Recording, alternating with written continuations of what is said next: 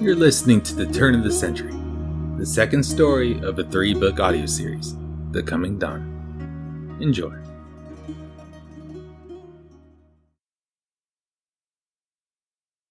Chapter 1. All on the Line. Rejection, disappointment, and barely restrained hatred were the themes of the day this summer morning in Bethelus. Though in truth, in Zev's eyes, the day had started like many others, and it would be a lie to say the young boy had grown numb to such things from his parents. But for all the pain and scorn the young Zev had endured, he had taken it and held it inside to later transform into something far, far worse. A silent and cunning loathing. Now at the age of 10, he had despised his parents for their ways of seeing the world. They were selfish, cruel, and unloving to their one and only son, and their ill-gained wealth and luxuries beyond their noble status did little to dull Zev's way of seeing them in a cold, restrained hatred. But even now, Zev was cunning and calculating well beyond his age would suggest. He would hide his resentment. He would hide his disgust. He would conceal his disdain for the privileges afforded to him for simply being a son to his parents, even if they usually had come with strings attached. Emotions were tools, he had discovered at a young age. People could believe almost anything depending simply on how well executed a lie was delivered. And Zev certainly wasn't above using such methods to achieve his ends, even if he had learned them from his father's dealings he had so held in contempt.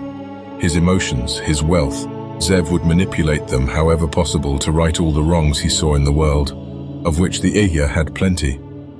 But of course, the much more pressing matters on the young boy's mind were on his home, his uncaring family, whom Zev saw as little more than a blight on the world. But as before, he held back his disgust, his anger. He knew there would come a time to use such things, but not now. He was fully aware he was too young for it. However, Zev knew that one day, somehow Thomas and Mai would reap what they sowed. However, that would have to wait. And after effectively being dismissed from his parents' sights for the remainder of the day, Zev did what made him most comfortable these days. There wasn't much to do, and he didn't have many friends, so it led him to his usual routine.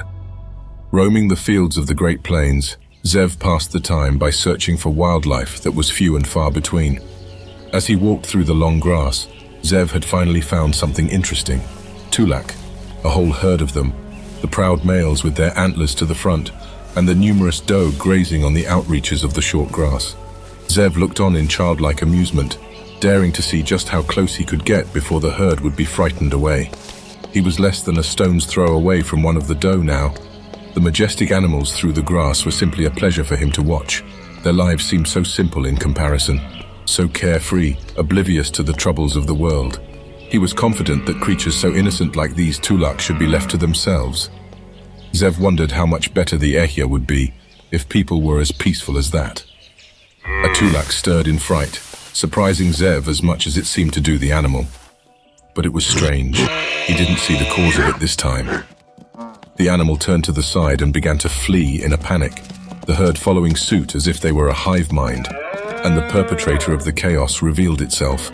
Coming out from the long grass to Zev's side was a sharp-billed cluax, a half-lizard, half-bird animal with a long, sharp beak with a desire for flesh. With one enormous leap that seemed partially to have taken flight, the cluax cleared 50 feet before landing its hooked claws into the side of the Tulak in front of Zev. The carnivore was ruthless in dealing with its prey. Clamping down its 4-clawed limbs into the Tulak's side, the cluax pecked and pecked the animal continuously until it died. Zev looked on, mortified that such an innocent-looking creature's life was taken so violently. That shock and disgust slowly turned to something familiar. Gritting his teeth, Zev brought out the knife he stole from his father and prepared himself for what was to come next. The cluax was distracted. If he was going to do it, now was the perfect chance. He leapt out of the tall grass, surprising the cluax that hissed back its warnings which were not heeded. Zev's boldness scared the creature to turn and flee, but that wouldn't be allowed. Holding on to its closest limb, Zev brought himself closer and stabbed the cluax in the chest as it screeched out in pain. He did so 3 more times before the animal finally stopped struggling, and it was clear its life had faded. Breathing heavily with adrenaline and surprised at himself, Zev stood over the beast with a proud grin. He may not have made it in time to save the innocent and defenseless Tulak, but he didn't let this crime in his eyes go unheeded either. Then he heard it, small screeches in the distance to his side where the Kluaks had come from. Zev sighed uncomfortably at the thought of what it may be before walking out to investigate. After roughly 100 steps, he came across the cause of the disturbance. Kluaks fledglings, 6 of them. All were still young and innocent, victims of Zev's actions. Staring at the hopeless creatures, Zev was repulsed by what he had done. A shame overcame him, albeit a short-lived one, before a thought came across his mind. Wait, aren't they bound to become monsters just like their mother one day? I suppose it's only natural. After all, I shouldn't expect anything to go against its own nature, can I? That thought helped ease the uncertainty in Zev's mind before he raised his knife.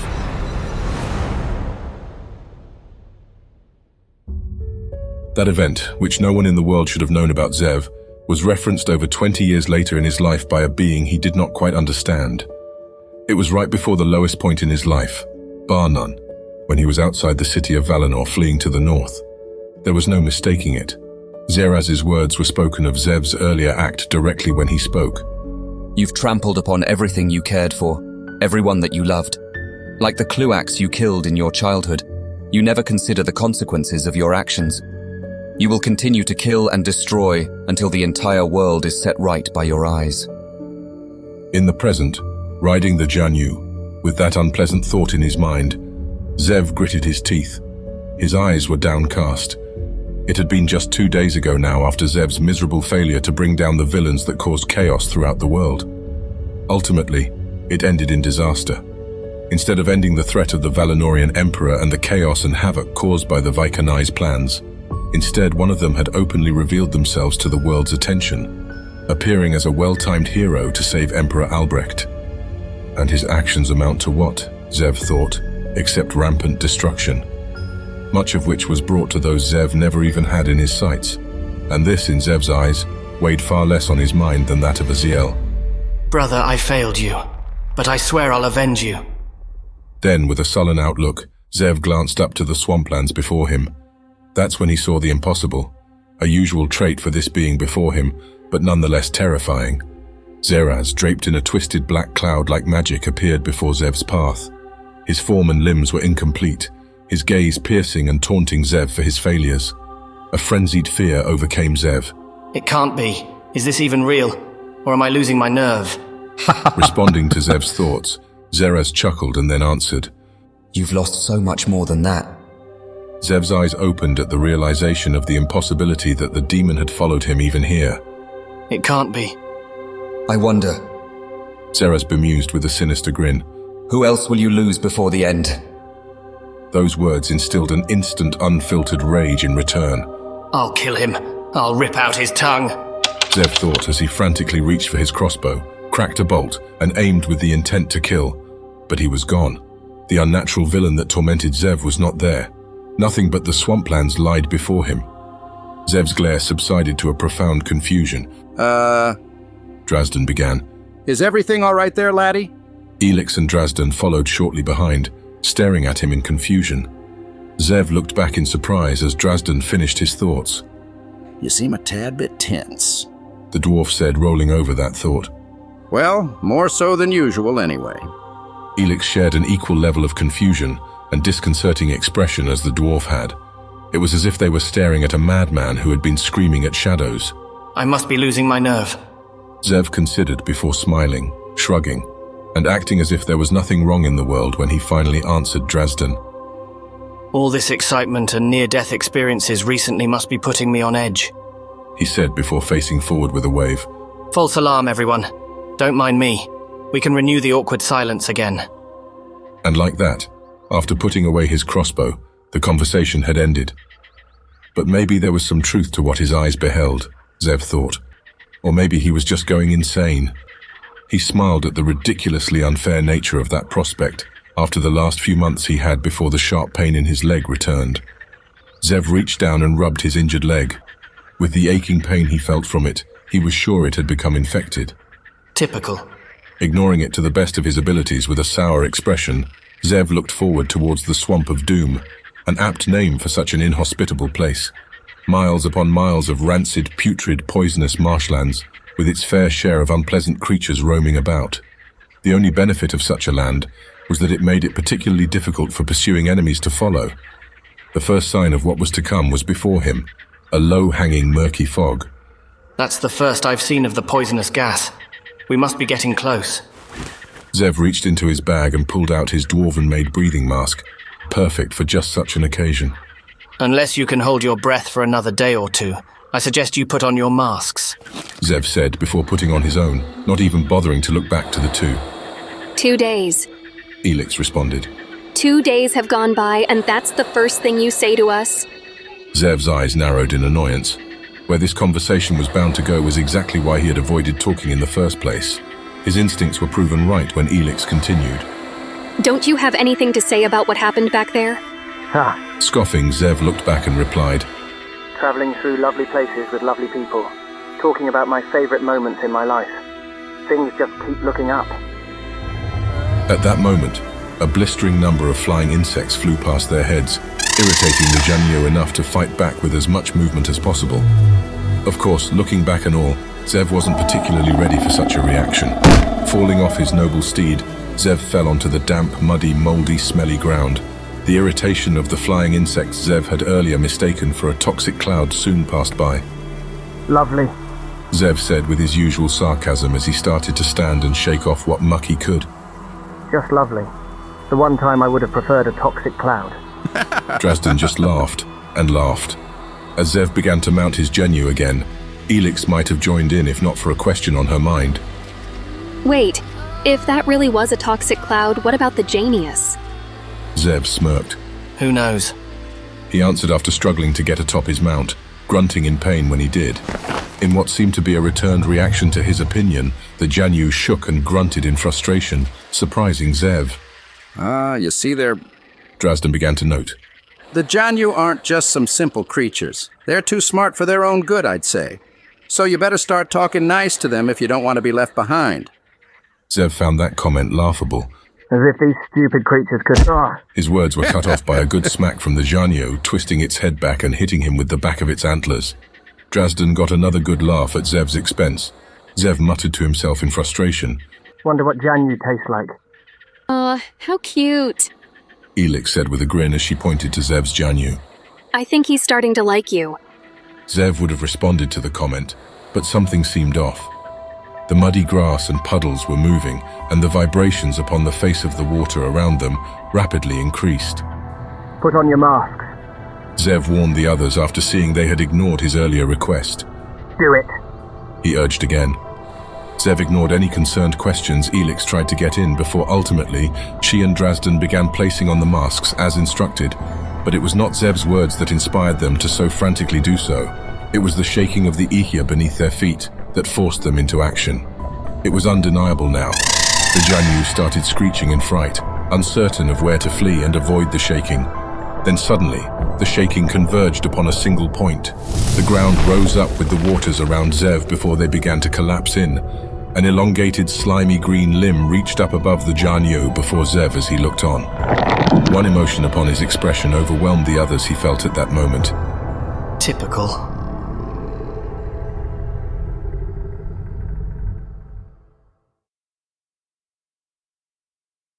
Chapter 2. The Destination. There was more to this situation Zev had found himself in than had met the eyes. With an infected leg on the rim of the Swamp of Doom, traveling with two companions who partially despised him after having caused mayhem in Valinor that resulted in Aziel's death, Zev now had the misfortune to come across a swamp lurker, a ground-dwelling beast so dangerous and ill-frequently seen that most thought it was simply a myth. But as Zev was staring at it now, while the creature was preparing to envelop both him and his Janyu in its elongated grasp, any hope of this thing being a myth was unfortunately dashed. Thinking on it rapidly, Zev thought it almost seemed a fitting end to the last few days of utter disappointment. Amidst the chaos, he sighed. No, they won't get off that easy. Mud, grass and water fell down from the sky, revealing 10 of the slimy green limbs in total when Zev began to act. Reaching back to his crossbow, Zev glanced to his side for an exit, while the others outside the monster's reach yelled out for him to escape. Zev thought to himself sarcastically at their remarks. He would have rolled his eyes at the suggestion if not for the fast-paced nature of the predicament he was in. His Janu's feet were ensnared, but he didn't care much for it. Using his good leg, he leapt from his animal through a small opening between the swamp lurker's grasp. Rolling through the mud, he stood up and aimed his weapon. That's it. Zev yelled out in frustration as he looked at the creature enveloping his mount before shooting his first bolt. The arrow aimed true, piercing one of the many limbs of the mythical creature that wailed out in agony. Zev smiled at that. Finally, a reaction from his weapon after that last battle of his. He hadn't lost his touch. Ignoring the others, as he had quite often, Zev cranked his weapon several times and released just as many bolts, which sailed through the air into their target. Slowly but surely, the creature's grasp on his mount was starting to relent, the pain starting to outweigh the benefit of the steed for a meal. Elix and Drazdan began yelling, far too closely and loudly for Zev to ignore this time. He looked towards them, annoyed before realizing the truth. Both abandoned their Janu steeds that, without warning, charged to the other's defense. Ramming their antlers into the swamp lurker, the monster lurched up in a wailing pain, finally revealing its main body. Zev grinned at the unexpected opportunity presented to him by his unlikely allies in the fight. Then he saw it, the center between the multitudes of all the limbs, a single great orange eye beside columns of rock-like teeth converging at its circular center. A beautiful example of a monster if ever there was one. Zev thought with a smile as he aimed his crossbow. The target was obvious in his opinion before he let loose another arrow through the air. The swamp lurker wailed, thrashed about frantically, and threw the Janu in its clutches several feet back after being struck with Zev's bolt in its eye. Amidst the monster's roaring cries, with a triumphant grin, Zev looked to the others and noticed they were preparing some dwarven grenades. Instantly worried, Zev quickly waved them both down. Now hold on just a moment, my punctual companions. He warned with a not-so-subtle jab. I'm quite covered in enough filth as it is, thank you. There's no need to go blowing it up when things have already been settled by yours truly. And in case you hadn't heard, it said this beast spews poisonous gas. Drazdan let out something between a scoff and a grunt before replying with a grin. That I already know, laddie. Why is it you think I'm behind you anyway? Zev snapped his fingers and was about to give an appropriate reply, but on second thought, he wagged his finger approvingly. He respected the stout little ancient obnoxious dwarf all the more for the clever comeback, although now he was set on returning an equally witty reply in the future. And much as Zev had suspected, the swamp lurker, reputation or not, was a beast like any other that would give up its pursuit of a meal after having sustained enough damage. Although it appeared going blind was one way to do just that. The horrid abomination upon the face of the Eya spewed out a plum of green gas from its wide mouth before it slunk back into the ground and disappeared as stealthily as it had left, with a rumbling of the earth that receded with its departure. To Zev's amazement and likely the others, the Janu seemed completely unfazed by the poisonous gas. Well, Zev began to say, clapping his hands together after a job well done. That was fun. We should really go sightseeing together more often. Putting her deadly weapon in her purse-like pouch, Elix raised an eyebrow at that comment. The way you said it, you make it seem like it's our fault. Zev grinned at that. Of course not. He began to explain. I just can't help but notice that you two have been particularly bad luck since I met you. Ha! Drazdan nearly snorted a laugh back. This coming from the crazy little man who nearly destroyed an entire city. Now, of course, after that comment, Zev had to take a bow. Thank you. You're too kind. He said with a wave to his imaginary fans. I promise I'll do it right next time. Drazdan gave a few untoward comments back, using a variety of language most often known to dwarves only. All things one could say to friends, but that would also get you into a brawl in a tavern with strangers, of course. Hearing it all, Elix let out an exasperated sigh. I liked it better when you didn't say anything, she said with no hidden resentment towards Zev. Zev waved his hand as if brushing off the comment. Well, tough little missy. I would like it if I was back in Bethelus, enjoying my peaceful life, without the threat of the undead, Vikanai, monsters, and a world tearing itself at the seams on my mind. But such is the wonderful adventure known as life, he said with a hefty dose of sarcasm, before clapping his hands in a faked excitement. Oh, and when we arrive, maybe Merchant's Path will be having a plague. How exciting. Drazdan shook his head. Humans. have a few bad days and they lose any last bit of sense they had. Ugh. The dwarf grunted before getting back on his Janyo. No one had even bothered to mention how well those animals had handled the entire situation, as they seemed to brush off a life or death encounter without so much as even appearing unsettled by the end of it. But in any case, that was the last thing on any of their minds for the moment. Particularly, Elix stared back at Zev in dismay. Wait, you said Merchant's Pass? That's where we've been heading this entire time? With a constant pain nagging at him in his leg, Zev hobbled to his Janyo before replying. Naturally. Outside of the Swamp of Doom, there's nothing north of here besides the Northern Heights. All wildlands and many other fantastic places of endless ice to visit with you two, I'm sure. But alas, I have obligations to work out, people to find, and many, many things to do still. He said while finding the strength to jump atop his Janyo, rubbing his injured leg before finishing his thoughts. And if I don't want to be missing my second favorite leg right here, I don't really have time to dawdle on our options either. Besides, I never really asked you two to come along. Zev grimaced as he felt his leg, a sharp pain in most parts, and in some others nothing. I may end up losing it anyway. Maybe we should leave then. Elix complained back. After all, we're only following you on account of Aziel. Zev snapped. Jerking his head back to her, he glared daggers. Don't you dare use my brother as an excuse again. The fierceness in his eyes and voice made the others silent. He's dead. He's not offering anyone his opinions or requests on anything anymore. Without needing to say another word, Zev readied his steed to continue forth through the swamp. The true toxic air now just blowing in from the north. But with their masks, his lack of regard for the Janyu, and their destination to the east, Zev didn't care for it. Assuming they didn't come across any other unexpected creatures, he would make it. And though Zev didn't ask for it, the others followed. Though their reason for doing so was completely beyond him. In the end, it mattered little. Zev knew exactly what he intended to do. This threat, regrettable that it is, I have no foreseeable means to overcome this with only my guile and wit. No amount of monetary wealth I lay claim to will be enough either. I need men, fighting men, enough to turn this tide. However, what happens in Valinor stays in Valinor, as they say. The simpletons have no idea how much chaos they have truly wrought upon the world. They see the necromancer as an external threat, which, considering his hatred of Valinor, I suppose would seem fair. And I must admit, he has appeared to have caused far more devastation and ruin in his wake. So many people must be aching to settle the score. If an army is to be raised at all against these monsters, then it's only feasible that it would be against the so-called Chosen first. Zev gritted his teeth at where his thoughts were leading him. My choice is clear.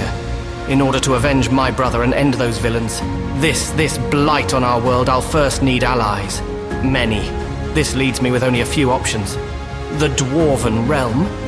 He scoffed at that ridiculous thought. Then there would be those backward people, the Elans. The mere thought of it soured his temperament. No, as welcoming as they are, without reason to keep me alive, they'd see me dead. This leads me to only one realistic option, the Elven Realm. The tainted cannot hide themselves from the elves. Reliable allies, though. Would there be enough of them reeling against the necromancer's attacks to raise an army of any significance? Perhaps it could lead to a united front with other regions. He smiled at that hopeful prospect. Well, it's too soon to say, I must admit. But in the meantime, I am faced with more pressing matters. A leg just begging to fall off, other wounds to be mended and resupplies for this journey. So much to do, so little time, and the subsequent killings will happen soon enough. He considered with a wry grin.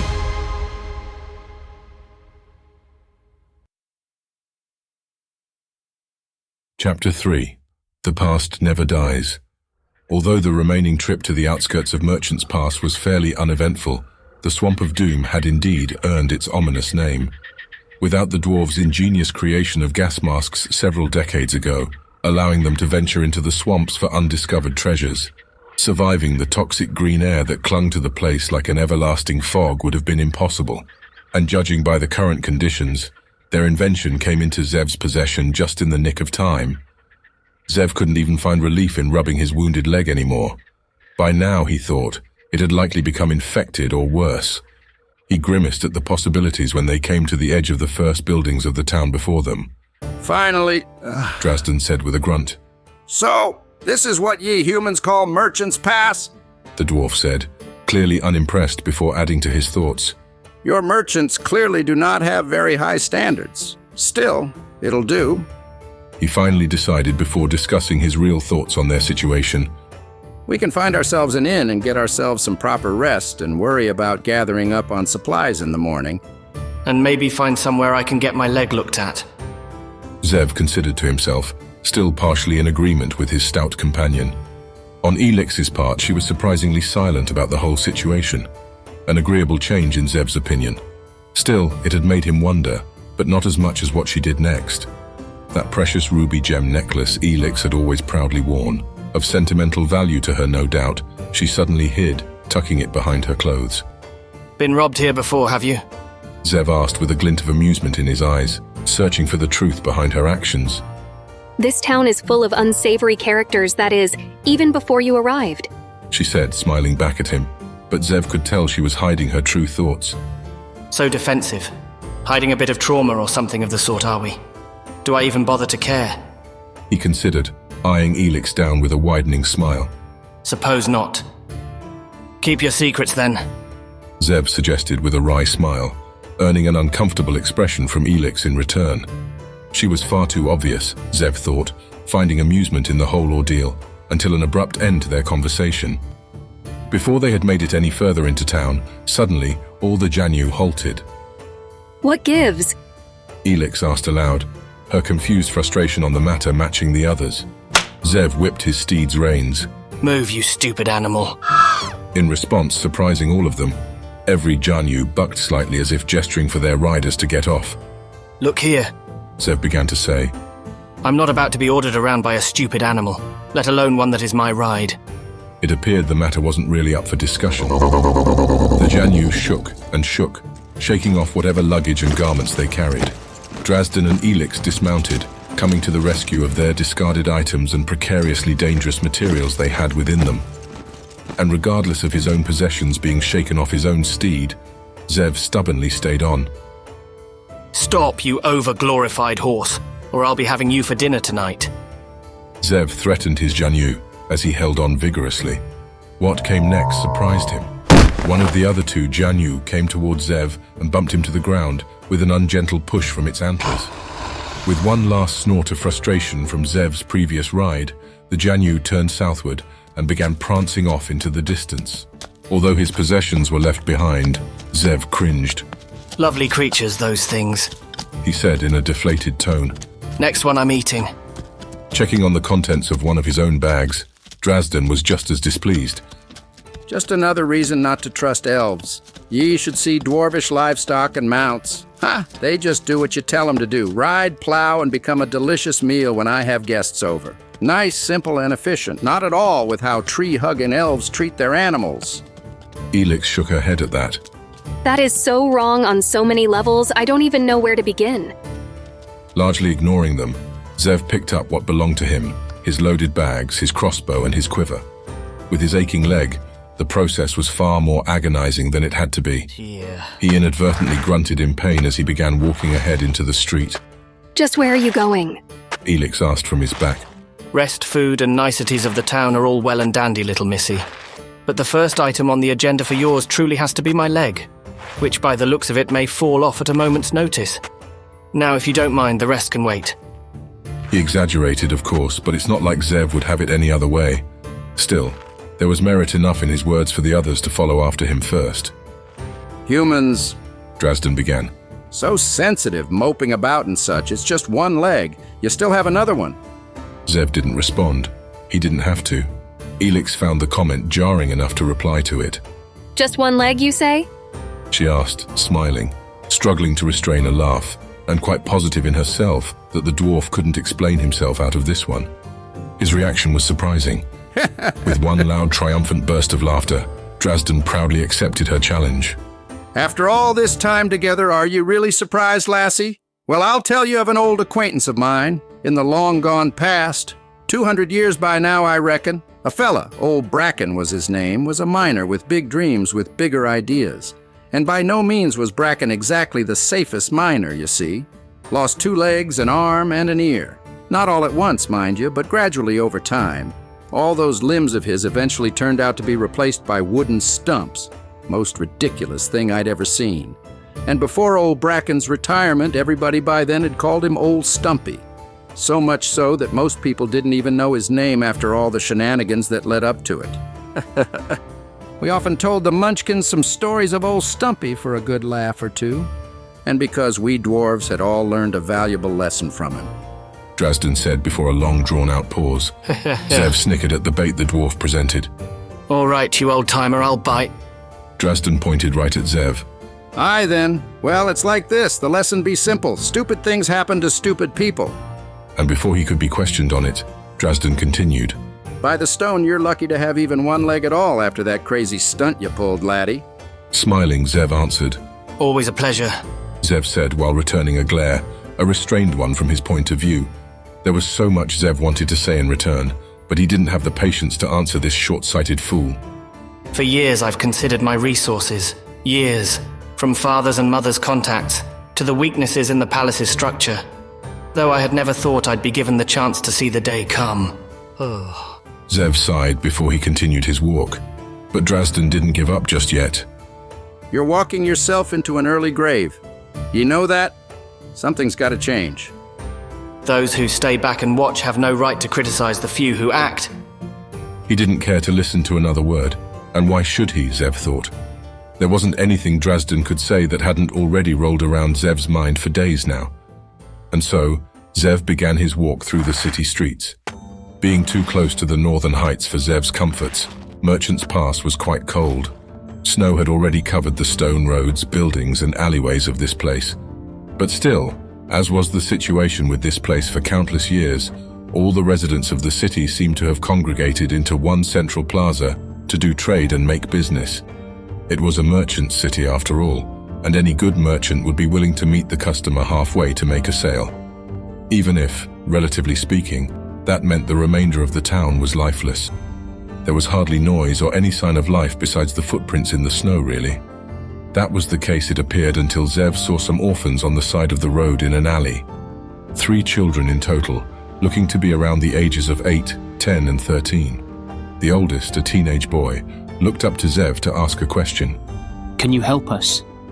Zev looked uncomfortable at the sight of them, recognizing distinct features on their faces. They're from Old Nowen, he considered assuredly. Orphans, Zev thought, were just another consequence of the great unraveling of this world tearing itself at the seams. I have enough problems on my hands. Not my problem. Zev smiled a pleasant grin, wearing his usual charm when he replied. That depends, my little friend, Zev said as he leaned down to their level, ignoring the retaliatory pain his leg inflicted back for doing such a simple act. You mind pointing me to where a doctor is around here? The teen considered the request for only a moment before determining it was worth sharing. He pointed down the street to the main plaza.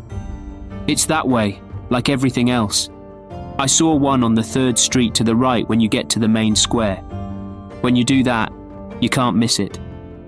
Zev eyed the boy down, determining he was telling the truth. Fabulous, Zev said, grinning. Well now, I think you all should find yourselves something to eat.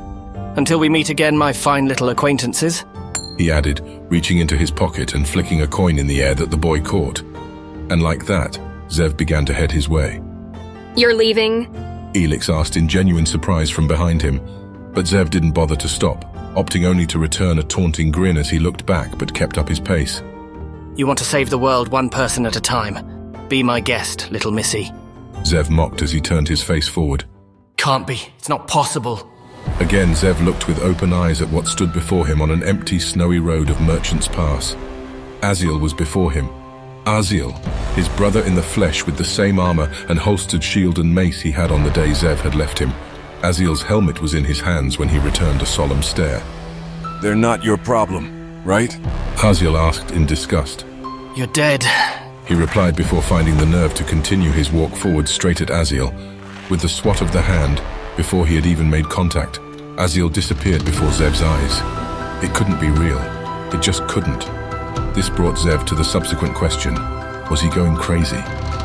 He grimaced at the possibility as he took a few more steps. But I'm not wrong, am I? Aziel's voice spoke again behind Zev. Zev spun around and saw nothing notwithstanding Elix beginning to take in all the orphans of the world. Or at least that's what Zev thought as she looked like she was adopting the 3 children. Drazdan, for his part, while beside her, looked overwhelmed with the sudden development. But that mattered little to Zev now. He saw his brother, he heard him, and it would have been something he'd say at that moment, wouldn't it? I'm both seeing and hearing things that aren't there. Admittedly, it's not an ideal combination. I just need some sleep. That's right. Of course. Sleep, that's all there is to it. Been traveling for days now without it. It's more of a wonder I haven't seen anything until now. Then the vision of Zeraz flashed back into his mind. Zev clenched his fists in anger. Or, more likely, I just have a lot of unresolved business on my mind. But first things first, he considered as he continued down the road towards the doctor. Leaving the others behind, Zev went into the main plaza and followed the orphans' directions as instructed. There were not many who bothered being in such a district in the middle of the day, but Zev came across a few. Beggars, refugees down on their luck. Zev ignored their presence. They were the usual riffraff and undesirables, scorned from participating in society, and he had no business with them. He saw the lot of them as a nuisance, and though not all, he believed most were simply unwilling to do what was necessary to forge their own place in their world. Plus, as an added reason for his avoidance, even after traveling through a swamp, somehow most of them appeared to be dirtier than him. Oh, just wonderful. Zev grimaced as one of the beggars caught his eye. A grim-looking man in a tattered robe smiled with a slanted grin before staggering from an alleyway to approach Zev. He looked to be on some sort of substance, of which Zev didn't even bother to guess as the man practically fell forward. Zev barely reacted in time to catch him. Had a little too much fun recently, haven't you? Zev asked with a smile, concealing his suspicions. You should really be more careful. He added in a friendly tone his veiled threat. The beggar, or whoever he was that was in Zev's arms, started silently chuckling. The stranger rose to his own 2 feet. What exactly did you intend to accomplish? The man began to say as he looked back to Zev, his smile taunting as he spoke in Razkol's voice. I saw you. How hard you struggled to usurp those demons. Futile though it was, I found it quite entertaining. Zev didn't trade words, not yet. Not until he was sure of his surroundings. With a quick glance to survey the area around him, Zev was surprised to find out they were relatively alone, aside from a few souls who'd given up hope on life in the adjacent alleys. What is he playing at? Zev considered while eyeing the conduit of the necromancer's words. I try, Zev said, smirking with a shrug. Next time they won't find themselves so lucky. Similar sounding to harsh breaths, Razkol cackled at that claim. You proud fool, Razkol replied with a contemptible glare. What makes you think that a single man can stand against what is coming? Our enemies' lives and experiences span greater than the age of the very Ahia itself. They wish to rule over us even in the end of days that their actions had wrought. Unforgivable, unforgivable, unforgivable. Razkol had spoken through the tainted man, who gripped his face and tore his fingernails into his skin. At first, Zev was surprised to even be speaking with the necromancer, face to face, so to speak. But this unexpected occurrence presented an unusual opportunity, and Zev kept a calm appearance when he spoke. And how do you know such things? The mere question snapped Razkol out of his unsavory act of having his human puppet scratching off his own face. He looked at Zev and grinned. Hoping to outwit them, are you? He asked with a wide grin. Even after coming face to face with that beast, you still think you can? Foolish dog, ignorant cur, you wag your tail at the slightest glimmer of hope they present before you. Razkol suggested, gesturing around Zev. I am under no enchantment, Zev replied casually. Neither will I be some pawn in another man's game. A man, you say? Even now you underestimate them, as I once did. Razkol said, his face filled with fierce anger. Which is why I will end this once and for all. Zev let out an abrupt laugh. He couldn't keep up appearances anymore. And your plan to save us is by killing us, is that right? You fool. Do you not know your savior when you see him? Razkol challenged. Those on Ahia do not know true pain or suffering the likes of which I have seen. But if I have not finished my work before the darkness returns, only then you will know true despair. The darkness. This madman not only believes in such things, but thinks it will also return. Zev considered in a moment of silence, as Razkol outstretched his hand. Join me. He asked with a ragged palm before Zev. Help me end this meaningless suffering. It took a few seconds before Zev accepted the hand back. Just another thing to kill, Zev whispered as he pulled the beggar towards him and drove a hidden knife through his chest. The beggar coughed out blood before Razkul replied, laughing when he did. Fool, I am everywhere. Zev ignored the words and played to the crowd of any onlookers, of which he was not sure. You should really be more careful, he said, helping the deceased beggar to an alley. Here, rest it off, my good man, he said with a smile as he laid the lifeless body down against the alley's wall. With that, his business there had been done, and he thought it best to leave as quickly as possible without looking suspicious as he hobbled away. It wasn't much later that Zev had found some promise in his lone venture. He was pleasantly surprised to see the doctor's office was exactly where the boy had directed him. Albeit, the place looked run down and hardly taken care of.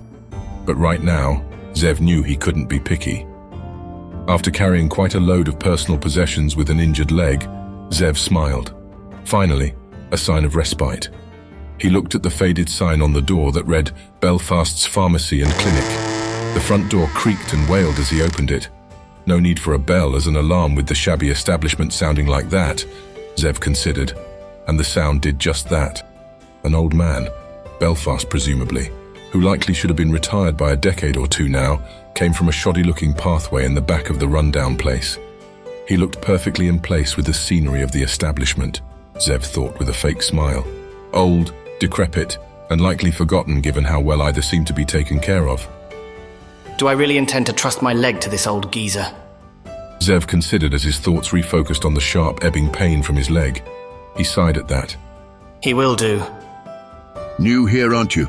The old gaunt fellow asked Zev. For his part, Zev had his suspicions as to why, but didn't particularly care to ask the old man as to how he got that impression. Good eye, he simply replied with a charming smile before unloading his cargo and getting back on point. I was hoping you could help me with this. Had a little accident with a wagon buckling under its own weight, actually. Sent a few shards of wood into my leg. Splinters from the scorched dunes, really. I wouldn't recommend trying it to most folk, Zev added with a wry grin. The old-timer raised an eyebrow at that. Just most folk? Zev laughed at the opportunity presented. My good man, I'm sure there are plenty of unpleasant patrons you've met who deserve it. Some E.C.E.N, some Valinorians, the dwarves, and a handful of nobles who don't tip. The doctor didn't know what quite to make of it at the start, but asked a question back after stroking his chin. And are you a noble? Zev shrugged. Perhaps. And do you tip? Zev smiled widely at that. Quite well, actually. People say I'm far too generous for my own good. The old man smiled, chuckled and shook his head. Then by all means make yourself comfortable on the table while I get my equipment in the back, he said while gesturing to an ordinary dining table before heading onto the back. When the man was out of sight, Zev grimaced as he looked at the table. Amazing. I get to lie on his furniture. The old geezer is clearly sparing no expense. He thought before looking around and determining this may be the most he could afford. On second thought, in the middle of a merchant's town, there's no reason this old-timer should be this poor. He must be terrible at his profession. What on Ihya have I gotten myself into? Zev thought, as the old man came back with metal tweezers, some rags, some other metallic instruments, and an expensive-looking wine bottle. The old man saw Zev's expression, gestured for him to lay down and spoke first. You said you were a good tipper, right? Zev laid down as requested, but looked back curiously. Yes, assuming I keep my leg, he added suspiciously. Good, the old man said confidently, not even bothering to remark on the veiled insult, before setting down his tools as he held the alcohol in his hand and popped it open. 'Cause this was a fantastic year. Without warning, the old doctor started pouring the alcohol over the festering wound on Zev's leg. Zev restrained himself from outright shouting at the surprised agony. The lingering, stinging sensation seemed continuous. Appreciate the warning, Zev replied, not even bothering to hide his sarcasm. The old man shrugged and handed Zev the bottle. Have some to calm your nerves, but don't drink it all. I'll need the rest for later. Feeling the pain in his leg, and just from the alcohol, Zev knew it was only going to get worse from there. So, he was quite confident in his decision on the matter. I think not. Zev began to say as he took the bottle before explaining. I'll pay for another. But this, he said while shaking the bottle. This one's mine. The old man shrugged again. Suit yourself. As long as you pay, it ain't any of my business, the doctor said, going to the back and quickly coming back with another less expensive bottle. Merchant's Pass indeed. This is probably his only expensive bottle. Even from a rundown stack of wood as this, I should have expected a reason for an upcharge. He considered while inspecting the bottle before shrugging off the offence. Oh, to the wildlands with it all. After the week I had, I've been needing to find myself a good drink. Zev took a big gulp of the ale, beer or wine. He didn't know or care at the moment, and it wasn't good, but he also didn't really care for that fact right now as well. Out of the myriad of reasons, that certainly wasn't why he drank. The doctor started strapping down Zev's leg to the table. To prevent twitching, he explained after noticing Zev's look. Many people get themselves injured because they tend to thrash about in the surgery, you see. But not you, I'd wager. You look like you've been through quite a lot before coming here. I'm sure you could handle it. This old geezer is remarkably perceptive for his age. Zev considered, resisting the urge to smile as he waved off the comment. My good man, I'm sure it's nothing you haven't heard already. What with the modern world looking as welcoming as the wildlands as of late. Now that comment gave a telling reaction. A somber expression from the old man, a pain in his eyes. Not that it was entirely unexpected, Zev considered. Who, besides the dwarves, could really avoid the instability happening in the world and be unaffected? There was no way this man wouldn't know what Zev implied. And hopefully, he thought, with that unpleasant topic to ponder on, perhaps the old-timer would drop the conversation. It didn't work. So, once you're all better, where are you heading? It was yet another perceptive comment. Zev considered whether he wanted to evade the man's questions the entire time or not before responding. Trouble, he said simply, with a serious expression that came with a prolonged silence between the two after the doctor looked up from his work. The old man sighed and conceded defeat. I believe you. You'd be hard-pressed to find yourself unlucky enough to have wagons exploding like the one that did this. That perceptiveness again, Zev thought with a shaken expression. Keep asking questions, old man, and you might become a liability. He considered with a glare as the old doctor began to tinker about the wound with his tweezer.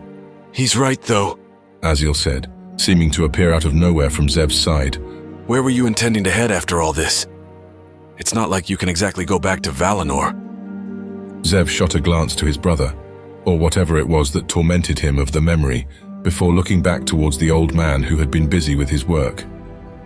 Painful work, Zev might have added to describe it as he took another large gulp to dull his senses.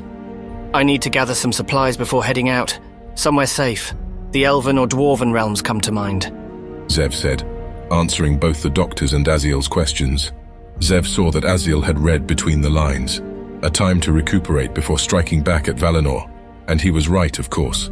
That was his plan all along. The old man looked back curiously before going back to his work.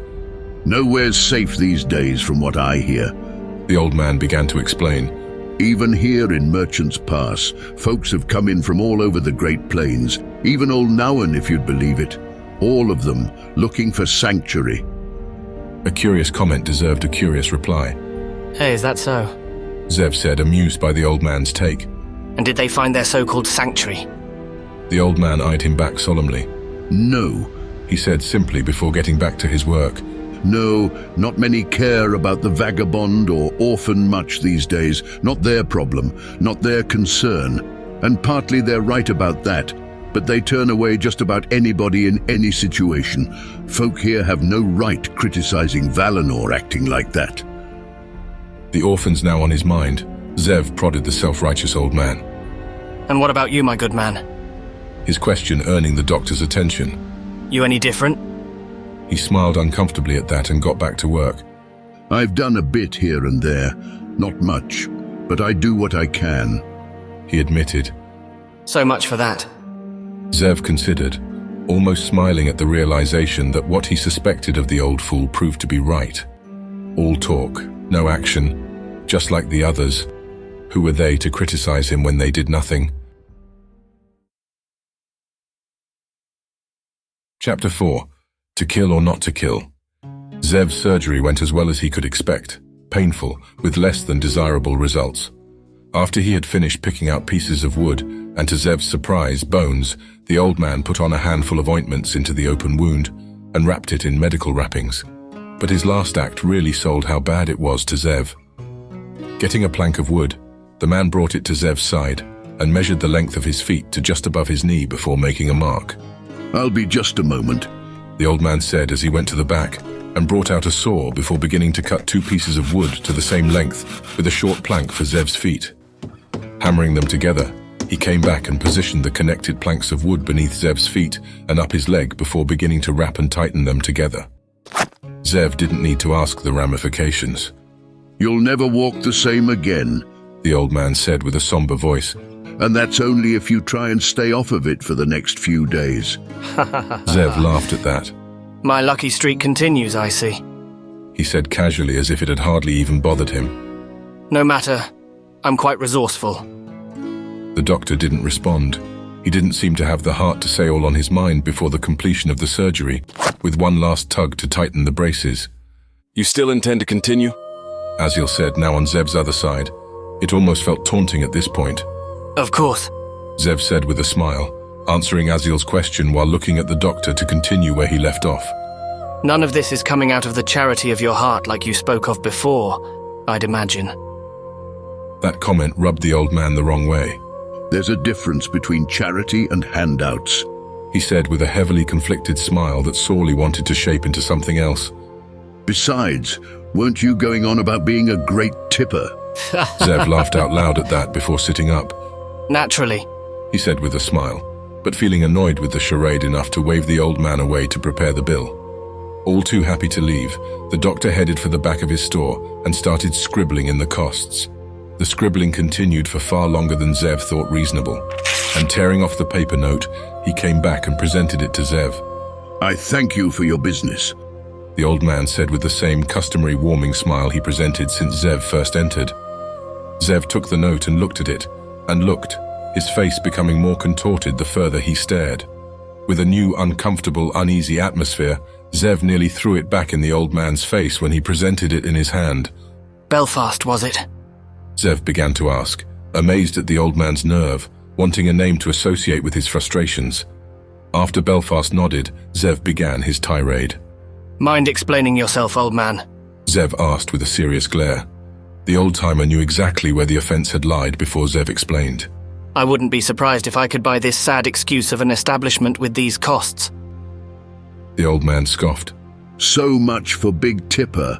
You see the charges, you see the costs. They're fair. And besides, who else would be willing to perform surgery on a man wanted by all of Valinor? Those are hazard costs."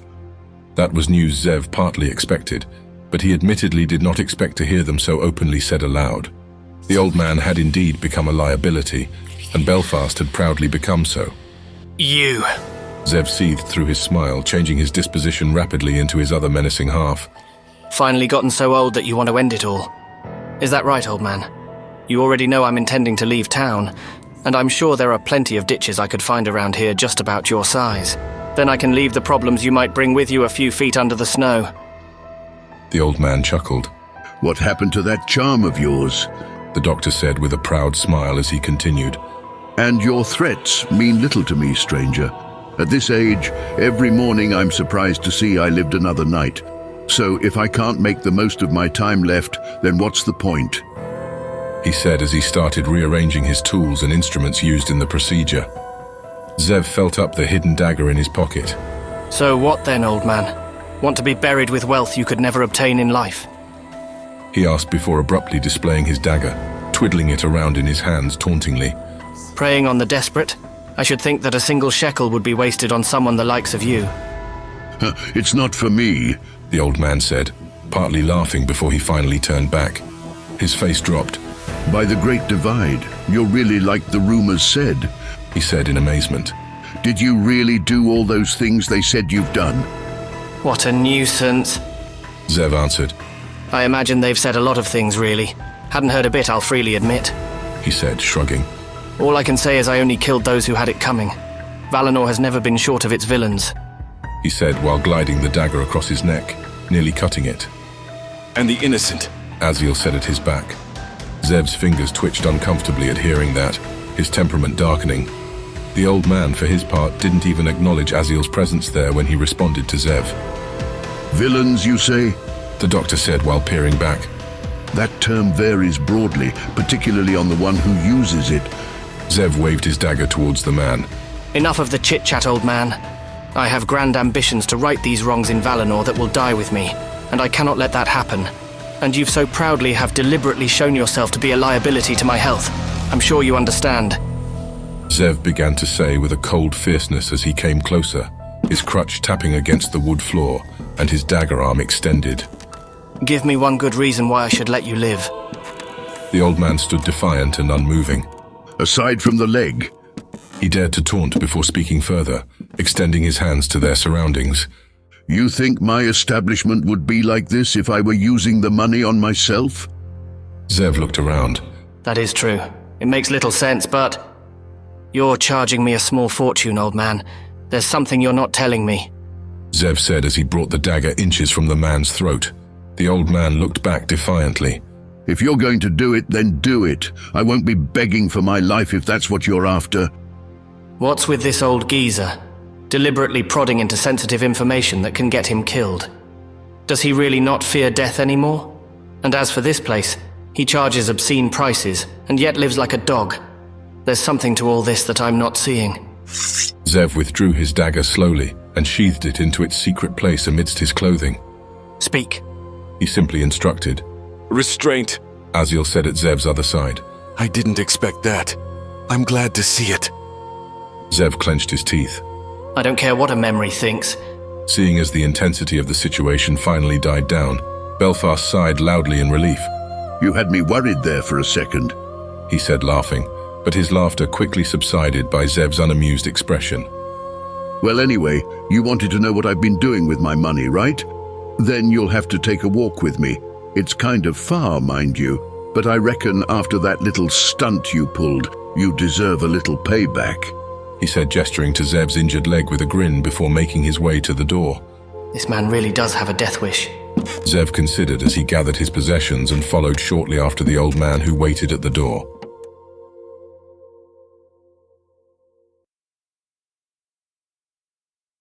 Chapter 5. The Two Nobles. Even with the alcohol to dull his pain, the walk was agonizing.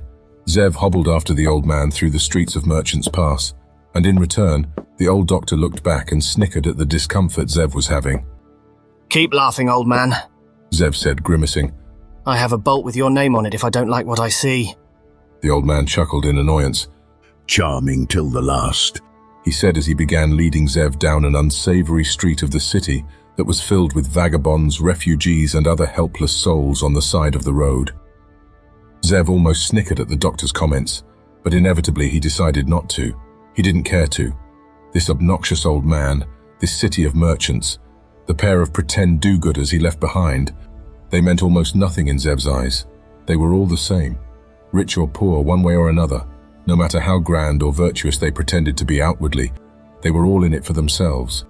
If not for the fact that some were more fortunate than others. They all, without exception, cared only about themselves when you really pried into what drove them. Animalistic urges and desires, really. Though, like animals, Zev supposed it was only natural, though. A fact of which he had to admit to himself, considering his own fancies and desires that often drove him from his nobler goals. Revenge was inherently selfish, if one never considers how others' lives would be intertwined in the process of how vengeance was wrought. And Zev knew he was guilty of that. He knew he was far from perfect. After all, he had with his own lips referred to himself as a monster. However, Zev had only ever known or seen one person of true value, one bleeding heart who tried to save the entire Ehya, if he had only had the power to do it. Zev sighed momentarily as the thought crossed his mind. As Zev walked through the streets of the city, surrounded by so many wanting souls, he knew the world had lost a great man in an uneven trade, if ever there was one. If the world knew what Aziel had done, they would raise a toast at the mention of his name. If they heard how he fought, they would tell stories of his bravery with no embellishment required. But as for Zev himself, a man who tried to bring down the evils of the world in one grand act, There would be no such praise if the world at large recognized his face. He had failed, fantastically so. So much so that he wondered if the blood on his hands was only third to the necromancer and the Vaikanai themselves. As he clenched his hidden dagger on his chest, there seemed only one way to make things right. I'll kill them all. In another part of the world, a parade was underway. Cheers, dancing, laughter, booze, wine, and merriment filled the city of Valinor. A celebration, instructed at the will of Emperor Albrecht himself, was taking place throughout the largest road leading to the palace. At the helm of the celebration, leading an army at his back, was Cyrus Vanorum. Credited with leading the Valinorian soldiers to victory in extinguishing even the very last of the necromancer's influence in the city. The crowds roared in cheers as Cyrus rode his horse upon the paved road towards his destination, the palace.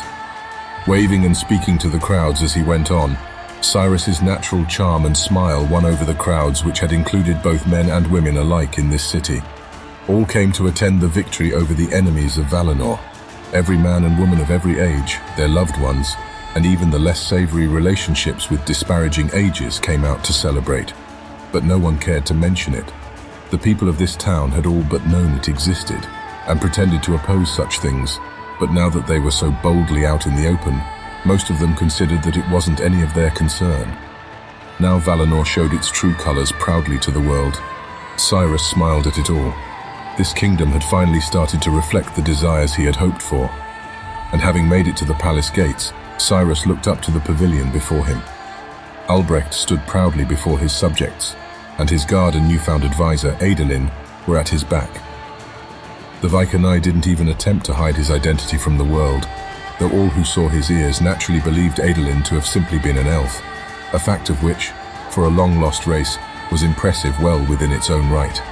But there were others with him, only spoken of in rumors until now that they were out in the open. Consorts, men in revealing clothing, had escorted Albrecht before he stood before the masses. Some jeered, others praised, and such actions were now suddenly acceptable to their world, for in one action the Emperor had made it so. With the music dying down as the army came to a halt before him, the feeble Emperor stood out proudly on his podium and raised his hands. "We are victorious!" Albrecht proclaimed to the crowds with a shaking of his fist, the masses echoing cheers in return. Albrecht smiled at the reception, perhaps the best he had ever seen from his subjects he so often avoided behind the walls of his gilded palace. So he enjoyed it for a few moments longer, as he waved to his soldiers before proclaiming once more. "Our fighting men and women have secured for us a victory this day. Led by our newly appointed Supreme Commander of our forces, Cyrus Vanorum, they have defeated a pack of rebels, as well achieving victory against this new strange threat we face. The Tainted, a scourge that came across the land from the east from Elia." He accused, the crowd showing their loud disgust at discovering the source of their problems. "This enemy of mankind, this necromancer from the east's crimes will not go unanswered." The Emperor said awkwardly, unsure of himself, as the crowd's volume died down in a desperate attempt to listen to him. Sensing their peering, judgmental eyes on him, Albrecht gestured towards his back. "I have appointed a new advisor as my right hand, Adolin, the last elf." The words deserved a pause of amazement from the crowds before the Emperor continued. "When the rebels attacked my palace, Adolin personally came to my aid in my hour of need. But he has offered more." The crowds eagerly listened in as their Emperor's voice died down, likely inadvertently. "He has offered to teach us forgotten arts of the old world, the ways of magic. I, for one, was suspect of such a grand gift until I saw it with my own eyes," he said while raising his palm towards his front, smiling. "Behold." Words were not needed in his next actions. A flicker of light appeared, growing into what could be described as a condensed circular flame, hanging in suspended animation above the Emperor's open palm. They all saw it, a man controlling the power of magic, and it was shown to the eager through not only the necromancer, but the Emperor of Valinor himself. Amazed at what they bore witness to, the masses spoke in fascination and wonder at the implications of such a feat. But the Emperor didn't leave them in much suspense as he spoke further with his magic on full display. "With this new power, our armies will ride out and reclaim what has been lost. Valinor's culture and influence will spread across the lands, starting with all known. And I promise you, this gift of magic will be shared with all who follow." The crowds were whipped up into an excited frenzy. inspiring Albrecht into some confidence himself as he continued. Yes, we will take back the lands lost and secure our rightful place in this world. We will reclaim what belongs to us. The crowd's cheers spread across the city like a wildfire carried on the wind. Cyrus looked on at his emperor, and the words he carried with him, emboldened and ready to face whatever challenges lay ahead. As for Adolin, he remained silent, content with seeing how everything was falling into place.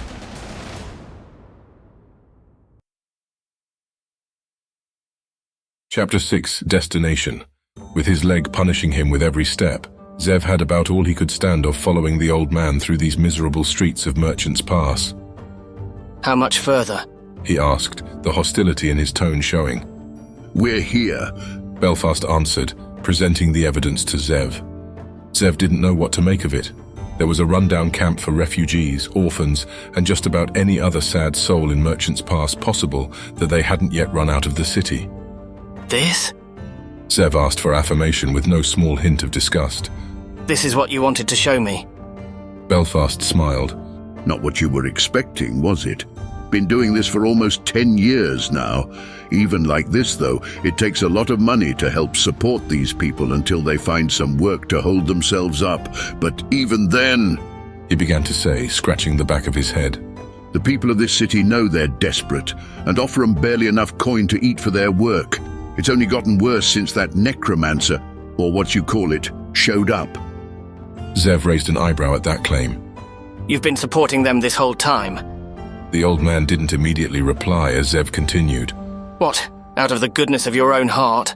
He asked, snickering at the ridiculousness of the thought. The doctor looked as if he wanted to spit. You are some sort of callous I've never seen before, I'll tell you. What kind of life you must have lived to end up like you? I don't want to know. Zev snickered at that. What can I say? I'm a natural byproduct of this world. And whatever doubt Zev had in his mind was quickly shaken. Some of the orphans came out from the shabby living tents or run-down shacks to meet the old doctor. They traded words of excitement at seeing the old man. However, one asked if the doctor had brought them anything, because Zev thought of course they would. And not letting the opportunity pass him by, the doctor looked to Zev.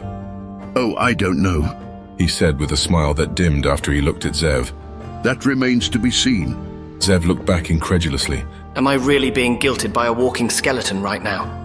He considered for a moment before a second of self-reflection. Next time I'll ask for the rates. With a wide smile and a friendly demeanor, Zev had changed before them in an instant. Why, of course, I'll help my old friend. Zev began to explain before the others, grabbing Belfast's shoulder. It would be my pleasure to help you wonderful folk get back on your feet again, he said with a smile, before gesturing for their patience as he patted around his garments in search of something. It took a bit, much longer than Zev knew was required, for him to pull out 2 gold coins. In the scheme of things, it was an insignificant amount of the wealth Zev had snatched away after his exploits in Valinor, but it was of immense value to the others who looked on in astonishment at their visitor's generosity. And Zev knew it would have covered the cost of the surgery, and then some. Keeping on his persona, Zev reached towards Belfast's hand and placed the gold coins in his care before cupping his hands around his now closed fist. Zev leaned in and spoke. I told you I was a good tipper, didn't I? He said almost tauntingly with a smile before patting the old doctor's hands a few times before backing off. Aziel spoke from Zev's side. But it never comes that easy, does it? The words made Zev cringe as Belfast looked back suspiciously before speaking to the others. If you all don't mind, I would like to be alone with this man for a bit. He had requested of the orphans and others who had come out to meet him. With a few disappointed mumblings from the young ones, they did as was requested, heading back into their tents and shacks to go about their earlier business. And with the others out of the way, the old man sighed before he looked back to Zev. So what is it you want? Zev pointed back and grinned. As ancient as you are, it still seems age hasn't dulled your brain just yet, has it, old man? He insulted almost congratulatorily. But you're right. You knew enough about me to prove you at least pay attention to your surroundings. So what I want from you is this. Information. The doctor raised an eyebrow at that. That all depends on what you ask. Well now, I see you're always fond of making things difficult, aren't you? Zev bemused with a shrug. And my questions are purely innocent, I swear. I just want two things from you. Where can I find myself a horse, and just how far exactly have the Tainted's influence spread? Look around you, Belfast began to say.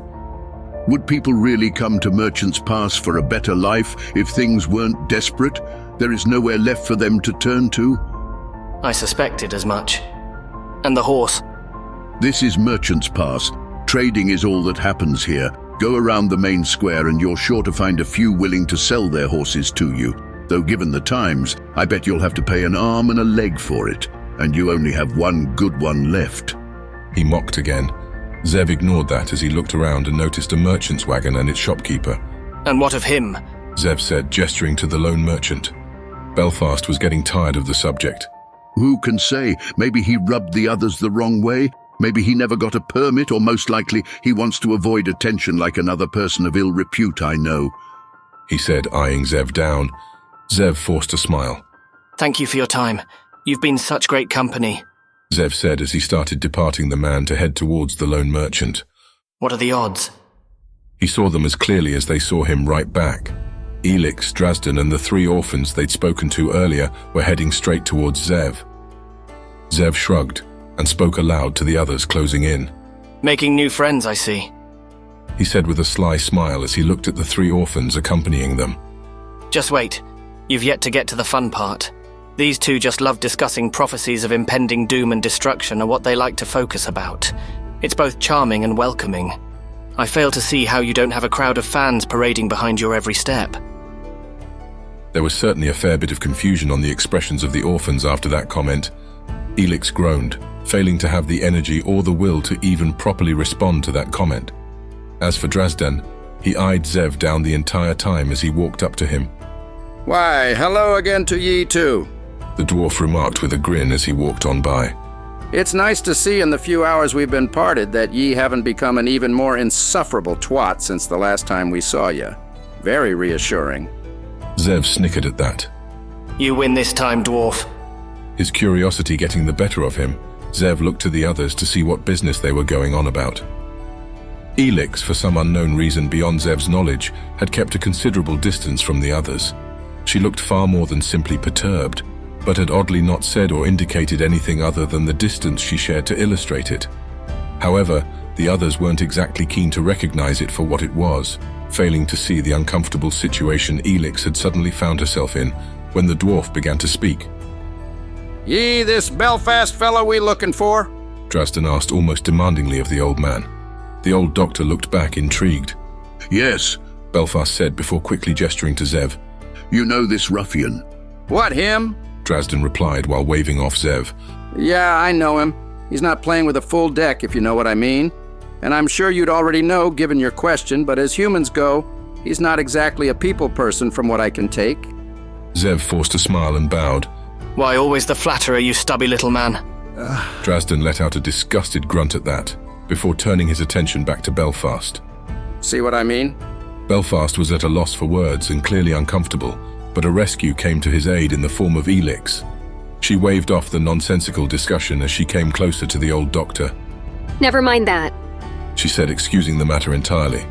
Thanks to these three, we heard you were helping some others misplaced from the war here. Is that right? Belfast looked to the orphans to quickly confirm the remarks, which they did with some nods. You heard correctly. But before he could continue, Elix quickly inserted her next point. Her tone was unusually hostile. But that isn't all there is to it, is it?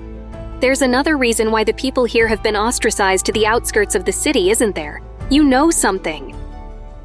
Now Zev was keenly interested as he listened in. He had suspected where the accusation was coming from, but he'd rather stand by and see it all play out. By the look of Belfast's flushed red face, all this drama was quite entertaining from Zev's point of view. So? The old man asked back loudly, flustered and immediately offended. So? Elix asked back, surprised at the change in Belfast's temperament. So, do you have any suspicions of anyone here or not? Or do you have something to do with it? Just enjoying the show, Zev remained silent and watched on while Drazden seemed too much at a loss to say anything himself. But as for the old doctor, he had a different opinion on the matter entirely. Elix's line of questioning had really set him off. Pointing his finger in Elix's face, Belfast gave her a piece of his mind. Look here, Missy. From what I hear, there's not a single folk around the city who couldn't be one of those things the necromancer controls. Not them, not me, and by the four corners, not even you. So, are you implying something here or what? Because I'm not about to throw out all of these poor folk on a chance. It was quite a passionate and genuine retort, one in which made Elix completely speechless. Zev could hardly guess why, but that didn't bother him in the slightest. Ha! Zev laughed, clapping at the performance. You tell her, you old geezer. Belfast's anger turned to him. Look here, I might have listened to what you folk have had to say, but not after I found out you were friends of him, he said, pointing to Zev. Acquaintances. Elix quickly muttered, but Belfast wasn't done speaking. There's few folk in all the Ehia as cold-hearted as him, the old man finally said, and in return Zev had just kept on clapping. Well now, the compliments just keep on flowing in today, Zev said with a mocking smile. So what's your plan then, Belfast? When they do come, do you intend to talk the Tainted to death? Or perhaps the Valinorians when they set their sights here? Maybe by showing how good of a man you've been, you can even convince them to turn from their wicked ways. I'm sure they'll leave you be. Zev stepped closer to the old man. Have you ever even considered what would happen if you're wrong about even one of them? I wonder, have you grown so old you've become complacent, waiting on the end, refusing to neither leave or fight? Zev asked, seeing something deeper in Belfast's expression. No, I've seen that look before. A part of you wants to die, doesn't it? By the looks in his eyes, even if it eluded the old man himself, Zev perceived Belfast had done just that. I don't care what you've done, and judging by your age, that time will come soon enough. But there are others here under your care. I dare say do-gooders like you are few and far between as it is. You don't have the luxury of throwing your life away. So what'll it be, old man? A mixture of emotions overcame Belfast as he silently thought on the matter, before finally giving a reply. Get out! The old doctor seethed. Zev shrugged and turned around. Have it your way, but if you really want to see to their safety, you should consider the Elven realm. The Tainted can't hide there. Belfast didn't even care to ask about it before Drazden offered the reason why.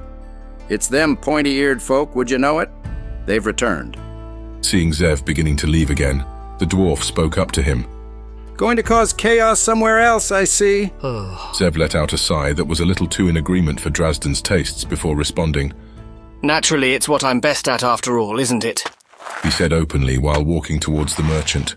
With his injured leg, it took a little longer to close the gap than Zev would have expected, which made it all the more awkward for the merchant who saw him coming his way the entire time.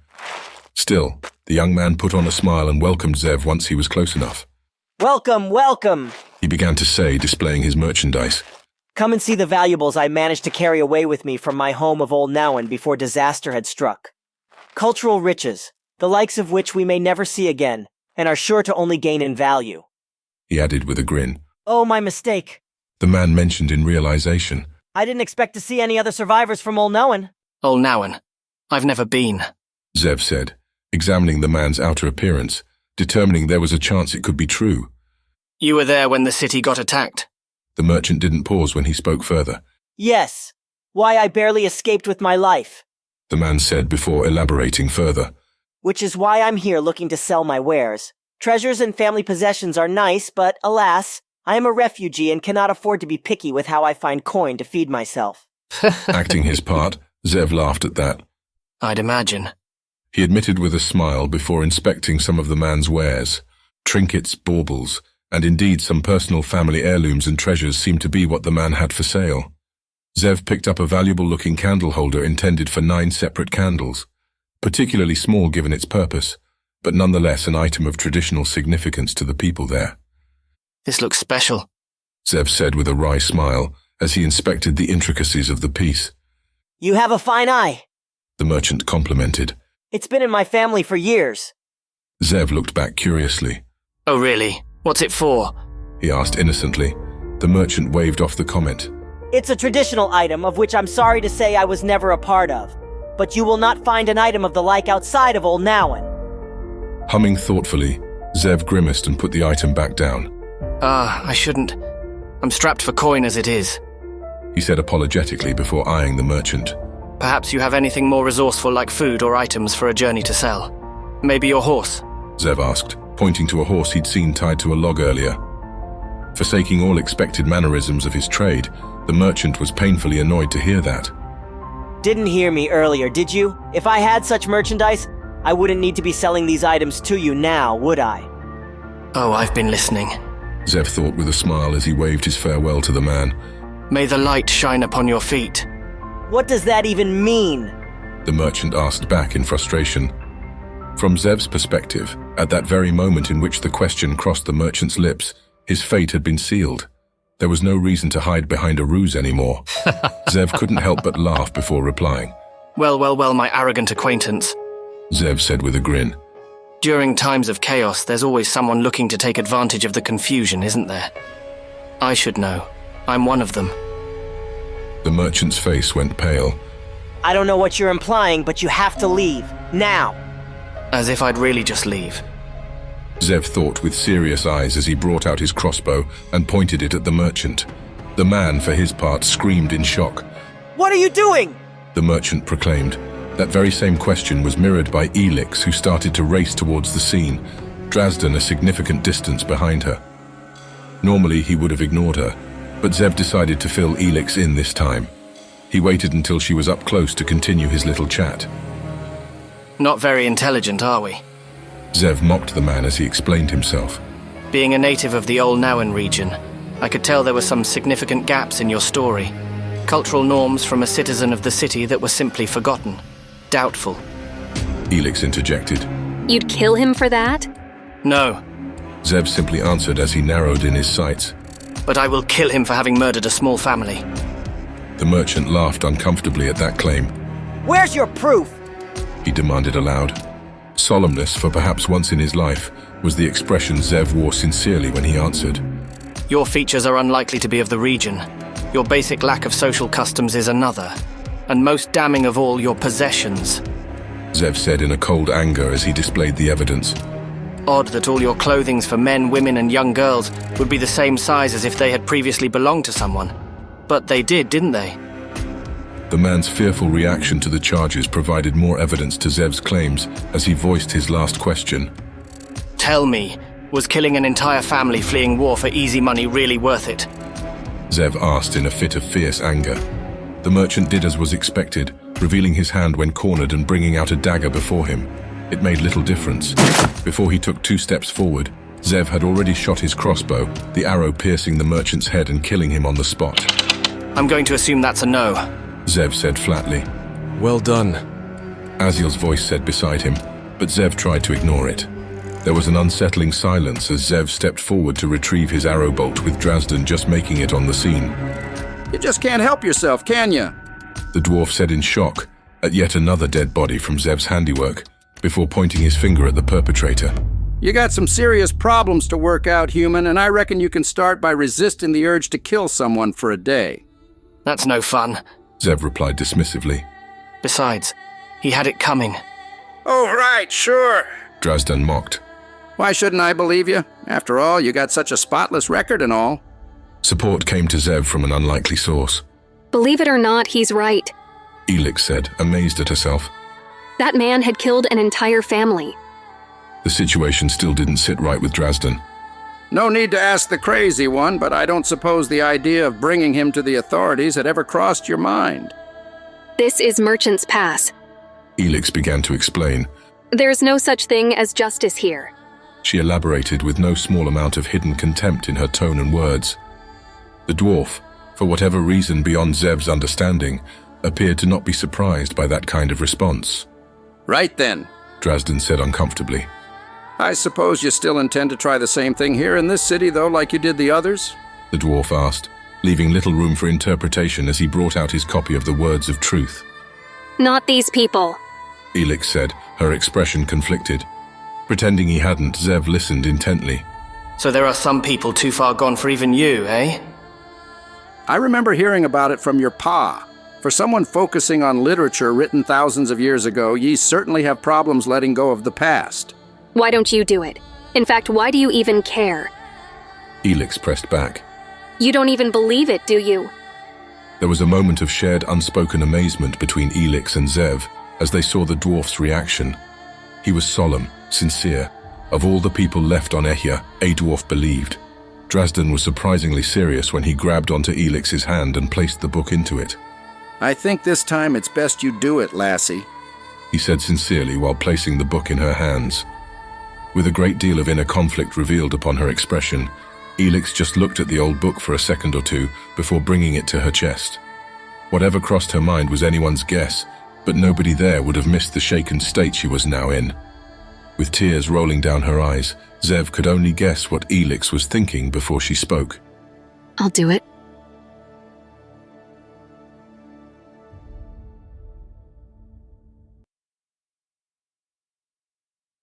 Chapter 7. Overcoming the Past.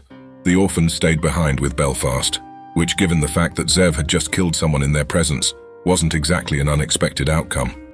But he didn't pay that much mind for the moment, as he followed Elix and Drazdan towards the city square, atop his newly acquired horse from the so-called merchant. Why? Why am I following them? Zev asked himself in amazement at his own actions. Do I even care if they succeed or not? A dwarf and a woman against the whole world, spreading hope through words. They can't really believe what they're saying, can they? He considered before asking himself the true question that bothered him. What drives them to do this? Zev thought with an annoyed expression which Drazdan caught as he looked back. Look here, don't get any funny ideas, he warned with a pointed finger. If you're going to follow us, the least ye can do is not kill anyone. Not me, the girl, the townsfolk, and especially not me. No promises, Zev said with a grin. The dwarf grunted in annoyance at that. Shouldn't ye be a little more worried? Drazdan began to question. Or did you forget the entire country of Valinor wants you dead? Or is that just par for the course at this point? Zev shrugged. Don't you know it's the end of the world? Somebody is bound to want to kill me since all this mess began, he suggested, almost laughing at the idea. And besides, I need to gather a bit of supplies before I head out to my next destination. Almost not wanting to ask, Drazdan did just that. And where might that be? Why, it's simple, Zev said as he leaned forward on his horse with a smile. Whichever place helps me achieve my goals the quickest. Nice and vague, Zev thought. He wouldn't want the two of them exposing his location to Valinorian soldiers should they find the opportunity or desire. And in truth, he hadn't quite considered making up his mind on his first destination yet. Whichever path led to him having the chance of killing the one responsible for Aziel's death wasn't exactly one you'd find written on a map. It required information of which he sorely lacked. With his curiosity driving him on to ignore the threat of the Valinorians' pursuit of him, Zev dared to stay in Merchant's Pass for longer than what was safe. To be fair, Zev admitted to himself, he needed supplies, food, water, bolts for his crossbow, and if he was lucky, some knowledge of the outside world would stumble upon him. So naturally, it made sense to follow Elix and Drazdan as they would try to gather the crowds in the most condensed area of the city. Zev himself would not appear associated, and he might just get the benefit of hearing someone say something enlightening. And things played out exactly like that. When they came to the crossroads of the busiest section of Merchant's Pass, a town bustling with trade and exchanging of merchandise, Zev stayed back near the buildings to watch the scene play out. A nervousness Zev did not expect was displayed on Elix's face. He thought it quite odd, especially since she had apparently done it in the last two cities they were in. But thinking on it, he never quite saw her in action. An insecure novice, Zev would have appraised her, but the determination was there, it seemed. She only needed a little nudge of encouragement from the dwarf to make her way forward to stand on a frozen fountain in the middle of the crossroads. Drazdan was there purely for support. Zev couldn't help but notice a far greater reluctance from Elix to begin speaking with these crowds than any other they'd come across yet. Everybody, please listen to me. Elix said to the crowds after having worked up the nerve. Many looked, and Elix seized the opportunity. So many of you are wanting to know the truth of what's happened all over the Ehya. The disappearances, the war with the Tainted, and the return of the elves and magic. Most of those who gave her a chance to speak would have ignored her if not for Elix's next daring claim.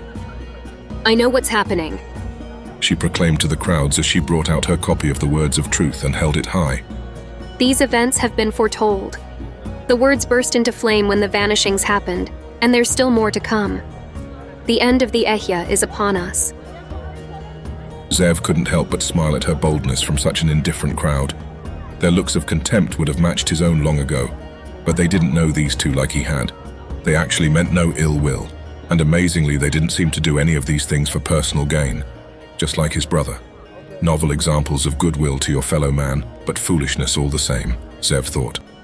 What point is there in helping people like these, especially since the girls seem to have had a rather complicated history with this city? What is there to be gained in return but scorn? He wondered as the first onlooker in the crowd spoke up. And what are you? Some sort of prophet? A merchant woman in a stall mocked. I never said that. Elix explained, tapping her book. These events were foretold thousands of years ago. You know these events aren't normal, and I know that each of you has seen a glimpse of what's happening. This book has the answers. Some laughed while others spoke out in protest to the outrageous claims, but a few listened with intent. Somewhat late, aren't you? A noble in the crowd challenged Elix. If you knew these events were going to happen, then why is it you didn't warn any of us?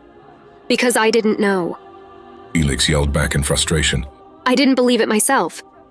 I was familiar with the words and likely shared the same perspective as everyone else.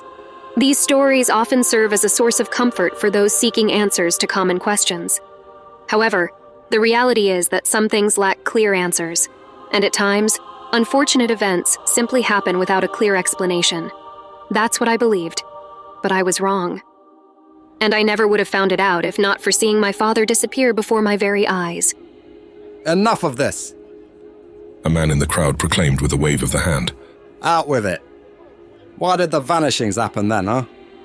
Actually, you already said you weren't a prophet, so why should we care what you have to say? In case you're wondering, we already know what terrible things have happened to us. The man suggested, earning laughter from the others. Those were some weighty questions that piqued Zev's interest, and surprisingly, Elix seemed a little resilient to speak them at first. And though he couldn't hear it from a distance, Zev saw Drazdan offer a bit of encouragement to her to speak anew. The only ones who vanished were believers in the light. Elix explained, showcasing the exact charred spot in the words of truth where the prophecy was mentioned. They were taken away to the White Plains so that they wouldn't experience the prophesied hardships of what is to come next, the ending of this world. The crowds, unsurprisingly, erupted into an angered frenzy after hearing that. Most derided the young woman for spreading such nonsense and panic-inducing thoughts, and others threatened to throw her out of town. Yet still, some were curious about what she had to say. Only a handful, really. But they came closer to Elix to hear more as the city guards began to surround her. Well then, it looks like her situation has gotten far more complicated. Zev considered with a shrug before looking around the square to find some suitable shop for his needs. Much of Zev's efforts throughout his shopping spree weren't much to dwell upon. Food, water, and straps for his horse weren't exactly exciting by any stretch of the margin. But Zev had an unusual thrill of buying them all, with the knowledge every second may make the difference on whether he's discovered by Valinorian pursuers or not. He almost smirked at that thought, as he stumbled upon a weapons and armor shop. With a whinny, Zev's new horse seemed to be almost thanking him in relief for getting off to attend to his duties after how many provisions it was now saddled with. A matter of fact, which made Zev consider adding the wagon of the unfortunate merchant and killer, who crossed paths with him earlier. Strapping down his horse and heading up the steps of the cobblestone street, Zev entered the shop. The place was quite grand, far more than it deserved to be considering the limited variety of supplies it offered, but such was the way of a merchant city. Zev looked about, eyeing the place only from the door. He didn't even need to move to see everything, but it proved to be enough. For better or for worse, the quality of the merchandise had exceeded Azil's work. Why am I thinking about that now? Your patrons are usually the wealthy sort, are they, miss? Zev asked the woman tending the shop, who had been eyeing him down before gesturing to the far wall where the arrows were on display. I'll be needing some dwarven bolts. All of them, really. It was about 60 in total, give or take.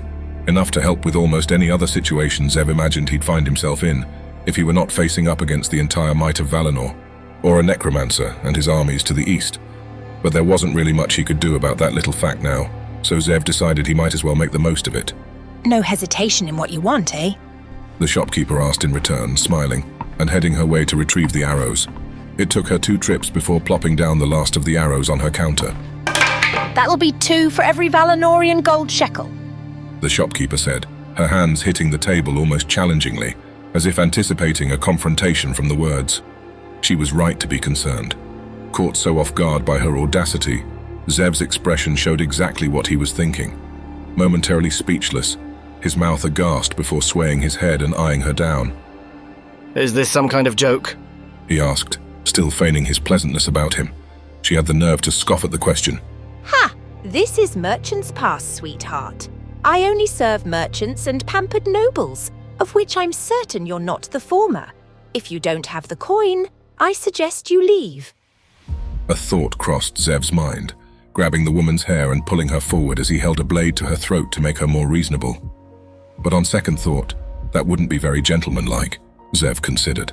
So, with a great deal of restraint, Zev sighed before answering. Well, that's one way to try to upsell your product, Zev said, laughing lightheartedly before continuing. Look here, Missy. No one will ever buy arrow bolts for that price. So cut the act and stop wasting my valuable time. Give me your real prices. You know what's happening out there. People are scared. They want protection. Who else do they come to but the guards and shops like mine? You want a discounted price? Go to the source. But as long as you're here, these are the prices. Zev laughed at the nerve of this lady. Am I really going to bring out my weapon to 3 people in one day? He considered, before drawing his crossbow and pointing it at her before she could draw a weapon of her own. Guess so. Lovely folk here in Merchant's Pass really bring out the best of me, Zev said with a wry grin, gesturing for the shopkeeper to drop the sword she pulled from behind the counter. Now about those prices again. The woman clicked her tongue in disgust before dropping her sword. Guess I pegged you wrong, didn't I? No self-respecting noble would stoop to thievery in broad daylight. Well, haven't you lived a sheltered life? Zev mocked with a wide grin. And besides, you've pegged me all wrong. After all, this, my dear, is called aggressive negotiations. Her hand still raised, which caught the shopkeeper off guard as Zev continued. A gold coin for every 5. Sounds fair, doesn't it? You'll still make quite a profit. And on the plus side, you won't have to worry about a new hole decorating your forehead. You see? Everybody wins. Are you serious? She asked back in amazement at the situation. Just then, before Zev could answer, came the sounds of panic from outside the shop. It was everywhere, really. Anything but isolated to the main square of Merchant's Pass, Zev considered. An unfortunately familiar situation as several times before, which could only mean one thing. The Tainted were attacking. With the security of the city now in question, Zev looked outside and sighed. Well now, you're quite the fortunate one, aren't you? Zev began to say as he pulled back his crossbow and brought out his pouch, dropping a handful of gold coins onto the counter, a rough estimate of the shopkeeper's obscene prices for the goods. It was lovely doing business with you, and if you live long enough, next time I'll be expecting a discount, he added with a grin, and secured his crossbow on his back as he grabbed his first armful of arrows to load onto his horse.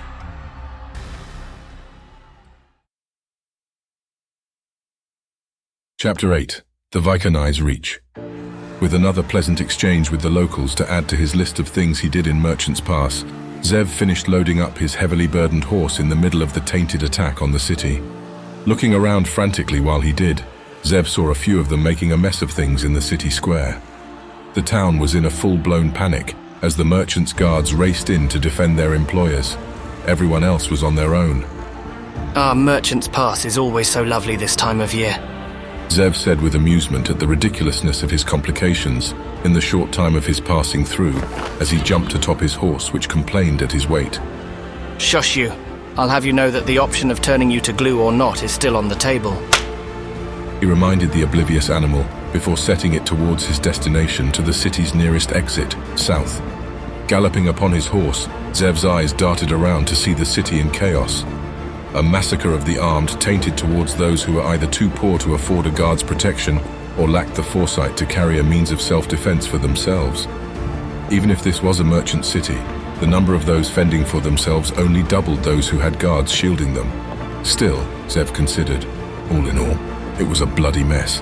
One of the tainted carrying a butcher's knife on the cobblestone road in front of Zev's path turned to him. His eyes displayed the thick tar-like darkness as he smiled a fiendish grin. It's you! Razkol spoke aloud through his living puppet. Zev winced at that, knowing the necromancer taking a personal offense to his existence would make life significantly more complicated. But that, Zev weighed in his mind, is a matter that could be dealt with later.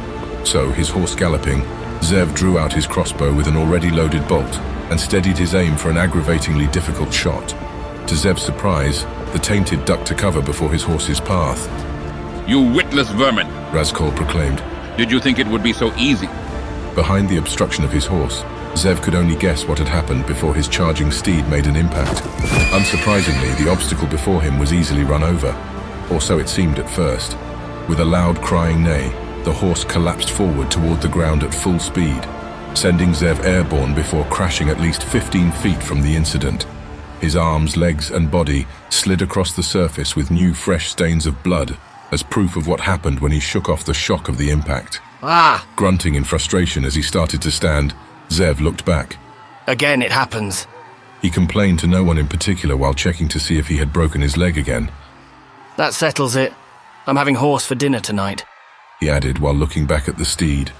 Only now did he see fully what truly happened.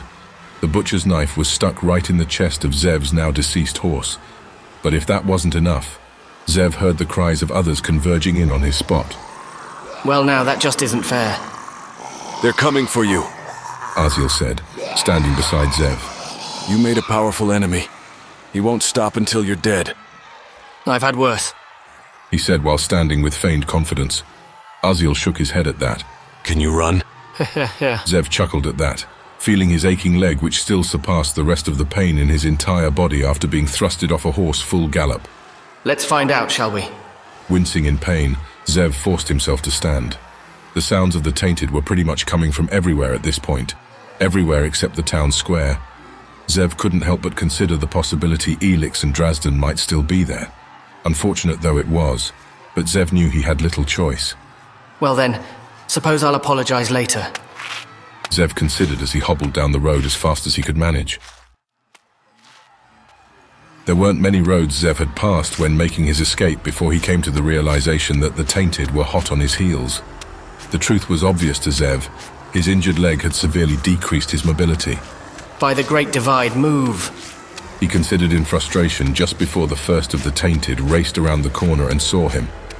Trying to run away, are you? Razkol taunted with open arms through his conduit. Try as you might, none of you will escape what's coming. 4, 7, no, Zev considered. It was far more than that. Around 21 in total were chasing after him, and they were not too far behind. It was then Zev realized he only carried 3 arrow bolts on him. The others were likely left behind, scattered on the street after his earlier crash. And he knew well enough it was simply hopeless for him to outrun them with his injury. Ah, well now, Zev said with a grin as he turned around. This is a rather anticlimactic end, he said as he faced down the horde, bitterly accepting his fate with a proud expression. Do you need help, Zev? Aziel asked from his side, surprising Zev with his continued presence. I can aid you, but only if you let me. Heads up! Drazden said from behind Zev, earning his attention.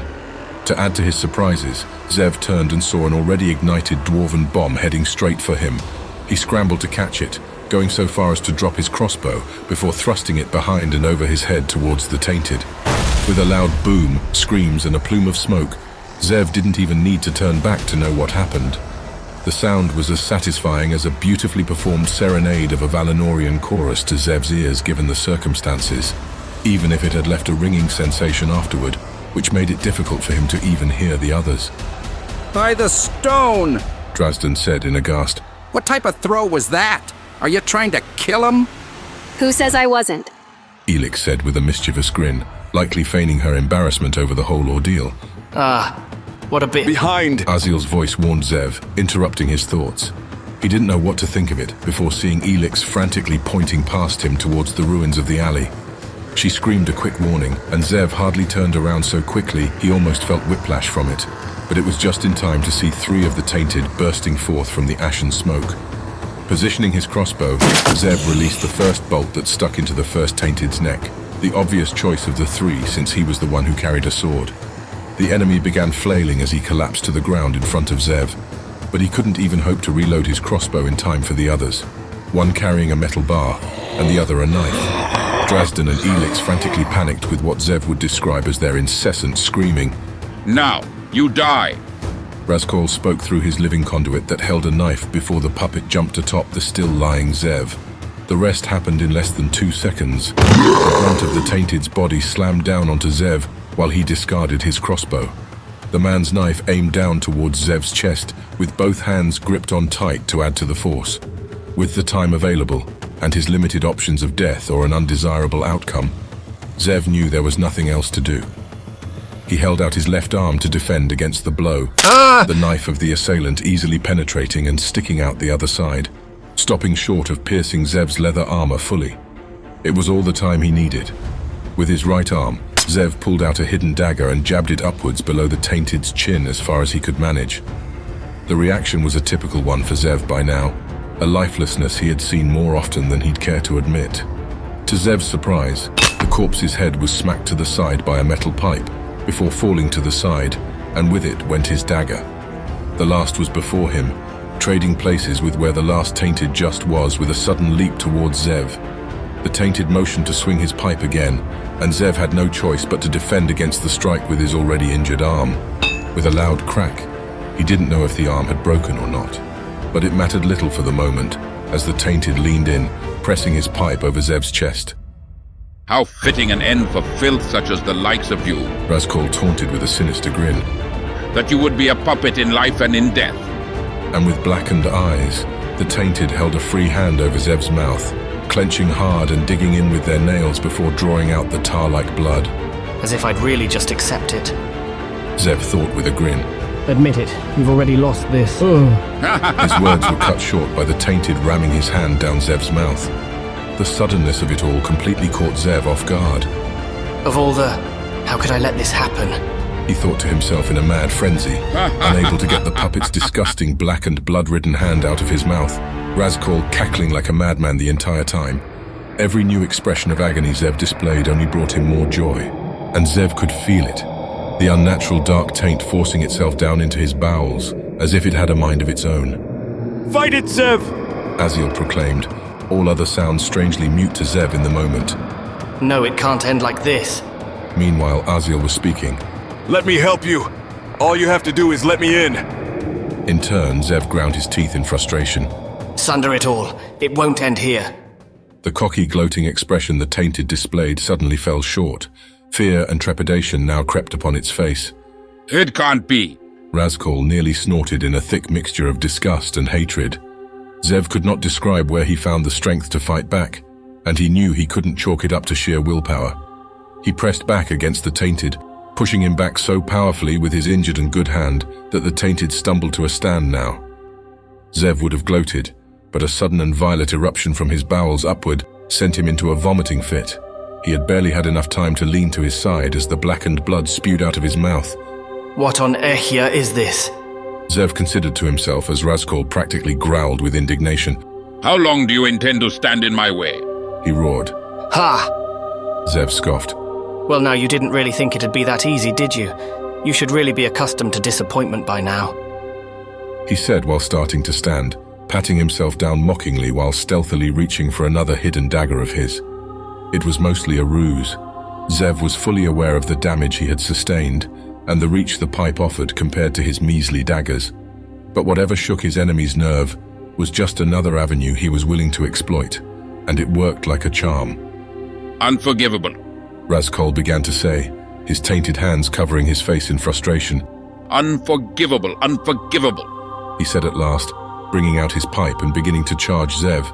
Blinded by rage, Razkol's pawn didn't even make it 2 feet before being gutted from the side thanks to Elix's well-timed intervention. Zev had hardly even noticed her taking the sword from the first of the 3 tainted corpses, and with the end result of the necromancer's last puppet, it was safe to say their enemy was oblivious to her movements. That's for all knowing, Elix said in a tempered anger before withdrawing her sword, the tainted falling back and thudding with the ground. Unforgivable, he said one last time with frenzied eyes still focused on Zev. Zev said with a mocking smile. You try to play God, but to me it just looks like you're just another person with an unhealthy obsession, just like everybody else. Welcome to the club.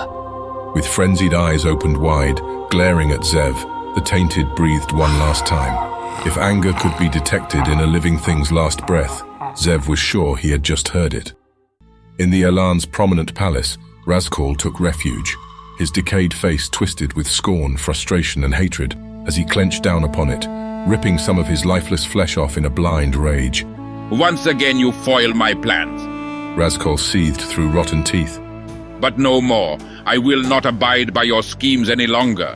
This farce, this maddening place, I will end this world as I see fit.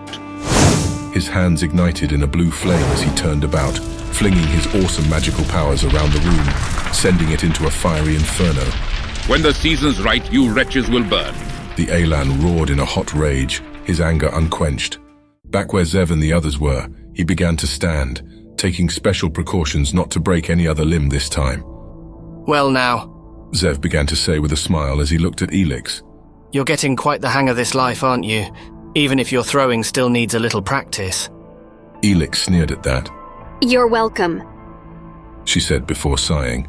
Is that really all you're going to say after I saved your life? She pointedly added. Zev chuckled uncomfortably at that. You know I would have done the same, he said while finally rising to his feet, her doubtful expression almost wounding his pride. But after he stood, Zev was astonished by something completely amiss that the others could not hope to see. What's this? He considered while looking down and feeling his body before looking at his injured arm and clenched his fist. An impossible truth. I feel no pain. And why didn't the necromancer's magic work on me? What's happening?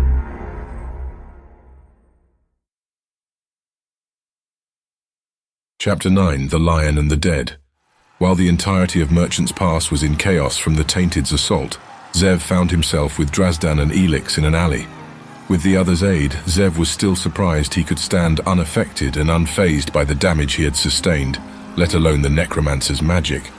But such a thought appeared to cross his mind too soon. Drazdan let out a chuckle that sounded like a scoff. You're lucky to be alive, the dwarf said to Zev in the alley of Merchant's Pass after having just dealt with roughly 20 Tainted. It's like you got something watching over you, and I'm not just talking about us. Feeling no pain or resistance in his limbs, Zev couldn't help but agree, but he decided not to voice that little fact. He'd seen the dark magic before, and how it would claim any over much smaller portions of the infected blood. He looked back at Drazdan dumbfounded. I hate to admit it, but I'm at a loss. It seems there'll be no end to the mysteries I'll come to face at this rate. Elix offered her opinion on Drazdan's take. I seriously doubt that. Why would the light protect someone like him? She asked, gesturing to Zev in disapproval. Still as charming as ever, I see. Hey, she exclaimed with a pointed finger. I might have just saved your life, but don't think for a second I've forgotten what you've done. Zev sighed at that. Yes, I know. I'm an irredeemable monster who cares nothing about others. I already told you I'd do the same if our situations had been reversed. Which I doubt. Elix abruptly added in there, but Zev just smirked at that and continued speaking. Doubt away, little missy. The way I see it, the scale between bad and good luck you two have caused me is just balancing out. Zev said with a smile. Drazdan muttered with a raised eyebrow. Is that right now? Zev didn't answer quickly enough for the dwarf's liking, so he turned to Elix. Next time we leave him. Agreed. Elix replied quite quickly at that. Zev couldn't help but have a good laugh. Well, don't take it the wrong way, he began to say while holstering his crossbow to his back. I am grateful. You have a funny way of showing it, Elix muttered to herself. He shrugged, not really finding that comment to be unwarranted. Fair enough. All right, Zev admitted with hands raised.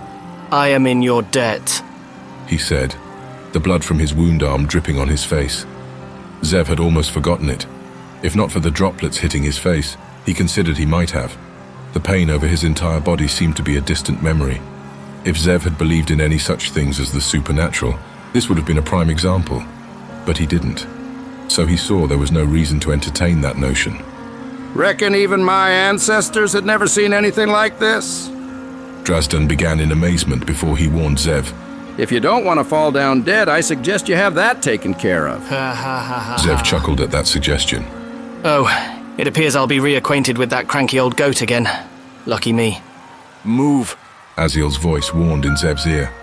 Before anyone could speak on the matter one way or the other, they heard the sounds of even more racing footsteps coming closer. It was easy to assume they were more of the Tainted. Make peace with it, Elix instructed as she started running to Drazdan, tapping Zev's shoulders to follow. because we've run out of bombs. Now that was the kind of motivation to get someone moving as fast as they could. You certainly have a way with words. Zev said as he began chasing after her lead.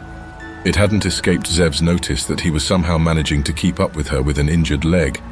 Easily at that. Adrenaline could dull pain, but it didn't explain his injuries feeling to be a thing of the past. He moved like before, effortlessly. There was no denying it now. Something or someone was helping him. Zev's eyes narrowed, his gaze on Aziel, who was just standing there with arms crossed in their path. From an impossible distance to be heard in most situations, Zev whispered a question. Is this your doing? He asked seconds before running past Aziel. Unmoving the entire time when Zev was near, Aziel's answer was simple. Yes. At the same time in Valinor, Cyrus Vanorum was walking the streets of the city waving and smiling at the many admiring onlookers of his. But there was little enthusiasm in their actions compared to what he had come accustomed to. A growing mistrust and anxiety seemed to have been festering in the air. He knew where the problem lay without need of it ever being spoken from the murmurs and gossip about the busy streets. Word of the necromancer's taint was on everybody's lips. A lingering fear consumed the populace's minds on who to trust in such times, and who indeed Cyrus considered. When you can't even trust your lifelong partner to not fall prey to the machinations of the madman's magic. Under such situations, who should you trust? All had asked themselves. Everyone, friends and family, were susceptible. A lingering dread and fear was upon the entire Ehya. For those scheming to make use of such fear, the time to act was now. Thoughts like these crossed his mind, and likely many others around him, as he was escorted through the town by several of his armed men. Cyrus kept a hopeful outlook, a dignified smile to accompany his many triumphs in his military exploits, let alone his natural good looks. He was an icon, a beacon to the people now. A trust he had seen himself rightfully earn with the intention to only grow further. He turned to the guard closest to him. You're certain the others are ready? On my life. The knight responded, banging his chest in salute. Cyrus smiled at that. Good. For today, we march. Even as a king or emperor, one must keep an image with his subjects. Cyrus knew that was the reason Emperor Albrecht insisted on having one last speech before setting out with the army. Cyrus held his discontent about the whole situation as his small force waited in formation with the packed masses of onlookers waiting for the emperor's arrival at his palace's podium. His vision was partly obscured from below. Some suddenly arising cheers of the crowds were evidence of the masses seeing movement from the palace before Cyrus had himself. Ah, finally, he said in relief, exhausted with the waste of time this whole speech had set them back. As before, Emperor Albrecht emerged from the palace with attendants, Adolin and Castilor. Yet there was a distinct difference this time, one that certainly hadn't escaped the crowd's notice. When Emperor Albrecht emerged, there with others with him, only spoken of in rumors until now that they were out in the open. New consorts, young boys of Valinorian descent wearing revealing clothing, had escorted Albrecht before he stood before the masses. Like before, some jeered, others praised, and such actions were now acceptable to their world, for in one act the Emperor had made it so. But as for those who mocked, it would be the last time. Eyes were everywhere, from the soldiers to the unsuspecting regular citizens of Valinor, and lastly Cyrus himself. Those who would not abide by the ideals of the new world would be ostracized, or worse, in due time. Cyrus would make sure of that. My Lord Adolin works quickly, Cyrus said to himself in amusement, pleased to see more signs of the world the elf promised coming into fruition. But still, Albrecht was an easily swayed fool.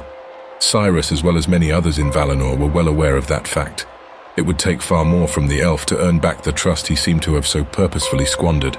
Even if things were beginning to change in this world as promised, Cyrus was set that neither of the elves could be trusted. Albrecht stood on the podium, surprisingly with a much greater boldness to his actions than before. The feebleness and lack of resolve he had so often displayed now appeared to be a thing of the past. I see some of you disapprove, he said to the crowds with a smile, quelling the jeers with laughter. But need I remind you that Valinor has always been a land filled with love?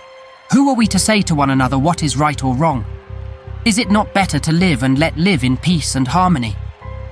He asked the crowds, gaining murmurs of discussion between the others in return. Albrecht waited a bit for the others to discuss such things, before gesturing back to Adolin with a pleased expression. In truth, I might have never found the courage to reveal my true self, if not for the wise words of my friend here. Albrecht said, well pleased in himself as he continually gestured for Adelin to come forward. Well, come on. Say something. You've earned it. Adelin bowed slightly. You do me honor, he said with a smile before taking his place at Albrecht's side. From below, Cyrus couldn't see the anticipation in Adelin's smile or gaze when he looked at the crowd. He found it amusing, and at the same time, terrifying. How easily he could hide his true self from others was a marvel in and of itself. A dangerous foe not only in power or rank in the Valinorian society, but he also displayed amazing cunning in his actions. With a smile, the Vaikanai spoke. I am grateful to have returned to Eia, and am humbled to be of service in council to our lord, he said while beginning to outstretch his hands. This progress, this society, this people are of a quality never since matched from the first time the sun appeared over the horizon in the east. Here now, after living hundreds of lifetimes, I say to you that Valinor will never be held back by the whims of the past or the threat from the east. This empire will last forever. The crowds roared in excitement, everyone in astonished agreement and self-congratulatory praise at the false elf's words. A being who had lived to see everything had said such things, so who were they to doubt? Cyrus contemplated. But he saw what had happened, what was taking place in front of their very eyes, that the world at large had missed, while Albrecht patted Adelin's back in oblivious praise of his so-called subordinate. Was he the only one who could see it? What was truly happening here, Cyrus considered. Every achievement their emperor had done, Adelin had first advised on. It would not be difficult to assume from then how easily the man would be replaced by his so-called faithful advisor, should the situation arise. Adelin turned to the crowd one more time. Rejoice, Valinorians, for your emperor has assured me that the scourge of the necromancer will soon come to an end. All were expected to cheer at that proclamation, and who wouldn't, given the nature of the threat, Cyrus considered. But it wasn't so. Even though the majority fell into ranks and proclaimed their praises of Adelin's words, some remained silent, while a single man stepped out into the open street before the army and the emperor's and subordinates' sights. He cackled in a maddening pleasure. Cyrus was immediately wary of the sort who would dare make such an act, and the man's actions were proof of who he was. Thrusting his hands to his side, the man revealed the taint in his eyes and yelled back. Let's see you try, demon. Razkol mocked through his conduit, and immediately fires, killings, and panic erupted throughout the city around the celebration. You're a fool to have challenged me. I'm now everywhere, and I will not be denied my goals. Your end is near, wretch. You and this city will be razed to the ground. Panicking screams, fleeing citizens, zigzagging from the sight of one tainted bringing chaos to the city to another. Even as Cyrus tried to rally a defense, he couldn't deny that the necromancer's attack was well coordinated and planned. But how, he wondered? Did he not eliminate the tainted presence in the city earlier? Was it somehow allowed to be maintained? The thought blazing through his mind, Cyrus decided to take the most prudent approach. His sights were set on the puppet Razkol controlled in the street to issue his taunts. The ground rose in the air before him as it began shaping itself into a lance. You will do nothing. The voice of Zeraz commanded in his ear with the piercing, erupting sound of a lion's roar bursting through the city. All stopped to a momentary standstill as most of the citizens and soldiers ducked down for cover in fear of the unnatural threat. Even through his conduit, Razkol had shuddered in fear, screaming, even though the black line had not revealed itself. Cyrus gritted his teeth in seething frustration while he watched the plans of the Vaikanai play out. You, Adelin said, speaking aloud from the podium with all eyes and ears now on him as he began stepping forward. You are nothing more than a mere pawn in fate's hand, meant for nothing else than to be disposed of. Razkol regained his composure mostly as he began cackling hysterically back at the challenge. His conduit's eyes and hands burst forth with a blue flame that he so proudly spread out to the few citizens and soldiers who dared venture too close. As they writhed in pain, the necromancer laughed some more. You will die like a dog, Razkol proclaimed through his minion with a vicious smile. You entrails strewn across. He stopped. The words of the tainted had ended simultaneously with Adelin's raised hands. The Vaikanai stood out on the podium, gripping the necromancer's pawn in an invisible magic hold that he could not break. The tainted's magic dissipated as blood started to spew from his mouth, but Razkol continued his wheezing laughter all while his minion was dying. Your end will come again all too soon. Adolin taunted as he clenched his fist, the life of the tainted disappearing with the action.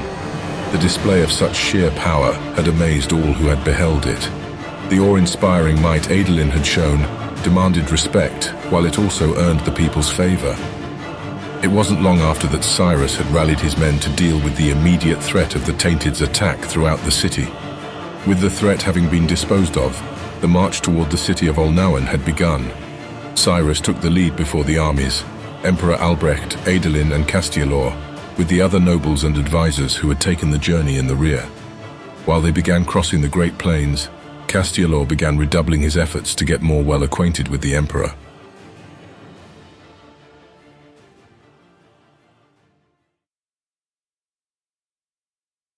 Chapter 10. The Odds Tip. Zev was alone, as much as he could be anyway, inside a crowded building in Merchant's Pass, waiting with others for the fighting to die down to a halt like it appeared to have done just a few minutes ago. Though for their part, most of the citizens were huddled in the corners behind makeshift barricades, none of them daring to leave the safety the others provided with their equally makeshift weapons against the Tainted. At times to Zev, it seemed like Dresden could be counted among them if not for his excuse of protecting the 3 new orphans they decided to saddle themselves with. And to Zev's eyes and amazement, Elix was actually taking the time to explain the contents of her silly little book to silly, hopeful people. But naturally, none of those scenarios was the case for Zev, of course. He stayed sitting on the windowsill to the street where the most recent fighting had happened, almost whistling to himself and finding great amusement in his sudden change of fate. As he sat, Zev inspected his new open wound earned from the tainted sword on his arm he had experienced just a few hours earlier. Unwinding the cloth bindings, he began rolling his finger around the edges with new blood still seeping from the pressure. But no pain. He didn't feel a thing. Zev smiled at that. I suspect this will be quite useful in the days ahead, brother. Ha ha! Appearing behind him, Aziel chuckled at that. Whatever you're planning, remember blood loss can be fatal. Zev almost scoffed before rolling the bandage around his arm again. There's been some setbacks, I'll admit, but I know what I'm doing. He explained before bringing out a dagger and twirling it above his hand. In this line of work, my life has been on a razor's edge since we set out from Bethelus. If I didn't want to take chances, well, let's just say I would have already been dead long ago. And really, who's going to change this broken world besides people like me? Aziel stood there, not answering for a moment. I hope you're right. The words were immediately followed by some familiar clomping dwarven footsteps. Hey, having a conversation for one again, I see, Dresden said with a grin. Zev shrugged. Alas, my stout, wide, eavesdropping little friend. It's the only company I found in which to discuss matters on an equal footing, he said, gesturing to his height while obviously implying quite a bit more in his statement. Nevertheless, Dresden nearly snorted at that before slapping Zev's back with an overly rough pat. Aye, you really are off your rocker, but sometimes your sort of crazy is all right, the dwarf said with a wide grin. Admittedly, Zev didn't know how to feel about the compliment as Dresden continued. Well, anyways, it looks to be that things are finally settling down here, and the lass and I intend to be traveling again soon enough. Zev gave a curious expression back. If I believed such things, it would appear our fates seem to be intertwined. But there's no way he's going to the same destination. The Elven Realm is where we're heading, Dresden explained, as if merely speaking the words put an unsavory taste in his mouth. Of course he would. And here I thought your personal history with the place would keep you away. Bah! The dwarf responded, dismissing the idea entirely. Look, if it were any other age I would, but things are different now in case ye hadn't noticed. World's starting to turn as crazy as ye are, and just the bad crazy, I might add. Lovely. Zev simply responded while holding back a few choice words otherwise. And on what purpose exactly are you intending to head there? Isn't it obvious? Dresden asked with a raised eyebrow before feeling the need to gesture towards the others. Safety.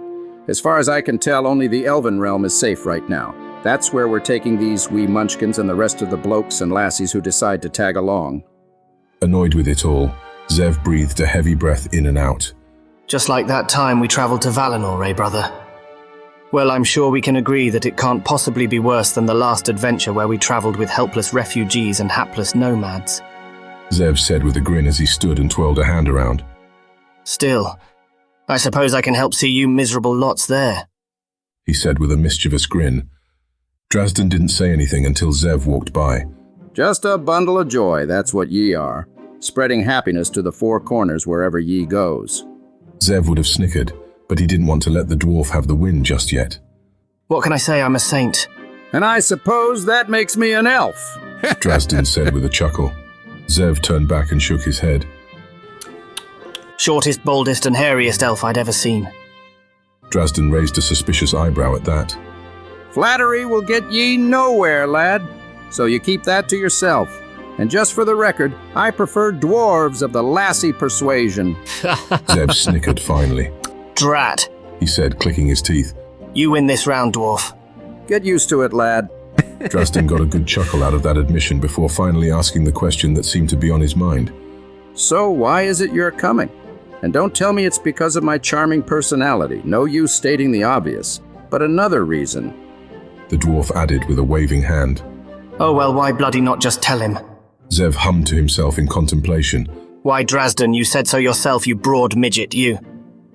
Drazden looked back curiously as Zev explained himself. It's the safest place to be on Aya right now, it seems.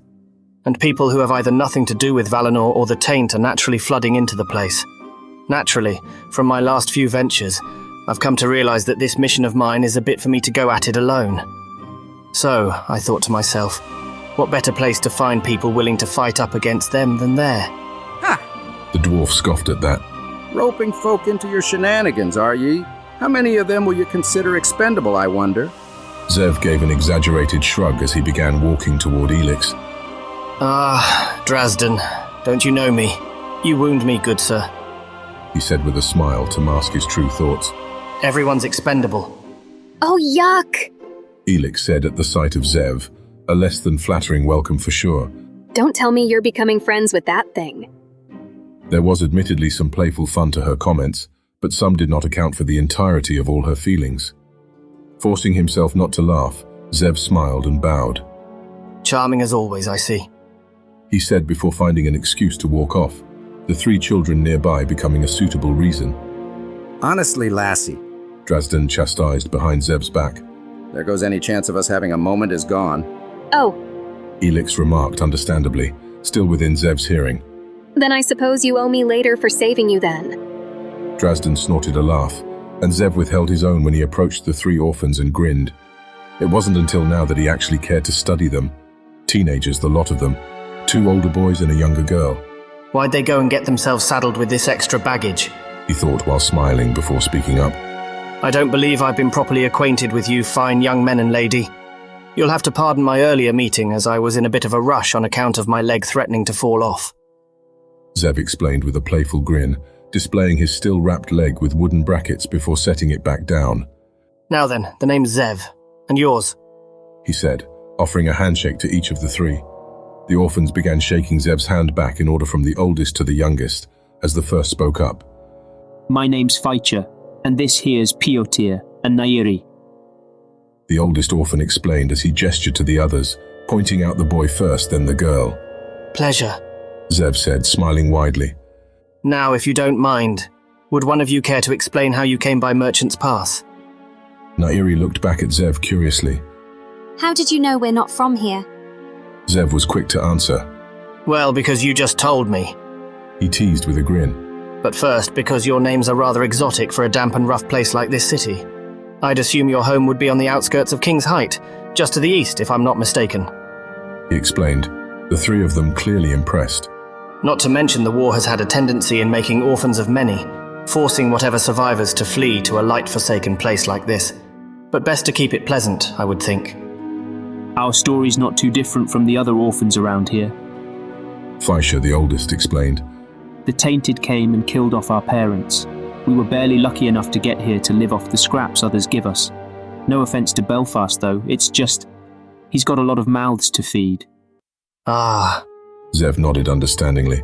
Well, worry not, my fine young companions, because the fiery zealot and Father Time seem to have taken a liking to you three. They're fine folk, to be sure, but their means are a little bit lacking in a world that revolves around money. Zev explained while rubbing his fingers together. Of which I have plenty, and I'm not too entirely opposed to share. Zev stated openly. In fact, I'm what they call a noble. But contrary to popular belief, somehow avoiding the stigma, I'm somehow not an insufferable twat. I can use my own 2 feet to get things done, and I don't mind getting myself dirty when situations require it. By now they were all intrigued by Zev's words. Like what? Fisher asked. Many things, really, my good man. But as for now, I believe I'd settle for something like revenge. Zev said, his playful demeanor gone. And I can see it in your eyes, you do too. Those last words effectively killed the mood of the conversation Zev himself had started. So, with a smile, he said his parting words. Until next time, Zev said before excusing himself. He knew it wouldn't be long before he set off with Elix, Drazdan, the 3 orphans, and whoever else would invite themselves to tag along. It would be a long journey, plenty of time to get to know the others in these unsavory times that required action. And yet, there was still so much left to do, Zev considered. And there were many, oh so many people left to kill. Chapter 11. Everyone's an asset. And so they journeyed south, once again across the great plains of Ehia. Grassy fields, light breezes, blue skies, and oh yes, Zev thought, an insufferable amount of tagalongs. The 3 orphans, Faisha, Pyotr, and Nairi, and as sizable a group of riffraff Zev had ever seen. Though this time around he didn't consider them to be so much a burden, but an opportunity. A distinct and well-adjusted difference with how he felt about their company. And naturally, there was the dynamic duo of Drazdan and Elix, who proudly wore her golden ruby necklace on display once more. Clearly there was some story there, but Zev wasn't about to ask, not now anyway. But with that matter aside, as far as Zev was concerned, the only person missing was Belfast. Zev smiled at that fact. No loss there. What are you smiling about? Pyotr asked, surprising Zev with his presence. Since they left Merchant's Pass, the younger of the 2 boys had always kept closer than Zev had liked. It required far too much acting on his part, and so his performance began yet again. Zev held out his palm as if feeling something in the air. Why, my young man, I'm weighing my options, he began to say before elaborating. As I'm sure you're aware, we've all been terribly wronged by the Necromancer. But did you know of Valinor's involvement? Valinor had by now earned a deep-seated resentment from the rest of Ehia, but Zev could see it in Piotr's eyes that he needed more. So Zev gestured for Faisha and Nairi to come closer to hear. It's time you 3 had heard the truth. Zev had begun to explain with a solemn demeanor. The Necromancer, the wars we've been seeing had all been instigated by those in Valinor. Why? Nairi asked, clearly disbelieving of the claim. The tainted are everywhere. What reason would they do such a thing? It makes no sense. Nairi, you're young, but you've seen enough to know there's villains out there in the world. Zev began to explain. Your situation is unfortunate proof of this. I'm afraid that you clearly underestimate what some people are capable of. Don't forget that the Necromancer himself is or was human. Razkal is his name. The Elan's chosen from hundreds of years ago. Doesn't it strike you as odd? Of course it does, Faisha answered. But what difference does that make when nothing's made much sense recently? Now that, Zev had to admit, was hard to dispute. Pointing a finger in the air, Zev continued. Well, I can see your point, but you know it's not so simple. Like all things, there's a reason behind everything that's been happening. These are not some random events spurred out by chaotic times. No, quite far from it, actually. This death and despair was due to the simple acts of a few who gleaned to benefit from what's left to recover from the ashes. The 3 were paying attention, but clearly having a hard time following. So Zev made it simple.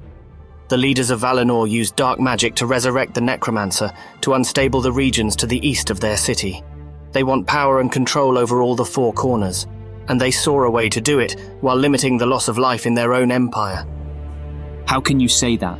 Faisha demanded. What evidence do you have? So much passion and fury. I knew I was right to select you 3. Zev held back a wicked grin when he smiled in return. Fair enough, my spirited young friend. Zev began with a glint in his eye. Did I ever tell you my story? There was so much to share, and for the parts Drazdan or Elix couldn't refute, exaggerate. But the truth, mixed in with a little omissions of his own actions, had now found itself to be a powerful ally. The other few hundred traveling with them would soon no longer be dead weight he had to pay out of pocket to feed. They would hear the orphans' retelling of the story, and likely be enraged. Even if they didn't intend to fight themselves, word of what happened would spread. Zev's noble deeds of fighting against this evil almost single-handedly would come quite handy in the days to come. It had taken quite some time to arrive at this point, and much aggravation as well, but Zev came to the summit of the cliffs leading from the realm of the humans to that of the elves. Others who dared go close to the precipice were nearby and enjoyed the sight for all its splendor.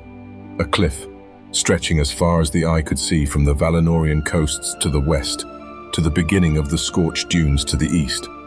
And below, Zev saw the jungle expanse of golden colors. Leafy trees, golden even during the off-seasons with scattered green life across the jungle floor. An assortment of innumerable wildlife lived in these parts, a fact of which Zev didn't even know until he listened into the sound. A constant chorus of life that most would likely consider pleasant.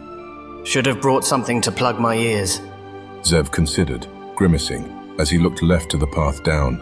A winding road moving down the cliffside, an unsettling journey forward, but the only option for any entering or leaving these lands. On his right, he could only see the pointed tops of the highest elven architecture in this lowland kingdom. Familiar clomping stomps came up from behind Zev. Kinda close, ain't you? Drazden asked Zev from behind. Reckon that ye ought to have rubbed someone in our little get-together by now the wrong way. I'd have suspected by now you'd be worried someone would have it in mind to give you a wee tap on the back. With the perilous fool right beside him, Zev smiled at that. Who would want to hurt me? Zev said with a shrug. I'm charming, handsome, dignified, and altogether splendid to have around. And humble, Drazden interrupted. Can't forget that one, but let's be honest, you crazy lad. There's probably a list so long of people wanting a chance to push you over a ledge like this one here that I wouldn't be able to finish reading it till the day the two moons finally lose their light. What can I say? Zev began to explain with an innocent expression. I do love making an impression. Ha! Drazden scoffed. One man's making an impression is another's pain in the... You two coming? Elix asked, helping Zev to realize their envoy had already begun traversing down the path to the elven realm. Just soaking in the sight. Zev displayed with a grin before beginning his walk to the trail. Wait, Elix requested, and Zev obliged. We're not stupid. We know what you've been telling the others. Knew this was bound to come eventually. Zev thought, his eyes narrowed. Oh, come now. I don't see what's the harm in it, do you? He asked, playing dumb. Don't act like you don't know what I'm talking about. Even if you told the people about what's been happening, not a single one knows who you are or what you're truly capable of. Oh, contrary to what you think, you still have no idea. Alas, my friend. Not friends. She quickly interjected. He would have laughed, but Zev had the will to contain it as he raised his hands. Fine. Acquaintance it is then. He agreed, but earned an annoyed look in return. Look around you, little missy. See where we are, on the cusp of the elven realm. Ask yourself why. Because we've lost everything worth fighting for and everything we've loved. In case you hadn't noticed, our enemies are way beyond our abilities, power and reach. They've destroyed everything and no one's made them to account. This cannot be allowed. I ask you again, how can we win against them if we're going to be playing fair? So when you deride me for my actions, I know even a part of you believes me right. I've only done what's necessary. Elix bit her lip, frustrated to the point that she looked like she wanted to scream in his face. You really believe that, don't you? She asked in disgust. Zev's stern expression was her answer. Fine, but I'll have you know you're no different than them. You just carry a smaller stick. Elix accused before walking off. Zev clenched his hands. The same. He yelled out, unable to keep his composure. I didn't ask for any of this, you stupid girl. By the Great Divide, I didn't kill those people for fun. Drazden touched his shoulder. Lad, you ought to settle down. Zev brushed off the dwarf's arm before regaining a semblance of his calm. She doesn't know me, Zev said as he looked back to Drazden. I just have the will to fight those villains on their own terms. By the expression the dwarf showed, the words weren't exactly convincing. Now, there's nothing wrong about fighting up against folk like the Vaikanai or that undead Elan fella, but you got to keep your mind on the bigger picture. You said you fight them on their own terms. Drazden asked, humming. Don't you think that mayn't be your problem, lad? Zev sighed. Look, dwarf, we won't win otherwise. The dwarf then did exactly what Zev didn't want him to do. With a smile, Drazden grumbled as he looked through his provisions before pulling out that book of his he had. The end has already been written. And it's for us to decide how we get there. But ye can choose how you live up until it happens. He explained before quite forcefully placing into Zev's hands. Isn't this his last copy? Zev thought with a conflicted expression. Coming on a tad strong, aren't we? Zev asked with a grin. You're starting to sound like Elix. After all the time we spent, you have to know it's pointless by now. Zev explained, trying to pull his hand back that the dwarf held onto just as much. You're talking to a dwarf, lad, Drazden sternly reminded. If folk like me can change our ways, then what excuse have ye got?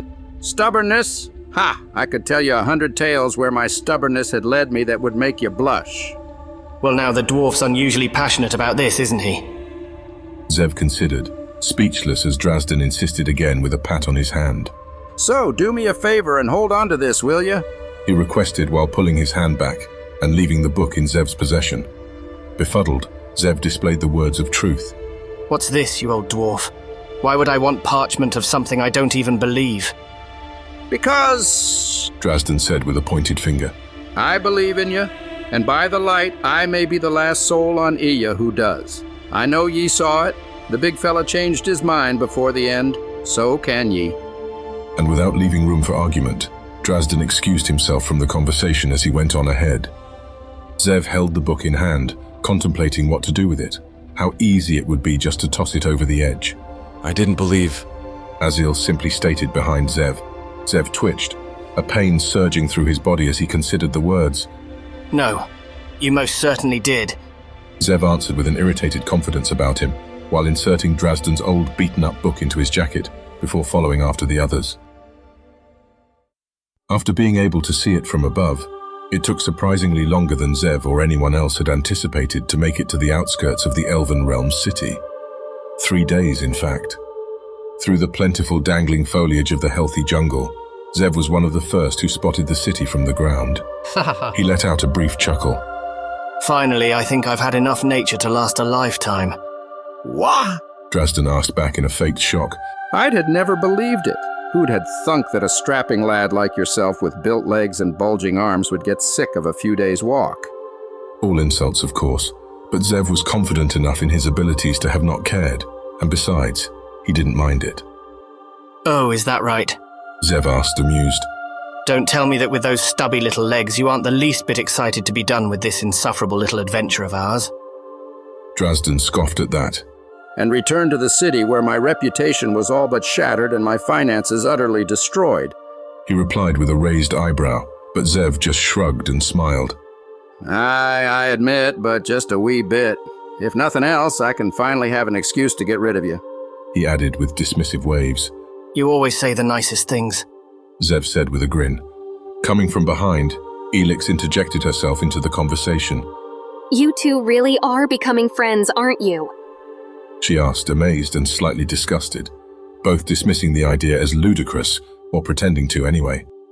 Drazden, you do realize the body count he has to account for, don't you? Drazden just groaned uncomfortably. Oh, this again.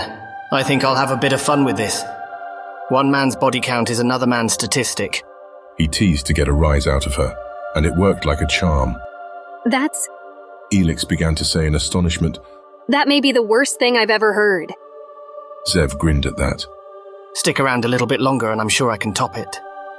And seeing her apprehension, Zev smirked and decided to be honest about it. Look, you're no friend of Valinor anyway, and I know you've seen the damage they caused, so what's it to you? Why do you even care? She was in awe at his genuine question. I can't believe I even have to say this, but even if they deserved it, which I'm not saying they did, those people deserved a second chance. Why? He asked adamantly in return. If you hadn't noticed, their people have brought death, destruction and decay across all of Ehya. Not all too different than my parents, actually. Look, it's not that I ever wanted them dead, but you have to admit the world is better without them. Elix had an almost taunting expression when she asked him back. And do you honestly think you're better than them? Of course not, he said with a flippant wave, but his anger showed through.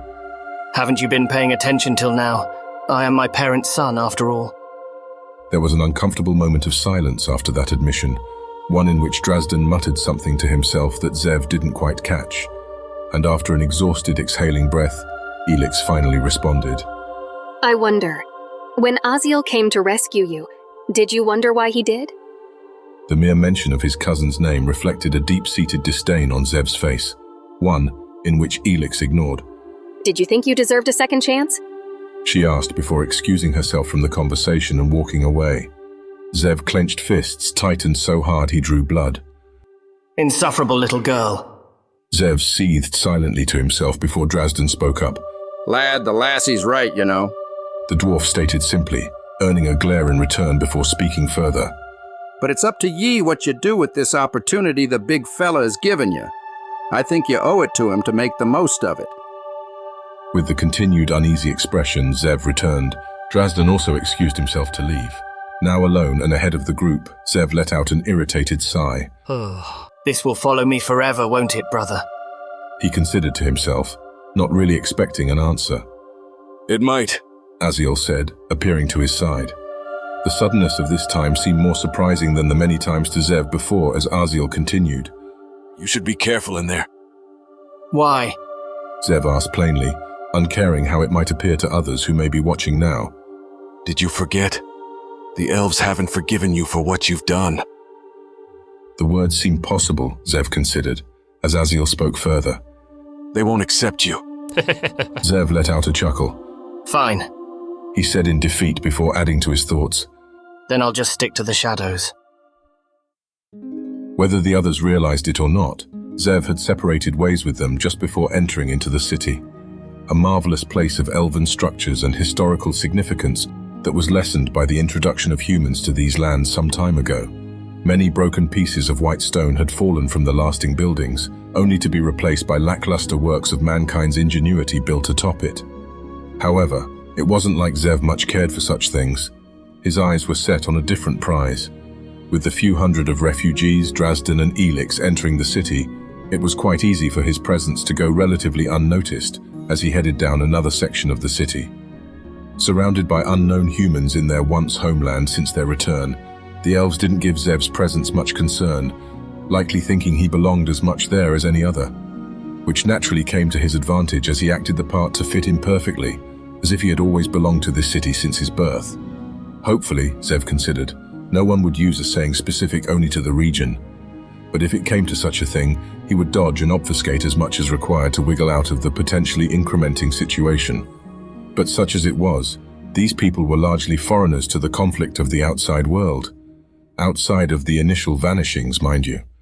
Still, that stark change in their situations to the remainder of Asia led to them being less careful to even consider inquiring about Zev's presence as he perused the local shops in search of anything meaningful, or rather, useful to his goals. With Zev's unique attire and all, even if he had intended to exploit it, he had found such carelessness was almost insulting. Ah, there it is. Zev had said to himself with a grin as he gazed at a local weapons shop. He entered inside, the old wooden door creaking an alarm at his entry. Oh, a customer. A voice came from an unseen man who made his way around the corner to greet Zev with a smile. Around Aziel's age, the brawny figure gestured to the shop and put on his charm. Take as much time as you like to look around, stranger. You'll not find a better dealer in weapons and armor throughout the entire southern hemisphere than here. Though it's not like I have much competition. He added playfully with a shrug. Zev immediately liked the shopkeeper and likely blacksmith. For obvious reasons, Zev admitted to himself once he considered it. With a wave, he replied, Well then, I'll do just that, my fine man. All right, the man said as he tapped his counter. Feel free to ask me if you have any questions. Just give a holler. He explained before excusing himself to begin working in the back again. To Zev's amazement, the man began working on some metal in the back, likely sharpening some blades from the sound of it. He showed almost no concern about being robbed. And it would be so easy, Zev considered. Quite an easygoing fellow if ever there was one. Zev considered with a smile, shaking his head, before going about his business of inspecting the items for sale. The added caveat, the shopkeeper felt inclined to mention that there was not much competition in becoming the best dealer in weapons and armor, started to make sense. There was no shortage of quantity, but most of the materials were broken down equipment, old weapons and farming tools of the like, which were likely intended to be reforged in the fires to be made into something actually useful. But the scenery of dried wood and weapons and armor that actually scattered the place, even if in much greater quantity, reminded Zev of Aziel's rundown family shop and blacksmith. Zev smiled, but it wasn't forced this time, as he recalled the memories. This is it. This is how I'll do it. Zev thought, pleased with himself as he felt his pouch of coins. It was enough to get his plans in motion. It may not be big, but it'll be enough. I believe it's time we built ourselves an army.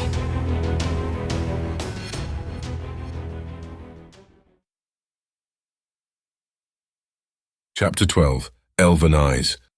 It was marvelous. It was imposing. It was like nothing the world of Eya had ever seen before. A majority of the Valinorian army marched across the Great Plains, their destination, the ancient holy city of Olnauen. But the tens of thousands of soldiers led by Cyrus Vanorum were not alone on their journey. They had in their company the Emperor, Adolin, and all his advisors. But most easily noticed was this: 1 million Valinorian citizens also trailed behind, lured in by the promises of Olnauen homes and shops reclaimed from the necromancer after their emperor's assured victory. The arrogance of the plan was on full display. No one set to defend the citizens who traveled with them, and no defense for the emperor himself outside the army. He instructed to lead the way by hundreds of yards in front. And as for Emperor Albrecht himself, he traveled with a style enviable by the whole of Eya. Residing within his house-sized wagon pulled by 30 bulls, Emperor Albrecht basked in the luxurious, lavish lifestyle he'd always been accustomed to. Wine, woman, men, and his more sinister desires for contact with younger flesh for later. But he was not alone. All his advisors were present. However, Adolin excused himself to be outside to be as visible to the public as possible while they went. This is where Castelor saw his chance. He leaned in closer to the Emperor from the extravagant furniture. Emperor, might I have a word? The tainted noble suggested with a smile. His mind too preoccupied with his varied company of entertainment warning him, Albrecht had hardly even noticed. Huh? You say something?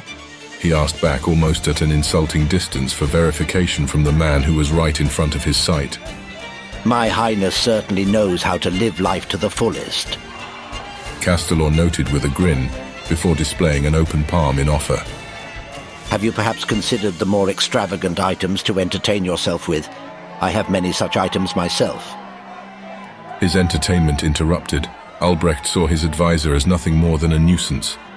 Extravagant, you say? He mocked. I've had my share, but if you're referring to animals, I'm no longer interested in such things. Don't like the way they squeal. It's not nearly as amusing as what your fellow human can do. Albrecht added with a vile grin in satisfaction at the knowledge of it. Conceding such ground, Castelor leaned back and shrugged. That may be so, Your Highness, but I refer to things you've not yet been acquainted. Albrecht's interest piqued.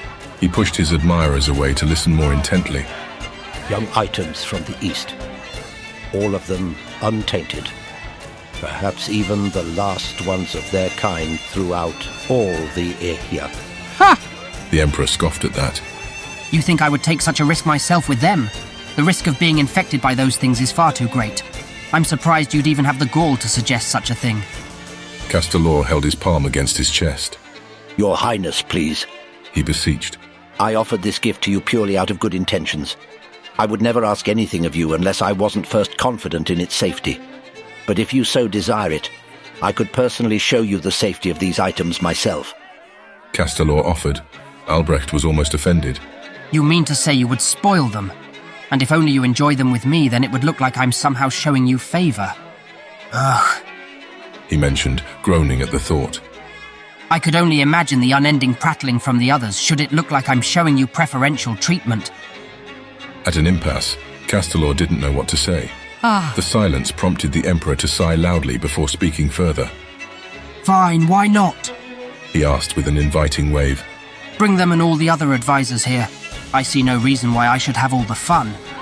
He decided with a twisted desire, grinning and shooing Castelor away to see it done. Standing and bowing, Castelor spoke his farewells. Your Majesty is truly gracious, he remarked before beginning to leave. Beyond the sight of the others, Castelor grinned widely, his eyes black as tar. Climbing up the carriage to be outside, Castelor's first target was none other than Adolin, but to his surprise, the elf wasn't there. Looking around in every direction from the high point above the immense carriage, there was no sign of him. Find what you're looking for? Adolin said, suddenly appearing behind Castelor as he jumped back. Regaining his composure, the noble spoke. The Emperor has sent for you. Adolin looked back knowingly, with a condescension in his gaze. It is but a mere request, is it not?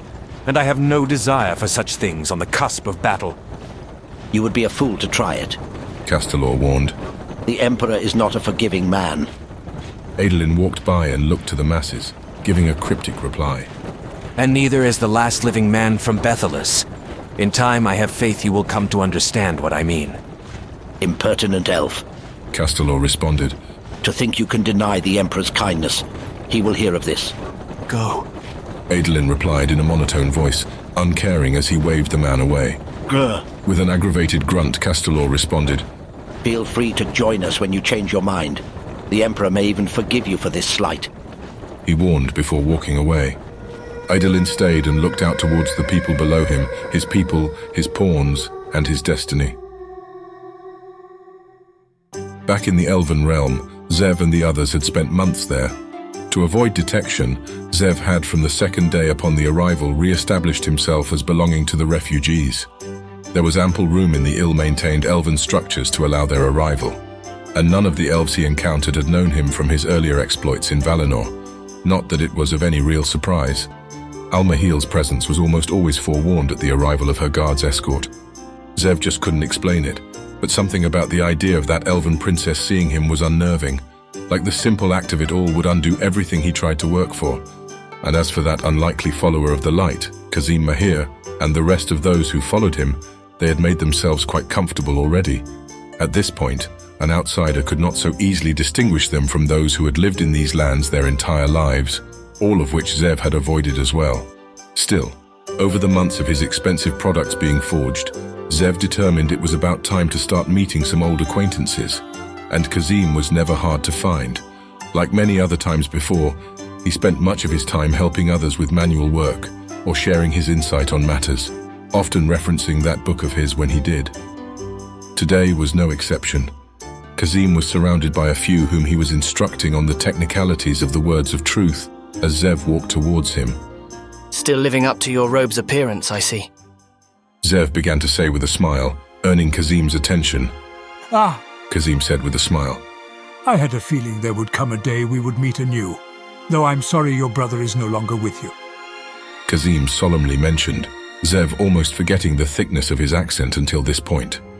However, the words Kazim spoke immediately made Zev uncomfortable, but he decided to chuckle at it all the same. Well, you know what they say. He may be gone, but he's always with me. He explained, but the implications regarding the extent of such a statement were completely lost on anyone there. Kazim would have immediately responded, given that Zev had said it in such a strange way, but he felt the need to attend to the others first. I am sorry, my friends, but if you please, I must get reacquainted with this man here, perhaps the same time tomorrow. The few who were with him graciously accepted Kazim's request and went on their way. Now, Kazim began to say as he turned back to Zev, I would not have taken you for the sentimental type. What can I say? I'm just full of surprises. Zev said with a grin while Kazim studied him. Indeed. He replied thoughtfully with a hand on his chin. Then I suppose that would explain your disappearing act from the others, the elves, and myself for these past few months since your arrival, I presume? This is exactly why I avoided you earlier. Zev thought with a smile. I have my reasons, he replied, innocently enough. Ah, I see. Kazim remarked with an inquisitive look about him before he began to walk a few steps. The righteous man relishes in the light, for the world cannot fault him, for he lies blameless. While the thief carries about his business in the shadows, shunning the light, for he aims to shroud his wicked deeds in the dark. Kazim said, stopping to look back with a stern expression. The saying speaks truth, does it not? Zev chuckled defiantly. Well, now it appears we have another saint on our hands. Zev mocked, the words making Kazim uncomfortable. And just who are you to judge me, Elan? On what grounds should I be taken to task for my actions from a man who's accepted by no one, neither his creed nor his heritage? In the world's eyes, You've betrayed everything by your actions. Kazim sighed before solemnly looking back. Do you think I judge you because I believe myself better? Kazim asked, smiling, but there was an undeniable pain behind it while he continued. No, far from it, I fear.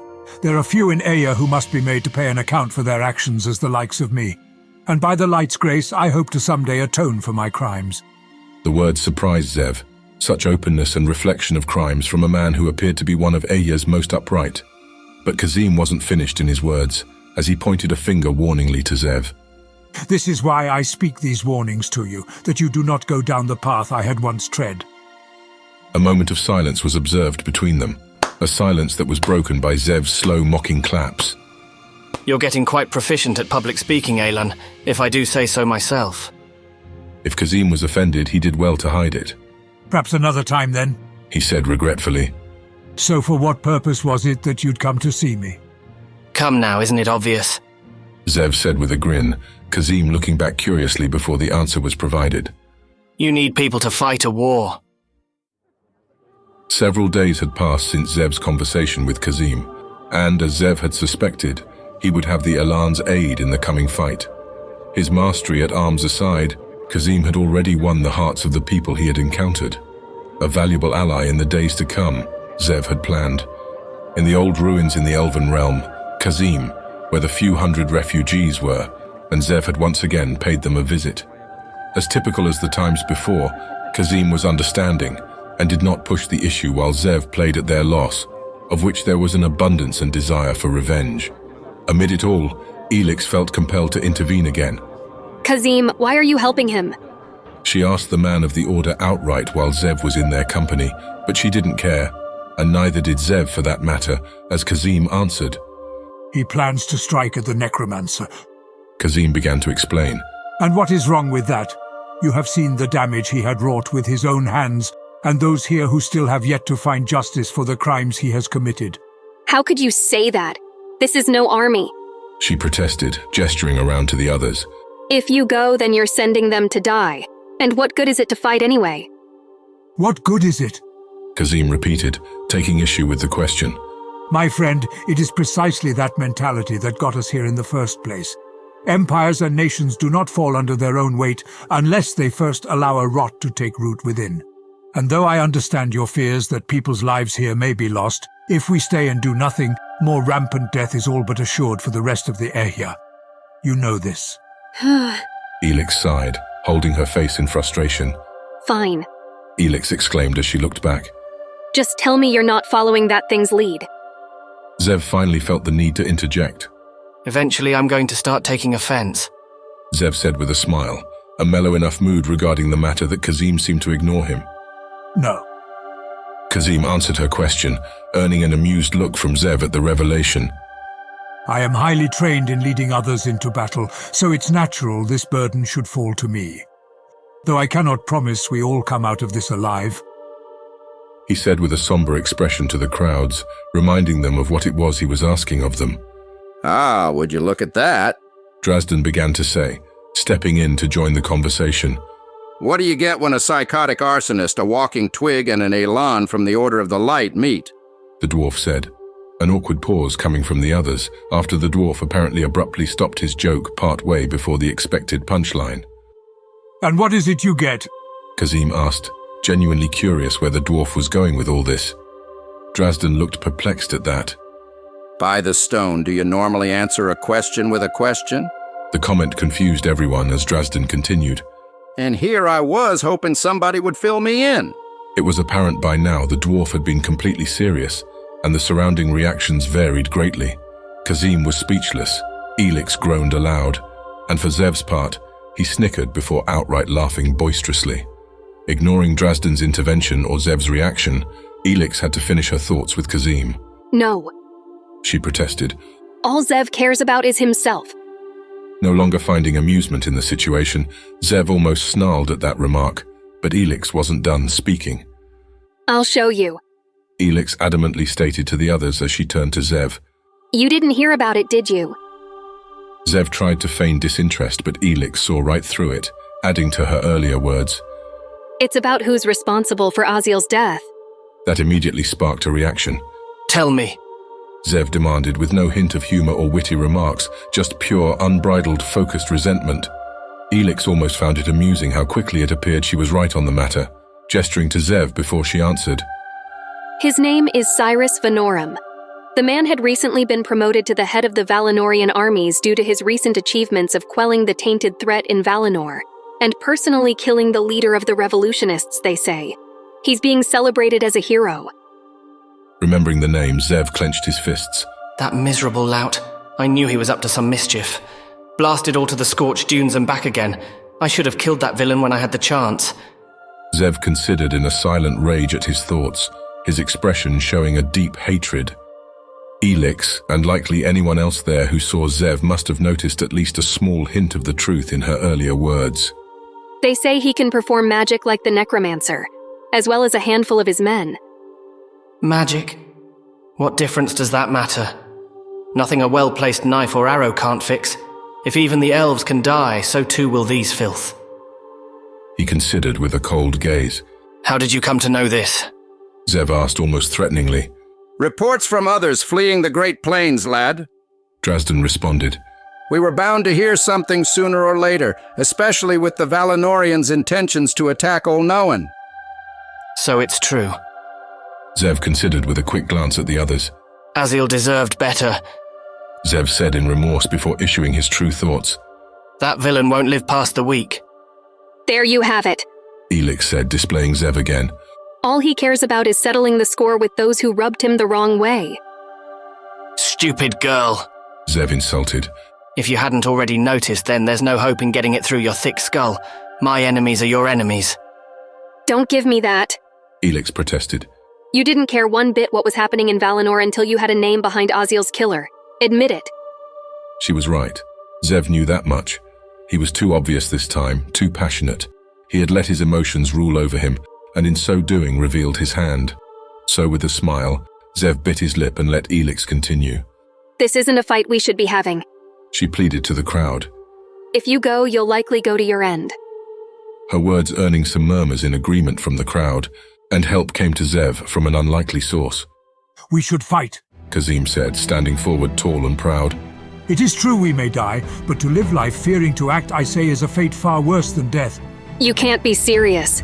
Elix replied, her tone deflated in astonishment. On the contrary, I have never been so emboldened in my life, young miss. Kazim answered wholeheartedly. But I will not turn a blind eye to the necromancer's schemes and what he still does to my people. This abomination upon Aya must be purged. We're going to let that filth live, Zev thought, infuriated, about to walk forward and say something when someone touched his hand. It was Azil. Let it go, Zev, Azil instructed, Zev rolling his fingers in an uncomfortable disappointment. You know the damage Raskol's caused. This is the right call. Don't forget he started all this. The others argued amongst each other, Zev tuning them out, his frustration boiling over. By the Great Divide, sunder it all apart. This wretched world deserves everything that's coming to it. Fine! Zev yelled, interrupting Kazim somewhere mid-conversation with a pointed finger. The necromancer dies first. The outburst was so loud it almost killed the conversation. Surprised reactions and a momentary silence fell upon the group at large, a silence that a voice spoke through. You have to leave. Now! Azil passionately warned. Zev turned and saw a group of elven guards heading their way. In the middle of the band was a familiar face of the elven princess. Almahil's eyes shone with an amazing brilliance to them as she peered directly towards Zev. How dare you enter my lands? She exclaimed in disgust towards Zev. Zev suddenly felt nauseous, though he hadn't the faintest idea why. You will leave now. Almahil yelled out, her voice booming like an explosion, shaking the foundations of the elven structure. What is this magic? Zev wondered, but didn't bother to consider as he turned to Kazim. I'll be waiting. He instructed with one quick glance to Almahil, before racing towards the forest. They let him go unopposed, and he was sorely glad they did. It wasn't until now that Zev had ever expected Almahil's magic to be so powerful or terrifying. But nevertheless, he had had his way. It would only be a matter of time.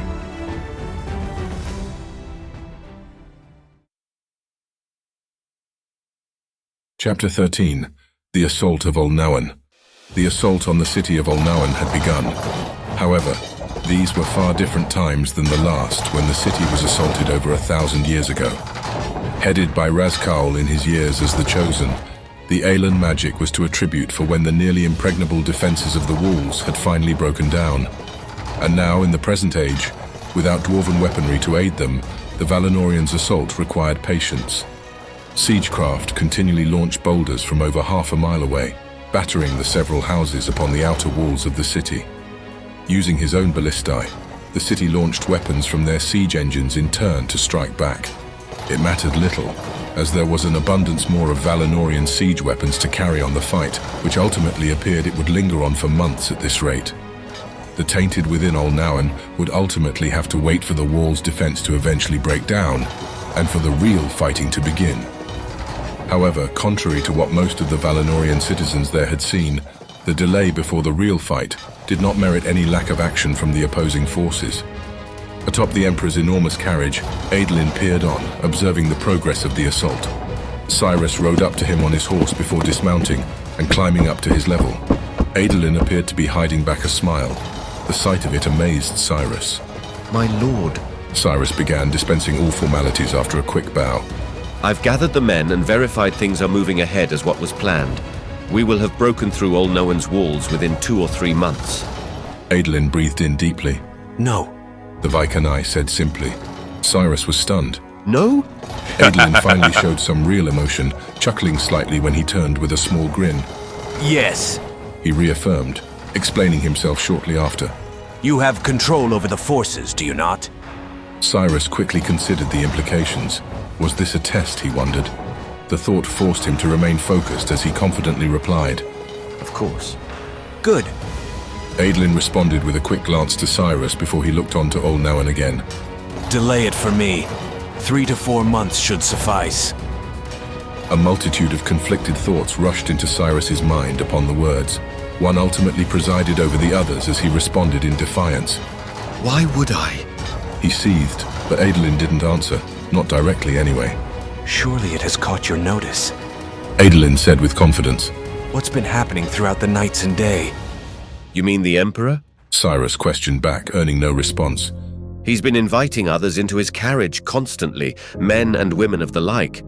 All who would accept his offer, it sounds like. And you denied his offer? Adolin inquired, looking into Cyrus's eyes thoughtfully. The Vaikanai's sudden change in demeanor unnerved Cyrus. No, he began to explain. Albrecht has always been open to sharing his bed, but this seems odd even for him. So you've noticed? Adolin remarked almost applaudingly. Yes, Cyrus. Your suspicions of Albrecht's fate are correct. The confession led to an instant rage bursting from Cyrus, a rage in which he could only control the volume of his voice, given the nature of the others beneath his feet, hearing into something they shouldn't. You monster! Cyrus blurted with a dagger-like gaze.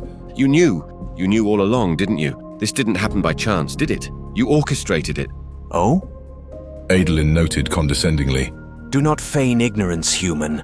You knew exactly who it was you had struck a bargain with, what sacrifices would be involved. That hardly quelled Cyrus's fury. Then why are you letting him corrupt more of our people? It's not just the nobles or royals in there. What does that serve Valinor or our ambitions? And with the necromancer alive, this would jeopardize everything. I've already set into motion the events which will lead to his demise. He answered cryptically before discussing the other matters at hand. And as for this assault, why is it you think I ordered the delay? I should be thanking the Elan for his endless greed. Adolin noted, compelling Cyrus to listen in. As we wait, all those loyal to the old empire are willingly falling onto the sword. And you, in your infinite wisdom, would suggest that I should stop them? The empire to come, I promised, will have no use for them. An uncomfortable silence fell upon Cyrus, compelling Adolin to continue. But the Elan's actions also give us an opportunity, Adolin said, as he gestured out to the vast array of Valinorian citizens around them. Not all who have come will be useful in the days ahead. The old, sick, and whatever else useless souls you can find them, bring them. In time, their deaths will easily be attributed to the necromancer. And who would doubt it after their emperor, royals, and men and women of influence have all died at his hands? But do not fear their loss would be without purpose.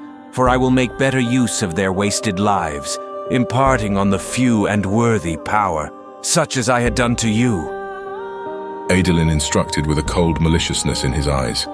Cyrus was aghast, amazed at how far things had gone, of what he was an accomplice to.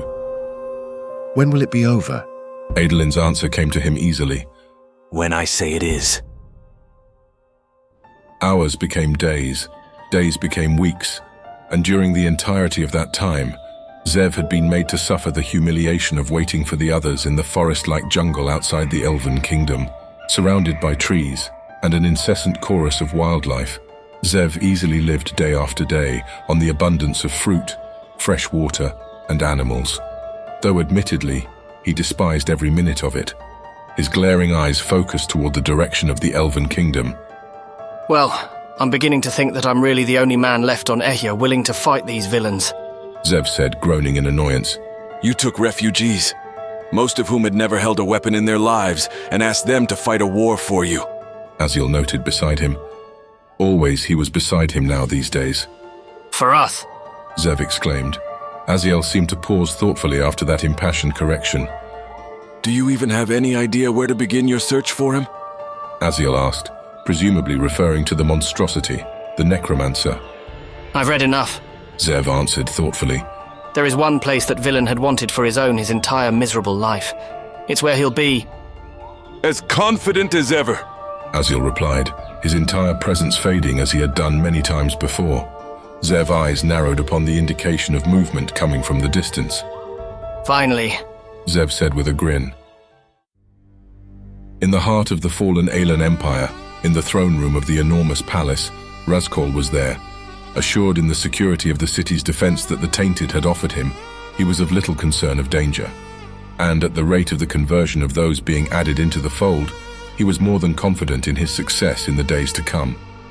Months or years, it mattered little.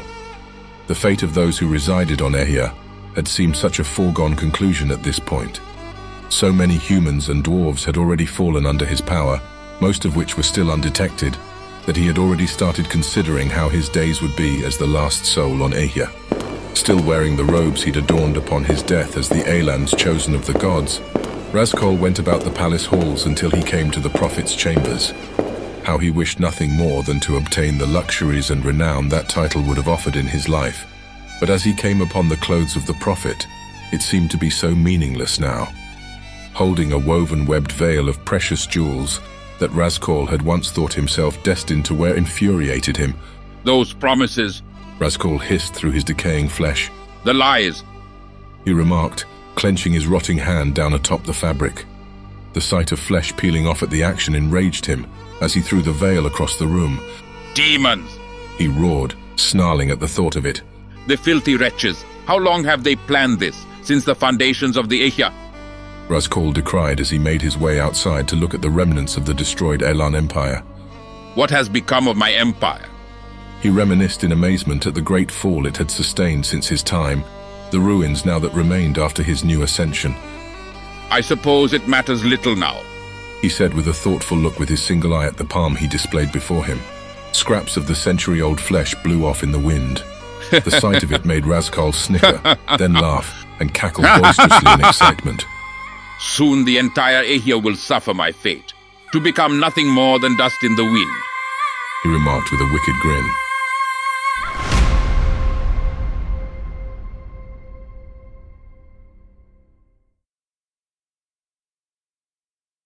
Chapter 14. This is it. When the others had reunited with Zev on the outskirts of the Elven Kingdom city, there was one feeling of his that overwhelmed all the others for him: disappointment. Quite a stark contrast from his initial excitement, but he couldn't help it. Zev had hoped for thousands, but all they had was a few hundred. 476 to be exact, of which Zev had made sure to double-check. Walking beside Zev as they were making their way through the forest-like jungle and their small army behind them, Drazdan cleared his throat. "Still with that look, eh?" Drazdan noted after getting Zev's attention. "Well, don't even think about it, whatever it is that you're plotting in your mind right now. My life's difficult enough as it is without worrying about what crazy schemes ye are planning out of my sight." Zev snickered at that. Perish the thought, my pint-sized friend. He answered with a dismissive wave. Ha! Drasden murmured questioningly. Now ye are measuring my size off of alcoholic servings, are ye? Zev smiled and shrugged as if admitting the question to be true. Aha, that's right. I had forgotten. Well, I think I'll have myself a bit of fun and pretend like it was planned. The dwarf hummed. Suppose if it's involving beer, rum, or alcohol in general, then it's a step up from all the other nicknames till now. Still, I saw that look in your eyes, lad. That twisted little noggin of yours is cooking up something nobody will be happy about, I'd say. Oh, why not? Don't get me wrong. I appreciate the gesture for all it's worth and good intentions. Zev said, before beginning with his real opinion as he gestured to the others. But let's face it, dwarf. These few are likely to be as much of a hindrance as they would be an asset. Just big enough to be spotted from miles away, and just small enough to achieve absolutely nothing in the face of the millions under the psychotic undead E.C.E.N. I had considered leaving all this deadweight behind after I first saw what I was dealing with. Or am I wrong? He asked, shrugging with a proud smile. Drasden almost snorted in contempt. Well, aren't you just a ray of sunshine, always thinking about the bright side of things, belittling gestures made in good faith, setting fires to cities? Now be fair. It's only been one so far. Zev quickly interjected, but Drasden wasn't finished numbering the offences he counted on his fingers. Working with crime syndicates, killing folk, and of course scheming to kill more folk. Feel inclined to add in anything I may have missed, lad. Zev chuckled at that. What can I say? I like to keep myself busy. And as you graciously offered, I would add to the list, but that'd take all day. Is that right? Drasden asked, smirking. Well, ye and everyone else here is going to find our lives much more difficult in the days to come when the fighting starts. Oh? Zev asked back curiously. I don't recall ever stopping. But I don't intend on picking a fight with odds stacked in my opponent's favor. And what's that mean? Drasden inquired, but Zev had already stopped in his tracks to give time for the others to catch up. Zev's eyes were set on Kazim, the de facto leader of their army. Not that it really surprised Zev that the others would only follow after his lead, and odds were it was for the best that the man from the Order of the Light had taken the role of their commander. Without any tricks necessary, Kazim was clearly the most skilled in combat, and had the age and a natural charisma to suit him in the role. There was undoubtedly a history behind such talents, Zev considered, but the Elan had already proved the content of his character several times over. So, it only seemed natural that he should be saddled with the position. With Elix by his side, and the rest of their forces behind, Kazim saw the look in Zev's eyes before speaking. Something still bothering you? Kazim asked, a question with history behind it before they had begun their march. Zev grinned. What gave it away? Kazim shook his head as he began to close in the distance. I'm sorry to say, but I've yet to see you content. Play nice. Zev reminded himself before responding with a smile and fake charm, his typical act. Now, don't be like that. I'm just worried about the safety of the others. Finally found your conscience? Elix retorted, finding amusement in her little jab. Zev sighed but smiled. His name was Aziel, as you might recall, he said, before waving a dismissive hand. But that's not what I want to talk about. It's just this mission of ours doesn't seem well thought out. Kazim replied to that. Pray tell Zev of Bethelus, what wisdom do you wish to impart? To Zev's amazement, even while insulting, the Elan strangely seemed almost polite. But he cared little for that matter, gesturing to where they were heading.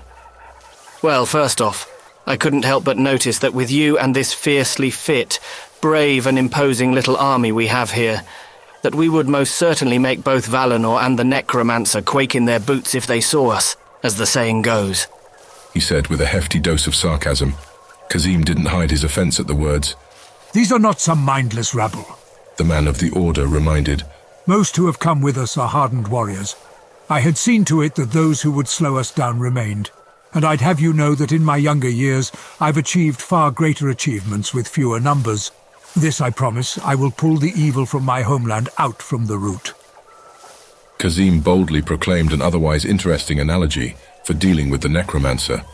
Still, there was so much confidence in the Elan's words that it gave Zev pause, but only for a moment. Elan, Zev said with a knowing look. Only a fool would place their bets for success on such an unbalanced scale. We need numbers. Numbers that apparently are lacking from the Elven realm. Zev reminded, a distinct annoyance in his tone. Wait! Elix abruptly said in surprise. You're suggesting we head towards those on the Endless Sea, aren't you? The cities on the sea? Someone's finally showing a little foresight. Zev thought to himself with a grin as he gestured to Elix for the others. It is exactly as my friend here says. We've been through this before. Since when are we friends? She asked, amazed at his gall. Zev shrugged. Quite simple, really. It all depends on whether we're in agreement or not. Drazden hummed thoughtfully. I knew ye two had a complicated relationship. Elix could only sigh at the dwarf's comment. Please don't encourage him. She requested of Drazden. Enough of this. Kazim interjected, quite forcefully by his standards it seemed, while he raised an arm for the army behind them to stop. Once they did, he continued with a stern seriousness. In the days to come, those with me will have their lives hanging in the balance by my decisions. This is no trifle thing, is it? So do me the honors of giving the matter the seriousness it deserves and explain your case. He asked Zev. Always so serious. Zev responded with a grin, earning an annoyed look in return. He just couldn't help himself, before he went on to provide details of his plan. Look, unless you're thinking the Elans have been totally wiped out, doubtful, then I suggest we aim to recruit as many as we can past the Million Eye Forest. That's crazy. Elix interjected. Even if we travel to those Elans for aid, why would we go that route? We can avoid it by traveling north above the Great Chasm and heading east until reaching them. There's no reason to go through one of the wildlands. Others appeared unsure or otherwise in agreement with what Elix had stated. And before Zev could respond in his position's defense, Kazim spoke out. No, I'm afraid not. That path would still require us to venture through the scorched dunes. He answered Elix. Kazim seemed knowledgeable on the matter. Anyone could see that. Still, Elix wanted details. Why wouldn't we, though? It's a fraction of the distance, so what's the harm? Because, Kazim said thoughtfully, as he looked back at her. To walk the scorched dunes unprepared is the same as one willingly walking to their own death. His eyes were now focused on Zev. This is why you suggested the wildlands, yes?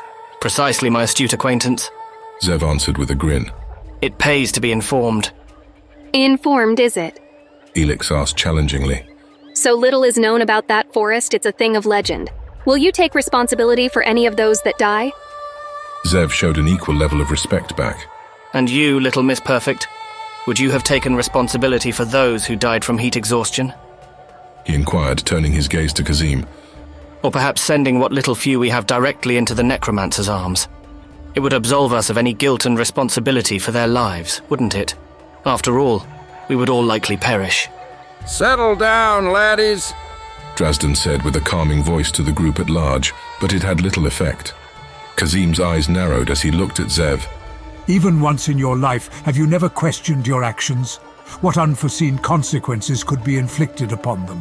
What lives can be destroyed? Those on the southern portion of the Elan kingdom have numbers, this is true. But they would likely also have others amongst them who fled from the necromancer's reach. How many are no longer themselves is beyond our ability to guess. And you would willingly add them to our ranks when the necromancer can see through their eyes, know their thoughts? Kazim said thoughtfully, before adding in his true fears. He would know of our coming days in advance. The necromancer would be prepared. Zev leaned in, making sure his words were heard as clearly and concisely as possible. 476 men against millions, he stated with a stern gaze. Now tell me, if they were to offer their aid, which option would seem less preferable? Kazim held his breath as a torrent of options flooded his mind for what seemed like minutes as the others looked to him for an answer. But he needed further time to consider the situation. Kazim walked aside to plan their course of action, for whatever was decided would risk the lives of all those who had put their trust in him.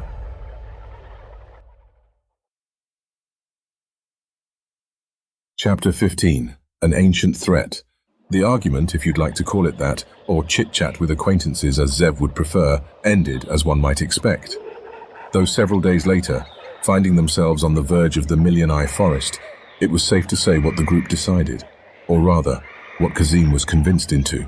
One could tell from the plants, the jungle, and the surrounding chorus of wildlife that was slowly giving way to an unsavory forest filled with suspect-looking vegetation that this place was like no other. Gnarly, parasitic weeds gripping trees for nutrients, and strings of branches hanging down while holding leaves that looked and were almost as hard as daggers. Such lovely places I've been recently. Makes me wonder why I hadn't left home earlier. Zev thought with disgust behind his smile, looking back to the others to see their take on the situation. Apparently they seemed lost in their own worlds, or perhaps focused on the more troubling matters ahead. Elix stuck close by to Kazim, finding much more to talk about with the older middle-aged Elan than anyone else now that Drazdan decided to stick next to Zev. Though Zev suspected he'd done so probably for reasons to keep an eye on him. Whatever the case it was, Zev didn't particularly care. Whatever his reasons, Drazdan decided to strike up a conversation. It's funny, you know, how everyone from Valinor to Aela seems to have a bone to pick with you, and yet ye always seem to get your way. Not really being able to deny it, Zev grinned and shrugged. Well, no matter. Just thought it strange is all. But that aside, your position on our current dilemma has me thinking... Ha! Zev scoffed lightheartedly at that. Is it really that surprising, Dwarf? Drazdan's answer was surprisingly firm. Yes, it is, lad. That earned a curious look back before the dwarf explained himself. Look here, from the time I met you, ye have been causing us nothing but headaches. Can't help it. Zev responded with a wry grin, but Drazdan shook his hand adamantly, not wanting to be interrupted. I know that, but still.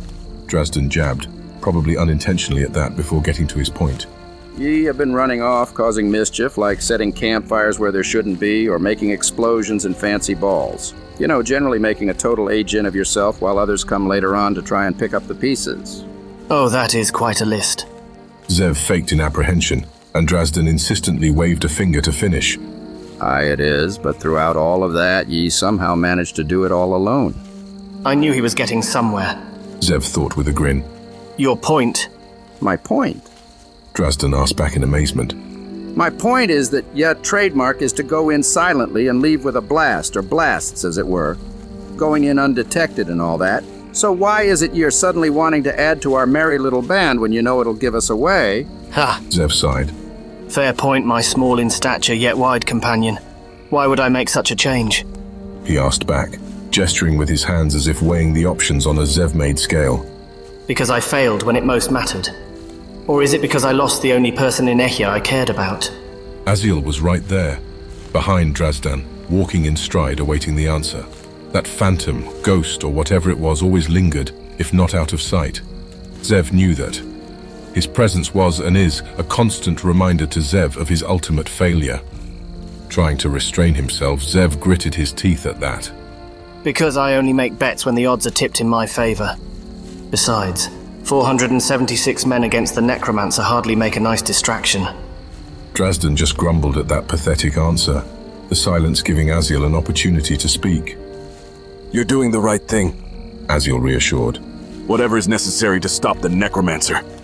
Zev turned away from Aziel. I know that. You know what exactly? Drazdan asked for clarification. Maybe I'm going mad. Zev considered, but held any such expression of those thoughts as he looked back at the dwarf. That this is the right choice. He answered with confidence. Good, Drazdan said. Because if things go sideways, I'll have you know there's only so many bombs I can carry. Zev shook his head. Need I remind you we only need to kill one target? He replied condescendingly. Drazdan hummed understandingly, giving the matter a second thought before replying. So, how did that whole blowing up the Emperor of Valinor turn out for you then? Because last I heard, if any noble in there owed you money, it's a fat chance ye would ever be getting it back. Ancient, short and ugly. Pyromaniac. Drazdan replied with a raised eyebrow. Zev raised an eyebrow in return. You're all right, dwarf. Just all right in case you start thinking this moment we're having is something special. Good, Drazdan said firmly, snorting. Because I was starting to get nervous with that twinkle you get in your eye when you look my way. Zev laughed at that, immediately regretting what he did after seeing the dwarf's wide grin. Ah. He sighed. Bloody dwarfs. Their travels into the Million Eye Forest were uneasy at first. On their second day, they traveled through the forest without incident. A good start, if ever there was one. However, even with that success, if one could call the simple act of living while traveling a victory, the forest did little to settle the nerves. The abominable-looking creations the light had somehow mustered up in this part of the world would do that, Zev supposed. It was dark, murky, yellowish hues in the light from above, which were most likely due to the adamant amount of pollen in the air. All in all, Zev figured, it was almost as if the sun's light itself refused to fully cover this part of the area. Then Zev saw it, the namesake of this wretched place. And it, most definitely, had seen him in return. Eyes, hundreds or perhaps thousands of them staring at him. Pairs of different species it claimed as its earlier victims. Toads, owls, boars and bigger things, like horses or humans' eyes scattered across the trunk and branch of the bark of a tree before their path. By the stone! Drazden uttered at Zev's side. It's even uglier than me stepmother. I'm sure she'd be flattered to hear you say that. Zev noted. Drazden made a gruff sound at that. Well, lad, I ain't about to compliment that wench, nor anyone else, I'd imagine, if I'm comparing it to that thing. I'll tell you that, he said with a long pause, inspecting the unsavory tree from the distance. I say we burn down the forest. I'm sure, given you reputation, you agree. Zev shrugged. Well, my ill-proportioned miniature friend, I'll have you know that would be a very bad idea, he said without explanation, surprised that the dwarf appeared to have understood exactly what he meant. The dwarf really knows his stuff. Aye, ye are probably right, Drazden admitted with a groan. Don't want any unwanted attention and all that. Especially not from any one of those things. The dwarf then turned to look back to the others, speaking loud enough that they would certainly hear him. You lads all better keep your wits about you, and if any tree looks at you, you better give it some distance if you value your lives. That is, unless you like the idea of becoming fertilizer. The words unsettled the others, and Kazim simply waved his thanks back as another thought came to Drazden's mind. And I better not be seeing any explosions around here. What lies in this forest makes what we've come across look like a picnic, he added, keeping his eyes solely on Elix. Why are you singling me out? She asked. Well, lass, besides myself, there's only ye with bombs. Have I ever resorted to using them without good reason? Drazden stroked his chin at that, walking with his head turned back. You have a point there, but I suggest you show more caution here all the same. Like the sound of branches whipping violently in the wind, several strings of leaves from the trees above snapped down. With a loud grunt, Drazden was yanked aside to the ground by Zev, the assortment of moving branches just before them. Nice to see you're taking your own words to heart, Zev criticized. The others behind looked in awe at what just happened, while Drazden scoffed and picked himself up. Or perhaps I accounted for ye always being on edge, he said, patting off some dirt. Worked flawlessly, if I do say so myself. Naturally, Zev responded with a smile while pulling out a knife, intending to do a little gardening. You'll regret that. A voice spoke from behind Zev. It was Aziel. Now my apparition's offering advice. Zev considered with a conflicted expression, sheathing his dagger so that the spectre of his cousin could see. Aziel nodded, fading into the wind as the others behind closed the distance. Elix was the first to speak. Did I see that right? She asked everyone in amazement. Drazden was about to be attacked by a tree? An unflattering prospect, to be sure, one in which the dwarf just grumbled at. And with that kind of response, Zev simply couldn't help himself. Likely would have been the first dwarf the Million Eyes would have had too. Your kind is practically a luxury around here. The dwarf grunted. And so are squirrely little shites, but you don't hear me saying anything like that. Try to remain serious, the both of you, Kazim instructed. Need I remind you we are in the wildlands? I dread to say that death is still an unfortunate yet very likely outcome. That comment sobered the mood, as Elix took a look around the place with a new sense of respect and fear. I guess that means we have to be keeping our eyes everywhere then. Quite. Kazim agreed, before waving the others to march on, as Zev and the few he knew led the way. The men in their small army did as was instructed, keeping their distance from the ghastly tree. Their journey seemed to continue where it left off, stalled for only a moment, that is, until a loud, creaking shriek erupted from their side, excruciatingly loud like a city's alarm. Zev spun around, drawing his crossbow, intending to kill whatever abomination was responsible for the ruckus. To his astonishment, as he honed down his sights, it was the tree of a million eyes, shaking, lurching sideways in pain, and groaning like it was some kind of wounded beast.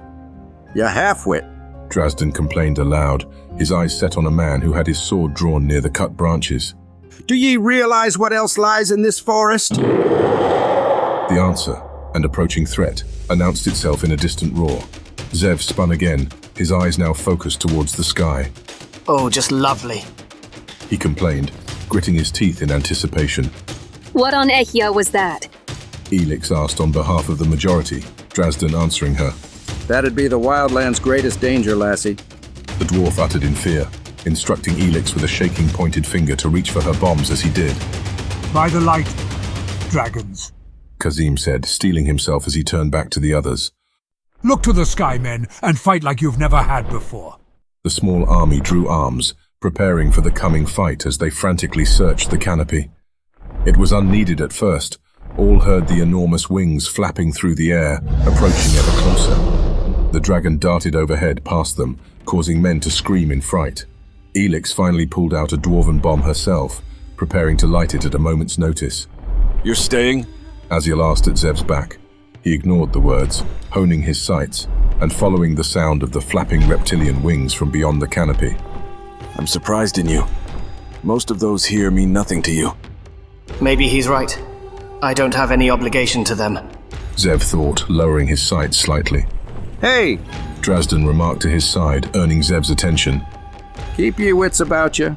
I don't think those wee bolts of yours are gonna much dent the blasted thing, but if you can distract the flying lizard, it'll give me a chance so that I can give the cold-blooded monster something to remember," he said with a nervous grin, displaying one of his more impressively sized bombs.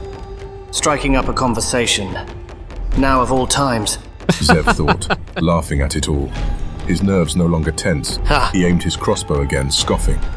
Who's the distraction here? Zev remarked, grinning. I'll have you all know your terrible influences on my own welfare. You were planning to leave? Elix loudly accused, aghast. Oh, perish the thought, my dear. He said, laughing in the face of danger.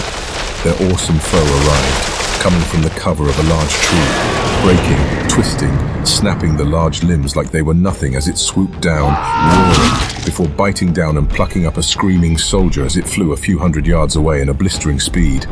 The dragon's body snapped back to face the remainder of the army as it gulped down the lifeless man's body in a single attempt. Zev was no longer laughing. 475. Zev muttered. Most were too stunned to say anything about that comment. Most. "And not a single more." Kazim responded resolutely, stepping to the front of the men as he raised his spear. "Calm yourselves. This is nothing compared to what dangers lie ahead. On my word, stay by me, and we will carve our way out of this accursed place." The dragon licked its lips, almost as if the stupid beast were relishing the challenge, Zev thought. But it was an animal like any other. This serpent with wings would die just the same as the sharp-billed Cluax in his childhood. All it would take is a bit more persuasion. It's coming, Zev warned as he darted to the side, the dragon leaping and taking flight only a second later. Its next actions were much more well thought out and methodical than Zev had anticipated. Its flight trajectory was high enough to avoid most of the swords and spears thrust towards it as it rushed by and claimed another soul in its massive jaws before swooping up to hang itself on an enormous tree. It chewed on the man almost tauntingly, eating this other victim meticulously slower than the first. It wasn't only the stuff of nightmares. Zev couldn't help but notice the animal's actions were downright taunting, perhaps deliberate. But the purpose mattered little compared to the result, as Zev saw the men beginning to panic. "Stay by me!" Kazim demanded as he made his way to the front of his soldiers where the dragon was, challenging the beast to face him. I'll get it on the next pass, Zev said, gesturing to the others as he jumped behind the cover of a tree, redirecting his aim over the men for the dragon's next flyby, and it most certainly came. With another roar, the dragon's talons bit into the tree's wood before it leapt off, carried by the wind after one stroke of its massive wings. Come on, you stupid lizard, Zev said, grinning, waiting for his moment. He saw it. The trigger pulled and the arrow was sent flying. Most of the soldiers scattered in a parting wave before the awesome creature as it swooped in, while the others fled in utter chaos, not taking much care of where they tread. Thick-leafed branches dropped atop of 3 men while the dragon attacked. The arrow's path shot true, cutting the flying menace off. In a fraction of a second, The dragon's eyes adjusted to the projectile as it veered its head up mid-flight. With a small metallic clank, what would have been a shot through the eye ended as a hit to the dragon's armored cheek. But it wasn't a total loss. The dragon's sudden jerking motion ruined its flight trajectory as it crashed upon the ground, tumbling over several times over, creating clouds of dirt and debris in its wake. I missed. Zev asked in amazement. I never miss. These blasted Vaikarnayan lizards are ruining my reputation. He complained while cranking another bolt. Drazdan would have likely replied if not for Kazim's yells. Enough! This ends here! The man said, changing tactics, carrying his spear in one arm and pulling out his throwing axe in another as he raced toward the dragon. With a whip-like crack, the dragon flipped itself upright, cutting a tree in the process while doing it as it eyed the proud warrior charging it. Kazim's boldness was something to marvel at, or it was profoundly stupid, Zev figured, but the following actions would prove it one way or the other. Still grounded, the dragon accepted the challenge from the man of the order, snapping its head down at astonishing speed with teeth baring, desiring another meal. By the light, somehow Kazim had managed to dodge such an attack, leaping to the side as he regained his footing and hurled the axe at the dragon's eye. It was so close, so fast, and so marvelously executed that even the dragon could not evade it. The dragon recoiled, shrieking aloud in pain. Now! Kazim ordered as he looked back to the others. Zev thought that such an amazing feat deserved at least a few more seconds, or rather minutes, than what the others could afford at the moment. But whatever the case, he appreciated the tagalongs were finally starting to pull their weight. Drazdan was the first. A dwarven bomb hissing from the ignited spark was thrown far, missing the mark by a few meters behind the dragon, but the eruption sent the monstrous creature reeling in pain nonetheless. Then another, this time from Elix, and to Zev's amazement it was thrown more precisely than their stout companion to the side of the fierce enemy's face. With another loud fiery blast and a pained roar, and some scales missing, the dragon looked about finished. But it wasn't so. Even after such a beating, the rage the beast held was something impressive. While Drazdan and Elix were still preparing their new bombs and Kazim was charging in, the dragon's chest glowed red, its nostrils snorting black smoke, all the telltale signs of what was to come. With a malicious glare from its one remaining open eye, it looked towards the soldiers charging to Kazim's aid as its mouth opened to reveal a crimson glow. Death was all but certain as a single bolt zipped through the air and into the dragon's throat. The creature reeled back in pain, snorting flame and fire from its nostrils that hardly seemed contained. A shame. I had hoped it would pop. Zev mocked, cranking another bolt, not in the least bit curious in seeing what the dragon had planned to unleash. The damage had finally proved to be too much. The dragon leaped back from Kazim before turning and flapping its enormous wings once more, propelling it into the sky in a retreating flight, breaking through some massive tree branches on its escape, a humbling reminder of its true power even wounded. Is it over? Elix asked aloud, while the others around her were still accepting the reality of their victory. It would appear so, Kazim said, turning to the others with a solemn expression. The soldiers cheered in excitement, lifting their weapons in victory, but Zev hardly paid them any mind. Well, that was disappointing, Zev said as he strolled up to the others with his crossbow on his shoulder. Don't know why everyone's excited. We didn't even manage to kill the feisty lizard. Drazdan scoffed at that. Aye, that's right, he said with a knowing look. Nobody kills a dragon. Best folk can hope for is to scare them off. Why do you think nobody lives in the Northern Heights anymore, lad? Zev didn't bother answering that, but Elix was curious. What do you mean? The dwarves live there. She noted. The dwarf hummed understandingly. Well, yes, that's true. But have ye ever wondered why our kingdom's barricaded with metal doors taller than old Nouwen's walls? Elix appeared to connect the dots, prompting Drazdan to continue. And there you have it. I'd be thinking it's probably best we try not to tangle with another one of those things. Zev shrugged. Oh, why not? Who doesn't like the occasional dance with death now and then anyway? Makes life exciting, wouldn't you two agree? He asked, grinning. And besides, I still need a little payback for them ruining my otherwise almost flawless record. Elix grimaced at that. You're obsessed with that crossbow. It's not that special in case you haven't noticed. It was a team effort, she said, displaying everyone around them. Zev brought his crossbow in front of him and patted it with a faked consolation. The mean little zealot didn't mean that. Ah, lass, Drazdan said, needing to intervene. Ye are only encouraging him acting like that. Their chatter was undone by some unsettled murmurs among the men. Zev looked back and saw what had caused it, and he would agree the unnerving feeling was certainly warranted. The two men who had carelessly fled from the dragon earlier were now dangling amongst the canopy, wrapped in sharp leaves that drew blood across the body, surrounded by tree limbs riddled with eyes. Zev grimaced at the sight of it, making an uncomfortable sound. Well, now that's a rather unpleasant way to go, he noted aloud. 472. Zev added, referring to the new count of men left in their expedition. Barely reaching it, Drazdan placed a hand on Zev's shoulder. Lad, he said with a focused gaze. Get help. Feeling a tad bit bad about such a heartless comment, but not caring to show it, Zev only shrugged in response. My friend, Kazim said as he approached Elix from behind, his eyes fixed on the two victims. If I may impose, I do not believe it is right that we should leave them like this. He noted solemnly with a nod to her. Elix knew what he was requesting and silently agreed. She took out another dwarven bomb and lit it, the sizzling amongst the group inspiring the others to give her room before she cast it at the base of the abominable tree's trunk. Fierier than their typical bombs, the flame climbed up the bark, consuming the tree slowly as it flailed about and shrieked, as if it were any other living animal caught in the same situation. Dropping its latest two victims from its grasp, the tree was dying before their eyes, its groaning trunks and wails fading along with it. No one would mourn the abominable things passing, and Zev smiled at it all. Perhaps I should mention how great this would be as our campfire. He considered before looking at the others, their mood sullen. His smile faded upon the realization. Or perhaps not.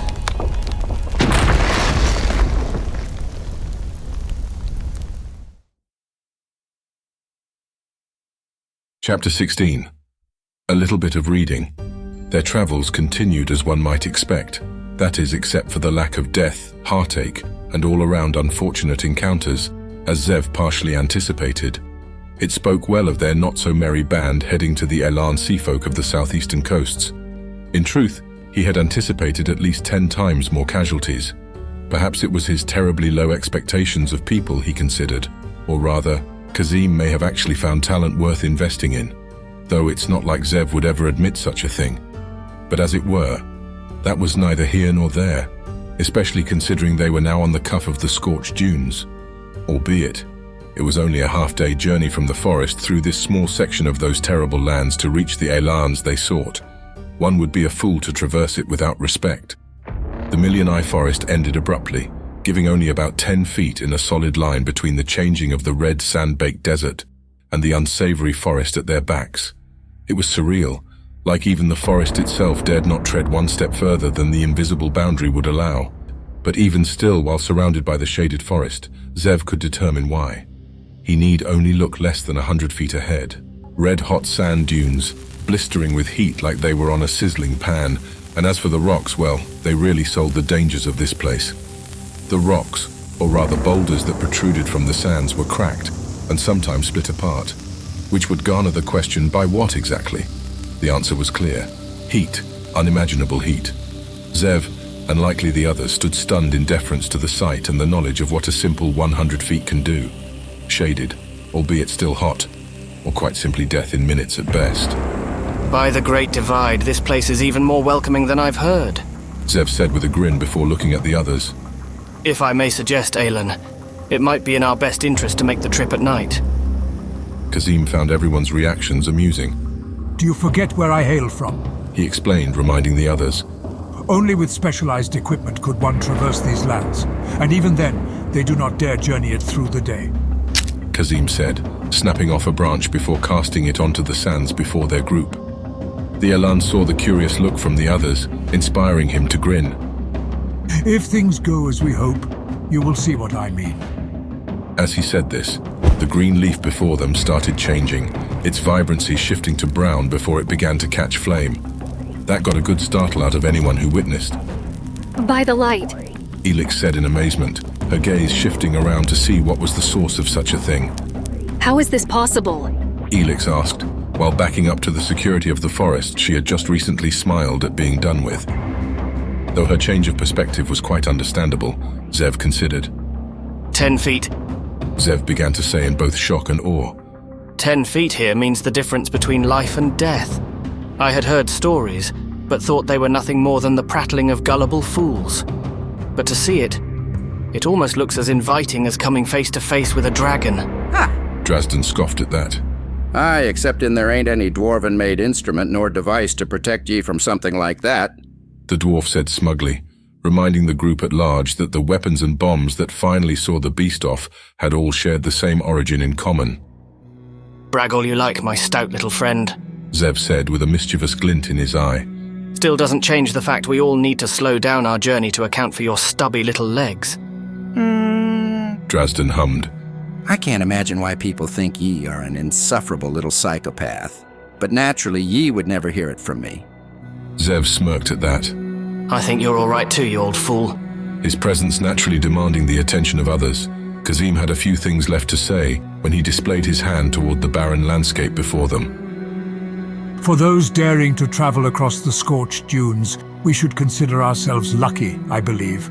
For the boundaries between the dunes and the rest of Ea, between life and death, are sometimes blurred in the north where most of Ayla lies. Such shifting boundaries have often claimed many lives, and will likely continue to do so for the proud who scoff at these lands' power. Kazim said, now shielding his eyes as he looked towards the sun. We will rest up and continue our journey at night. But we must make haste to reach the shore lest we fall prey like the many lives before us in these lands. Kazim instructed before attending to his men to set up camp. Elix, Drazden and Zev stayed there to appreciate and stand in awe of the scorched dunes. Well now, Zev began to say with a grin, I wouldn't exactly say I'm all too thrilled with the Elan's explanation. Kazim. Elix felt the need to correct, Zev looking back dismissively. The man from the Order, he replied playfully, albeit defiantly. You're hopeless. Elix muttered, sighing. Zev shrugged. That may well be true. Drazden looked through his belongings, grabbing some cheese. Zev had a good idea of what he was intending to do before the dwarf scrounged about the forest and returned with a wide grin and a long pointy stick. Zev and Elix couldn't help but find a bit of amusement at the dwarf's practicality. Well, lad and lassie, Drazden began to say while sticking his cheese on the stick and pointing it out over the desert. After countless dwarven and human expeditions to these lands to find out why the sun particularly hates this area of Ea, there had come a consensus that I found a wee bit disappointing until this time we had all spent together. That was starting to sound uncomfortably sentimental, Zev thought. And almost as if knowing to expect such a reaction, Drazden glanced over to Elix and Zev before quickly making his next point. Yes, that's right. Spending time with Gigantor and ye, two crazy buggards in this whole wide world of Ea, had given me a new perspective on things. Considering all that had happened, Elix couldn't help but laugh at the comment. And what would that be exactly? Your newfound belief in the light? Or watch out who you talk to because they may end up becoming a minion of a necromancer? Or how about watch out who you befriend because they may end up becoming a terrorist? Ha ha ha ha ha. Zev mockingly laughed at that, but Elix wasn't done yet. Or perhaps it's, you can never pack enough dwarven bombs. Ha! Drazden snorted at that, smiling as he brought his cheese back from the scathing hot desert and back into the cool of the forest. Shade wasn't even required before it was clear there was a difference between those few steps. Aye, lassie, ye can count those among them, but I was thinking of something else. He noted, chuckling, as he displayed his tempting melted cheese to the two with a grin. No matter how much a burning desire it is that we need to know, there's just some things we're not meant to understand. In normal situations, Zev believed he would just simply brush off the comment. But this dwarf in particular was ancient and an archaeologist for a significant portion of his life, both giving credence to his words. And with everything that had happened recently, from the disappearance, the return of the elves, the Vaikanai, magic, the necromancer, and the phantom of his cousin's image haunting him, Zev couldn't find it in himself to disagree. He snickered in disgust at the thought of it. I know what you mean, dwarf, Zev admitted, his eyes looking to the distance over the dunes. It's infuriating, isn't it? All this black magic and chaos are becoming commonplace. It would appear that Ea is no longer a place for delicate folk who can't adjust with the times. Well, especially given the fact if they haven't already been turned anyway. He added with a shrug. Which makes it all the more comforting that the important questions have already been answered. Elix said, smiling, The two of them knew exactly what she was referring to. Zev couldn't help but smirk at that.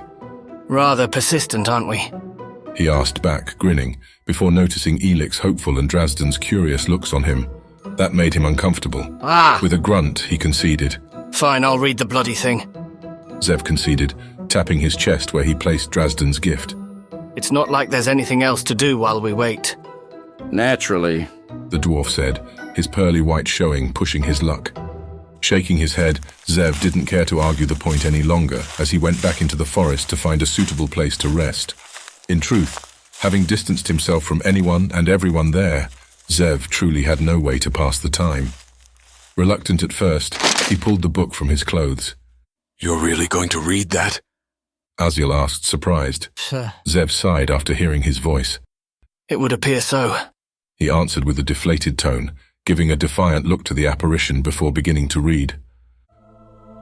Many hours had passed, with most of those on the expedition resting as instructed before their trek throughout the night over the scorched dunes.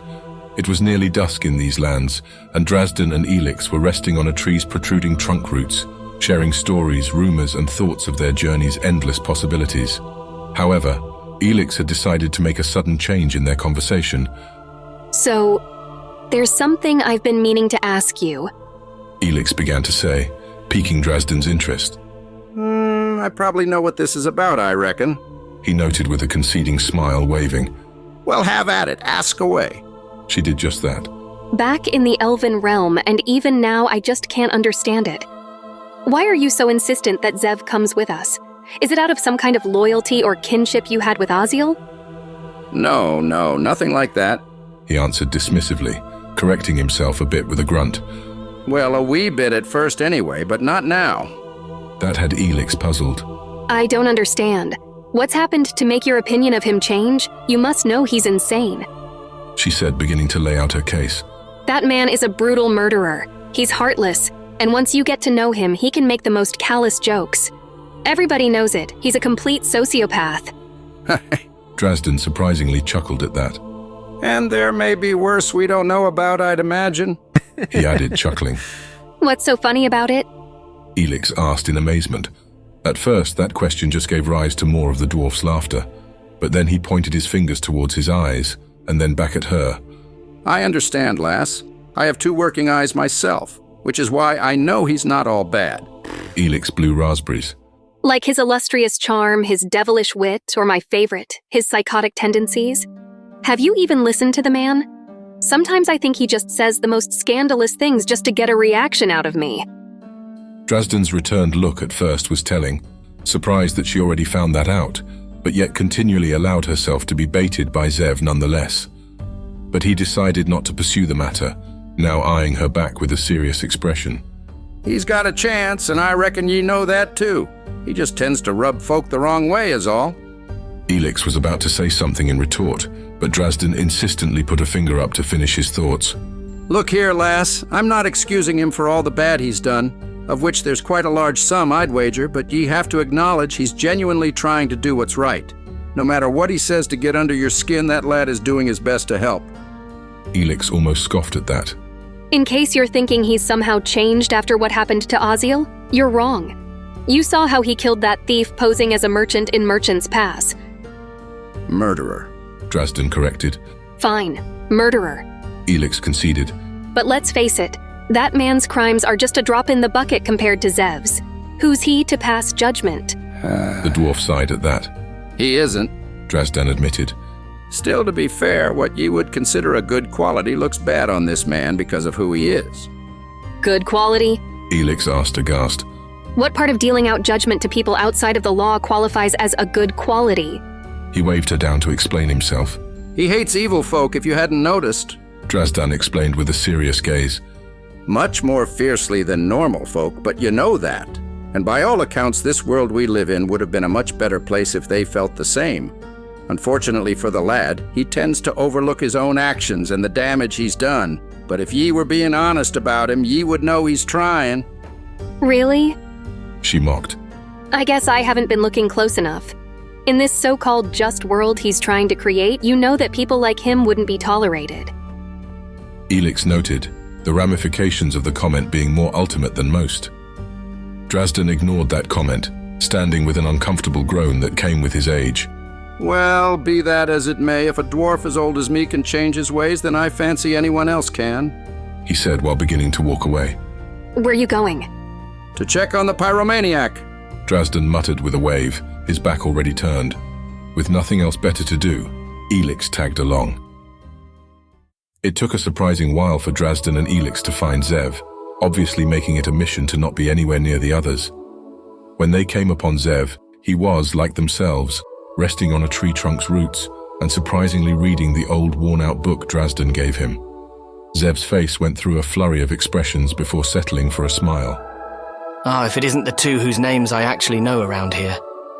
Really? Just us? Elix asked in surprise. Zev shrugged. Not really, but don't tell them that. Would ruin their image of me. Elix didn't quite know what to make of that, but Drazden responded nonetheless. Nah, we wouldn't be wanting anyone to think ye had gone soft. Zev looked up, as if conceding there was probably some truth to that comment. Among a myriad of other things, I'd imagine, Sir Dwarf. Zev admitted, not entirely too convinced he knew all of what went on in his mind himself. So, what do you think? Elix asked, gesturing to the words of truth in Zev's possession, still opened and in his hand. Ah, Zev said, delaying a response. It's a good thing you two came when you did. Was straining my eyes with this sad little excuse for light the sun's sharing with us right now. He said before loudly closing the book and inserting it back into his clothing. And? Elix asked again, insistent to know more. Ah, fine with it then. Zev thought in annoyance after seeing the dwarf's eager eyes on him too. Well, I'll tell you this much. Zev began to say, patting the book tucked behind his leather jacket. I don't think this light would very much approve of how I've been acting. Elix snorted, laughing, unable to control herself as she looked away. It immediately rubbed Zev the wrong way until she spoke. I'm sorry. She began to say before turning back. It's just that there's not a single person who's read that and not thought those exact thoughts. How curious. Zev considered, genuinely puzzled by that claim, grinning back when he replied. Then what's there to care about? I mean, if we're always going to be on his bad side, why bother? Drazden chuckled at that, pointing to where Zev tucked in his book. I'd wager that ye would have to keep reading to find that one out. Ha! Zev scoffed. Of course, that'd be the answer. Zev's squinted eyes and tone gave a fair job of conveying his feelings on the matter more than his words, before he stood up and rubbed his hands together. In any case, if you two lovely folk are here, I suspect the tag-alongs are about ready to head out then. Probably. Drazden replied with an unsure shrug, before asking a lingering question on his mind. Say, by chance, do you know what's become of two of my bombs? I seem to have misplaced them, or rather, someone fond of setting cities on fire may have taken them. Petty thievery, Zev replied aghast. What do you take me for? Drazden hummed thoughtfully at that, a myriad of possibilities going through his mind. Hey, I don't think you'd much appreciate my answer to that one laddie. Tisk, tisk, tisk. Zev had actually bothered to say aloud. It's the way I look, isn't it? To think out of anyone who'd judge me for it, it'd be a compact-sized, grumpy-looking ancient dwarf. What is this world coming to? Drazden looked like he had plenty to say to that, but Elix decided to interject, possibly alluding to some of the prophecies when she did. A fiery end filled with wailing and gnashing of teeth? She remarked unusually chipper about it all. But would you rather hear the good part? More sermonizing. Zev sighed, shaking his head before picking up his crossbow and heading on ahead. When he did, no words needing to be shared, Elix gave a hopeful smile to Drazden that he only returned with a partially annoyed shrug.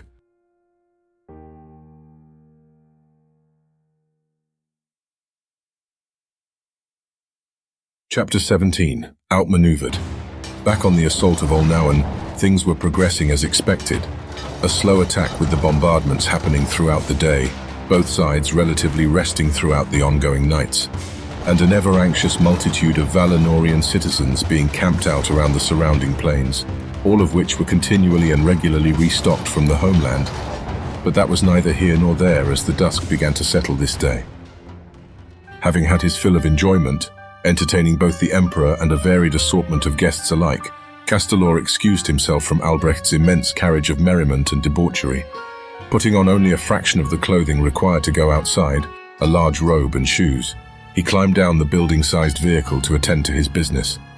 His men were already waiting for him, and Castelor looked at them with an understanding glint in his eyes. No words were exchanged. Their mere presence told him what he desired, as he and his men walked the grassy plains to his secured tent within a tent, surrounded by his guards. Brushing aside the fabric of the inner tent, Castelor revealed the scene before him. A soldier, bloodied, gagged and bound, with his unofficial men under his command surrounding him. Castelor would have offered his men words of praise for a job well done, but he was never one to offer such kind of words. Instead, Castelor walked up to his terrified prisoner, grabbed his chin, and lifted his face to see him. Just yesterday, you and your men were repairing the trebuchet that was fully operational. Castelor stated, venom in his eyes. On whose command did you do this? Before he removed the man's gag, Castelor leaned in to offer some words to consider. Oh, and if you lie, I'll have you know that I'm in the business of making nuisances and annoyances simply disappear. I am quite proficient, you know, especially when the matter concerns my interest. So now, do try to keep that in mind in case you have any ideas. He threatened while removing the man's gags, Castelor's men brandishing their weapons to remind the soldier of his predicament. They were orders from my superior. This is of no use to me. I need names, he stated, the soldier hesitant, prompting Castelor to gesture for one of his men to hand him his sword, which he complied. Castelor then played around with the sword in his hand, as if considering what possible things he could do with it. If you're going to be no use to me, then I suppose there's no use keeping you alive. Castelor swung the blade, bringing its tip between the man's eyes. Faison, he declared. Captain Faison of the 3rd Regiment. Castelor almost scoffed at that, grinning as he dug the blade into the soldier's skin, making him bleed slightly. But nevertheless, he squirmed in terror before Castelor continued. Unfortunately, I am not a man of war. My skills lie elsewhere, but nonetheless, even I can recognize an intentional delay in the assault when I see it. You and your men's actions only help to solidify it. So I'd remind you to not test my patience again. Unless your captain has his finger in all the regiments, it would not explain what we've witnessed. Who did his orders come from? Castelor pressed, the blade now switching to the man's neck. I don't know! The man cried out as he raced for an answer. Wait, I remember someone mentioned that there was an unusual amount of communication throughout the siege. I would have thought nothing of it, but it made no sense given our limited orders to continue the assault, and just recently, they had us perform repairs on a perfectly working machine. It's only now that I understand, but it only makes sense if they were trying to keep an eye on us and delay our progress. And who was the one giving orders? Castelor pressed again, a bloodthirsty glare in his eyes as he drew blood with his blade again. The rumors all lead to one place. The man struggled to get out, the sword so closely pressed to his throat. They're probably coming from the one leading the assault itself, Commander Cyrus Vanorum. Castelor's eyes opened with realization at the words, and with a quick swiping motion he sliced through the man's neck, letting him die slow right then and there. It's worse than I feared, Castelor said as he returned the blade to his man. Cyrus only answers to one man, he continued saying, his eyes turning black as coal, his men following suit. Upon the balcony of the Elan's palace, Razkol's eyes grew at the realization of his servant's discovery. The demon, he hissed, seething. What does he intend to gain by these actions? Is there some plot I have not yet seen? Razkol asked aloud, wary of the possibilities. His eyes turned to his left, the south, then to the north. He felt nothing of significance from his pawns that offered any concern. No plot of schemes to unravel him from his seat of power. All was going according to plan. But Razkol considered that he once had such confidence in his future before. He cackled in wheezing breaths at the thought of it all. What pointless plans and actions he intends, I will uproot.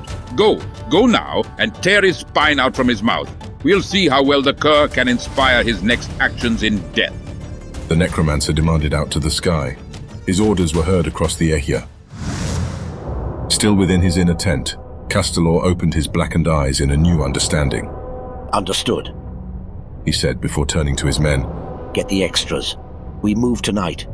It'll be easy to account for this fool's death in the aftermath. Castelor instructed, gesturing to the dead man amongst them as he made sure to tidy himself of any remnants of blood. And as for me, I will be tending to the Emperor's safety throughout this sudden attack. Castelor said casually, grinning, his eyes returning to a normal piercing glare. At all cost, kill him. Night had fallen upon the outskirts of Olnoen, where the Valinorian army and citizens dwelled. The lesser of the two moons, as usual, provided the greater of the night's light. Its glow beamed from above and illuminated the landscape below in a soft blue light, an otherwise calming and pleasant atmosphere in stark contrast to what stalked around upon the Great Plains. The Tainted were massing, their blackened eyes darker than the night sky above, with all of them converging onto a central spot, a lone tent belonging to the Emperor's newest advisor, Adolin. Their numbers grew rapidly, tens becoming hundreds, hundreds becoming nearly 1,000. More prepared this time, with many soldiers among them, all carrying weapons to see to it that the task would be done. The soldiers went first, surrounding the perimeter of the tent's fabric, their blades at the ready, before they began cutting slits into the sheets to utterly surround their prey from multiple entry points. Then suddenly a few were flung back, then the others, all pierced by misshapen shafts of rock and soil that shot through them. He's not here! One of the Tainted proclaimed, as the tent's broken fabric flew up with the wooden gusts of earth and magic, revealing a battle-ready Cyrus within. What happened next was just as unexpected for those turned. Valinorian soldiers scrambled in defense.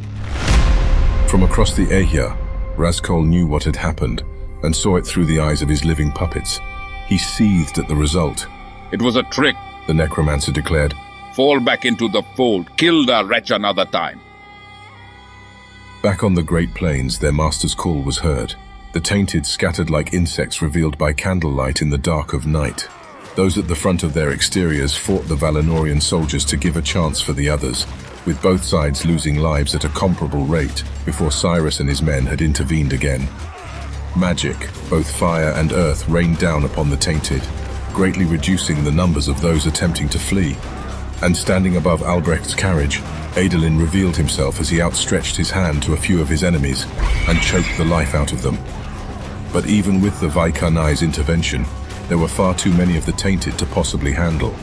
In a desperate escape, most of those under the necromancer's influence fled their own encampments, entering within as if they had never left.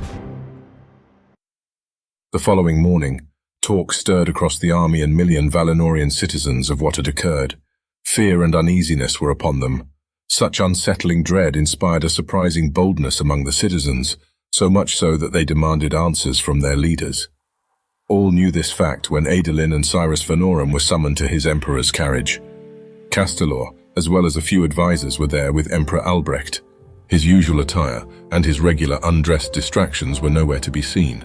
At least the emperor was serious, and it was perhaps the first time Adolin had ever seen the man not making a mockery of himself.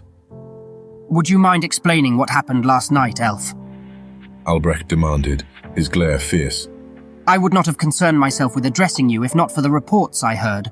Quite simply, you knew of the coming attack so much as to prepare for it, and yet you saw fit to leave me uninformed. Why?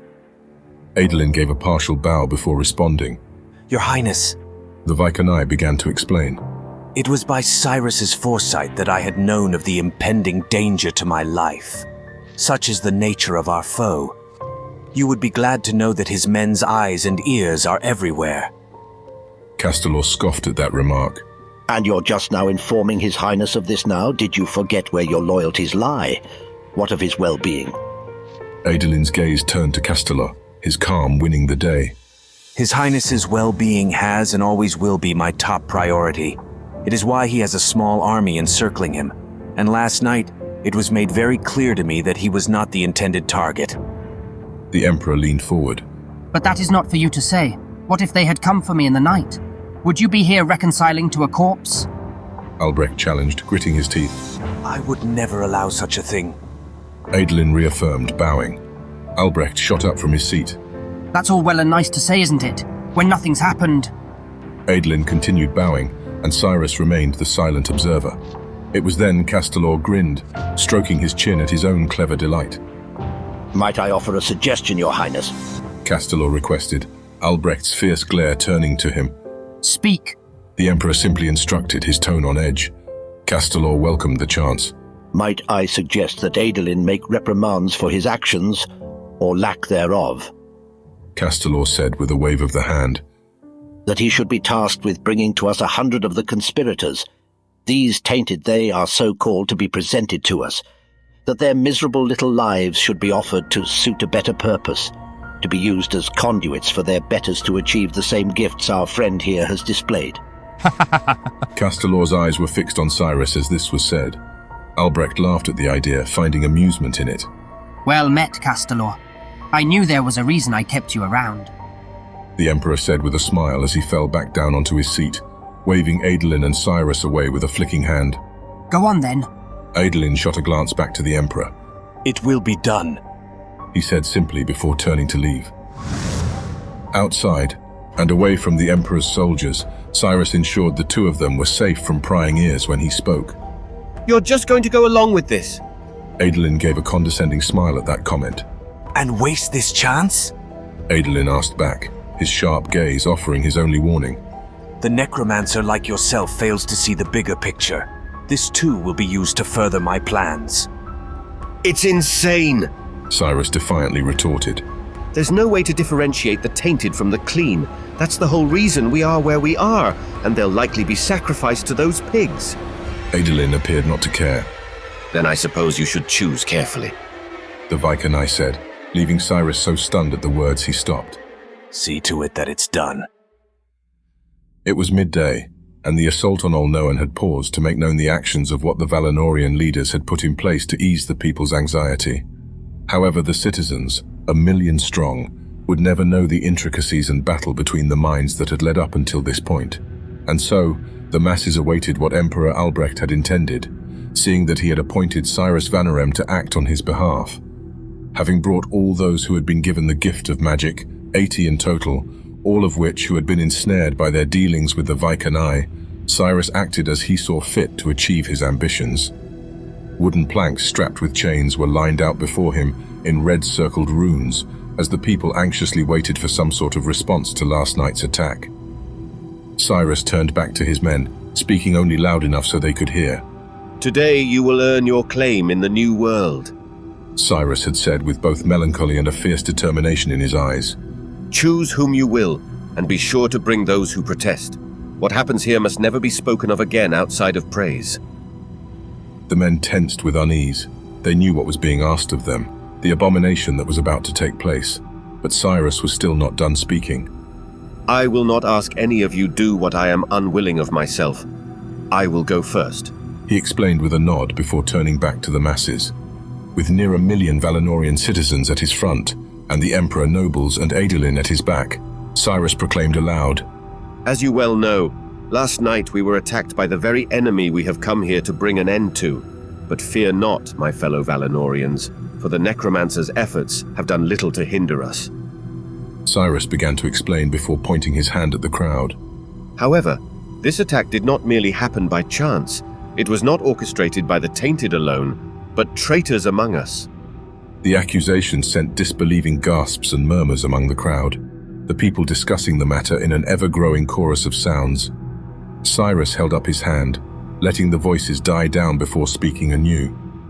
This is why we've brought you here today, to bring justice to those who would see our glorious empire become undone. But all those who remain faithful to our cause will experience the wonders of this new world for themselves. The crowds cheered upon the words, but Cyrus was not done yet. And as for those who do not wish to see the day when peace, justice, and equality are finally brought to the Ehya, I'll have you know that this does not mean they will not help it along, willingly or otherwise. The masses didn't know what to make of his words, as Cyrus had expected, but it mattered little. He already determined a demonstration was in order to explain not only what he said, but to ease the people's concerns over the previous night's attack. And so, Cyrus walked out into the crowds, surveying people who looked on in curiosity. Then he found what he was looking for, an old, crippled man who was beside his equally old wife. Both had no doubt wanted a new life in Olnoan, but likely offered little in their old age. In other words, to Cyrus, nothing more than a hindrance to the empire. Cyrus grabbed the old man's hand. Come, he demanded, pulling at his arm until eventually dragging him across the ground amidst the parting crowds that gasped and shrieked at the sight of it. His wife continually pleaded for his release. Keeping a stern expression and resolve, Cyrus gestured back to the old woman and demanded of his men, "Take her!" He yelled out, his men shortly after following through on his orders. Having dragged the pleading old man all the way to one of the wooden stumps, Cyrus chained and silenced him with dirt that rose up and smothered his mouth, hindering his loud cries. "This is the consequence of treason!" Cyrus declared to the onlookers as he pointed to the old man. "The necromancer thinks us weak, believing that we lack the will to do what is necessary. But he is wrong. Yet I see the fear in your eyes, but it is misplaced. I swear to you that if you've done nothing wrong, then you have nothing to fear. For your security, this couple and those who have sided with the enemy will have their lives be put to a better use." Though uneasy at first, the crowds began cheering the actions that would take place next. A horrifying but necessary sight through Cyrus's eyes. He watched as his men scanned the crowds, finding those whom they had witnessed conspiring with the enemy. Even if such a thing was impossible, it mattered little in the public's eyes. Their hero, their knight in shining armor, Cyrus Vanorum, had found a way to root out traitors and the tainted amongst them. Who was left in Valinor with the stomach to protest, and who left would dare deny their betters? For years now, before the great upheaval of these recent years, those in Valinor who fought against those in power had faced the ramifications, and now there was little left who would. Blind, unquestioned faith was cast upon those in power, and it showed indeed. What began was uneasy murmurs and talk among the masses, while the unlucky few were plucked out, kicking and screaming, changed to cheers and cries of disgust at those who had dared betray Valinor. By the time all 100 were selected and chained to their posts, the consensus among the crowds was unanimous in their agreement with Cyrus's actions. There was excitement in the air, as the people roared out demanding justice be done upon those chosen, and Cyrus knew they would have it. Adolin came out now, and a host of nobles loyal to the emperor with him. The nobles assembled themselves amidst the center of the ruins, surrounded by those ensnared by the chains, and one by one, a ghastly display was unfolding. With nothing more than Adolin's touch to the wounds, crimson-red lights pierced the air as wailing screams rang out. The victims dissipated into charred corpses, leaving nothing behind but a noble, now imbued with magic at its center. Even still, though fear had drowned out a few, the crowds cheered. The first noble lifted his hands and displayed sparks of electricity from his fingers. Adolin cast his gaze on the masses, seeing the envy in their eyes. "One day, all who serve Valinor will claim these powers," he promised with a grin as a tempest of cheers roared out across the landscape. Upon those words, Adolin saw to the rest, and with each incantation bestowing magic upon another noble, the people's covet to wield such powers themselves had grown. Adolin nor Cyrus cared to see how the emperor or the nobles reacted to the events. It mattered little, for a greater event had transpired. Magic, even if it required the lives of others, was accepted and looked upon with greed. Whether or not those who were sacrificed were innocent or not was ignored, for the people of Valinor in this time did not care.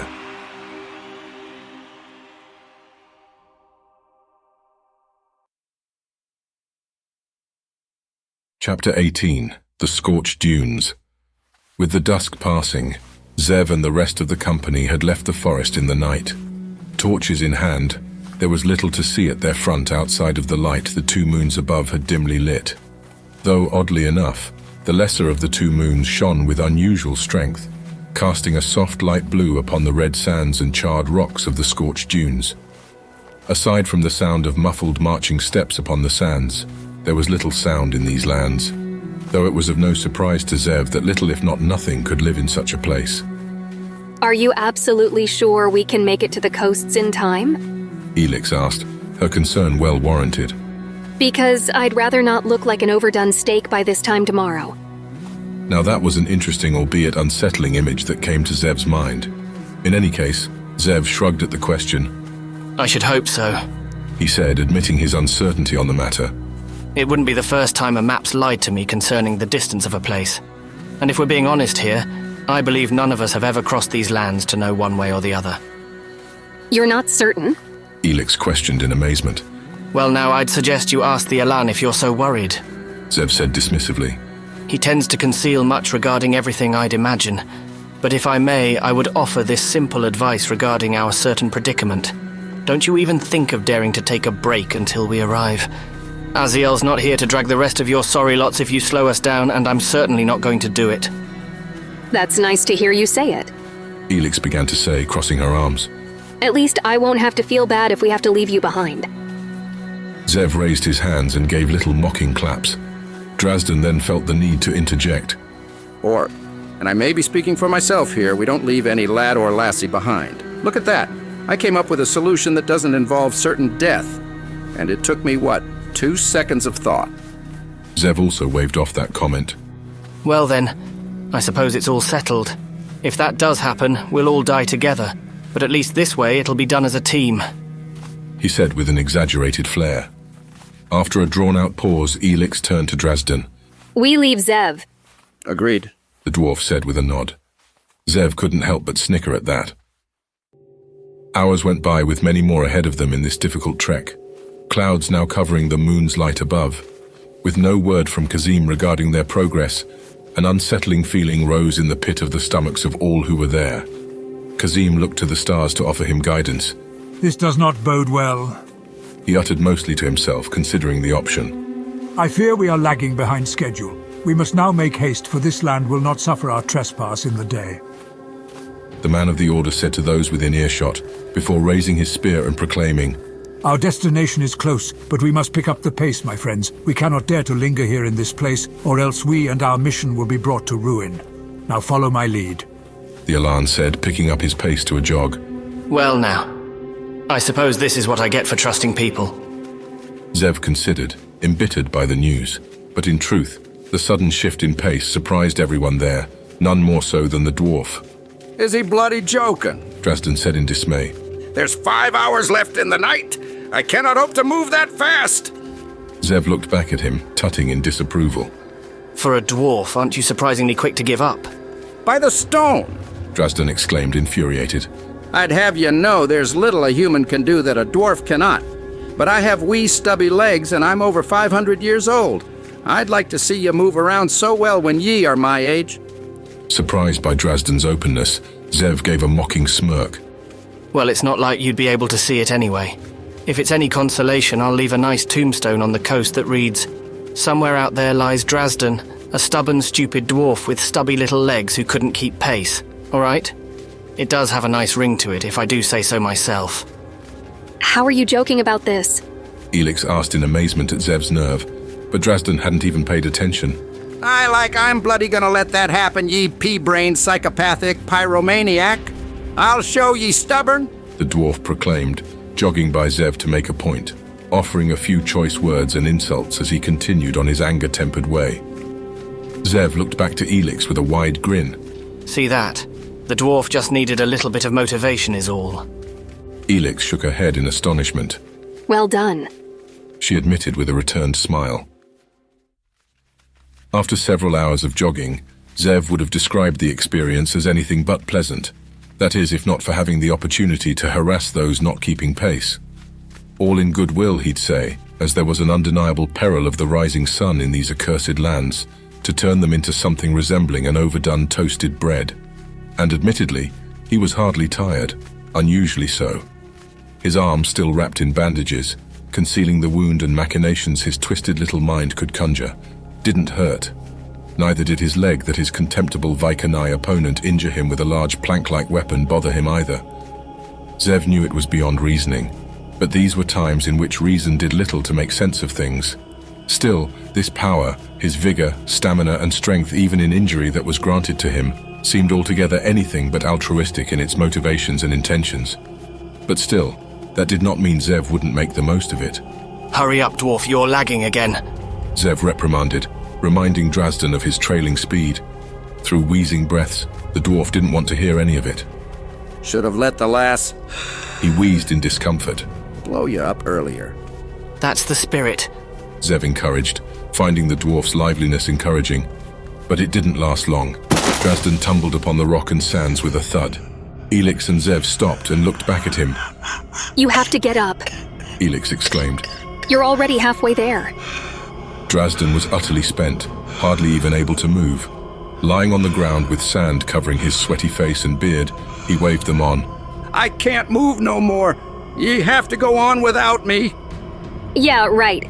Elix protested defiantly. As if we're really going to be leaving you. Drazden caught the look in her eyes when she said it. A solemn smile came to his face. Now, don't you get all emotional. I've lived a long life and I've got no To Elix's shock, Drazden's words were unceremoniously cut short with Zev throwing some water in his face. Get up, old-timer, he reminded. Ha! Ye ungrateful little whelp, come down to my level so I can give you a piece of me mind, Drazden proclaimed, still unable to get up even after that little bit of motivation. Zev looked on curiously. Of course. He considered while kneeling down to Drazden's level, the dwarf eyeing him back with a piercing glare, all while ignoring Elix's outburst behind him. Eventually Zev spoke. Well, well, well, Zev said while standing, the others quieting down in curiosity to his actions. Looks like even the typical motivation isn't going to work anymore. Our short and stout little friend here is too short and stout, and little to make it. Oh, and yes, did I mention he was fat and terribly out of shape? Kill me already? The dwarf murmured in frustration. Hold this, Zev instructed, his eyes on Elix before he removed his crossbow and handed it to her. She began to say in amazement. You don't really think you can carry him, do you? With this newfound power, why couldn't I? Zev cracked a few knuckles and stretched a little before answering. What do you think? He said quite simply before giving a wry smile. Besides, it's not like we can leave him. After all, there's no one else more fun to badger here than you two. Still finding it hard to breathe, Drazden gave a loud, snorting laugh at that. Aye, it finally happened. Our little laddie has finally grown up and developed a conscience. Zev sighed. Now don't be too quick to jump to conclusions. Who else will provide us those handy little bombs? Zev explained. Still, Drazden didn't believe a word of it as he was being helped onto Zev's shoulders. All right, lad, no need to get sentimental, he began to say before Zev lifted him up. It's a little bit uncomfortable. Perhaps ye can put on a saddle. I could always drop you, you know, Zev reminded, and Drazden only laughed. The others had some distance ahead of them by now, an ill-begotten sign if they were correct in judging their pace to safety, and Elix was the first to mention it. We have to leave now. I don't want to think of what'll happen if we're too late. Naturally, Zev replied, picking up his pace to a jog. A few more hours passed, and the sun's red glow was rising over the horizon. Move faster, men, Kazim yelled out at the top of his lungs, the order being heard even from those in the back. Nearly everyone was struggling at this point, and Zev was no exception. That extra physical power he had did not amount to being able to sustain a job for hours while holding another person of comparable weight, while keeping pace with the others. So, as one might expect, he was trailing behind the rest, though Elix felt compelled to stay with him and Drazden. Zev, maybe it's best I help you. He returned a glance to her. Just hold on to that crossbow like it was your own child, and we'll call it even. Or, Drazden began to say, she can drop the weapon and help ye out a wee bit. Drop it and I drop the dwarf, Zev warned with a serious tone. Would you look at that? He's back to normal, Drazden teased. Zev groaned in pain. Maybe I can set you down so you can burn off a few pounds, then we pick back up where we left off. Drazden laughed boisterously at that. Then it happened. The sun was beginning to rise over the horizon, the faint glow hitting their face. Ah! Zev screamed alongside the others. There's been debates before, but this settles it. This accursed land is the worst place on the entire Ehya. He wouldn't find any arguments there, but would rather find motivation from Elix in a single word. Run! Elix exclaimed, a little dramatic comparatively, with the current heat perhaps with her free hand on Zev, while she used the other to hold up the crossbow to shield her eyes from the sun. The men before them ran in a frantic frenzy with Zev and Elix following suit, just a few hundred feet behind. Everyone ran with all the vigor and stamina they had left in them, Kazim leading the men as he traversed over a large sand dune that obstructed the sight beyond. We're nearly there, Kazim yelled out to the others behind him with a hopeful outlook about him. Keep pressing on, my friends. You'll be able to rest soon, he urged before leading the company. Nearly there, he says. Zev grumbled, sweat pouring down his face. I sincerely hope this Aelin of ours isn't one to exaggerate. Not... Elix wheezed, struggling for breath before continuing to talk with difficulty. Not since I've known him. He tends to do quite the opposite, really. The others made it over the sand dunes first, Elix and Zev still a few hundred feet off. The sun was now almost halfway above the horizon. Zev's clothes were becoming hot to the touch, and with the dwarf on his back, it felt like he was carrying an active oven. And whether it had been his imagination or not, it began to feel as if the very pouring sweat on Zev's face was beginning to evaporate. Pick up the pace, girlie. Zev reminded Elix, even if she were in front of him. It's bad enough I have to carry one sack of dead weight, and I don't much fancy the idea of carrying another. Elix began to say, struggling to speak as she went on. Just about to tell you something similar. Zev grinned at that, glad that at least she didn't seem to be an issue for the moment. Drazden muttered in annoyance. I be old, not dead yet, you rascal. Don't be talking about me like I'm not here. Naturally, Zev would have mocked Drazden, but the rising sun and the exhaustion he was feeling convinced him not to when both he and Elix came to the top of the sand dune. He no longer found amusement in their situation. There were several miles left before the Elan settlements on the coasts, a promising sight at last, but so much to ask for with the impending death of the scorched dune's sun rising. Jogging was no longer an option. His words to Elix were quick and simple. We run or die. Fear came over Elix's face, and as for Drazden, well, Zev never looked back to check. Still, the dwarf made his opinion clear by patting Zev's shoulders frantically. Move, move, move! Drazden urged in a desperation they all felt. The soldiers in front of them struggled to run as fast as possible, giving a sense of a shared fear. An unlikely camaraderie Zev finally felt with them, before he acted in a similar fashion. The sun-scorched sands below him in the descent shifted and moved, like wading water that threatened to ensnare those who dared not keep ample attention to their footing, especially in the run the two now found themselves engaged in. Finally, the piercing glare of the abominable sun was blocked by the very sand dune they were descending, but the brief relief it brought would be only a minuscule comfort in what lay ahead. A minute passed with Elix at the front, daring to enter into the sun's light first. She screamed once out in the open, shielding her face as much as possible as she continued the run. Now it was Zev's turn. He grimaced before taking the plunge before a big burly palm came by his side. It was Drazden's. Can't lose sight of it now, laddie, not now. Zev appreciated the assistance, but he would appreciate the useless old dwarf getting off and carrying his own weight more. Still, it helped. There was more running, heat, pain, and exhaustion that only continued to get worse from there. 15 minutes had passed, and the numbness in Zev's legs was only replaced by pain at this point. To his surprise, he was catching up to Elix and a few other soldiers. Kazim was still at their front, urging on the others and helping to push a few to safety. Elix looked like she was just about to keel over and quite possibly drop the burden of the crossbow Zev had entrusted to her, if not for him catching her at the last moment. Oh, no you don't, Zev grumbled as he grabbed onto the crossbow and started tugging for Elix to follow his lead. Before anyone could say something nice or otherwise, Zev gave his opinion on the matter. It sure is nice you two can pull your weight. The sarcasm certainly didn't miss Drazden's notice, who laughed raucously in the sweltering heat.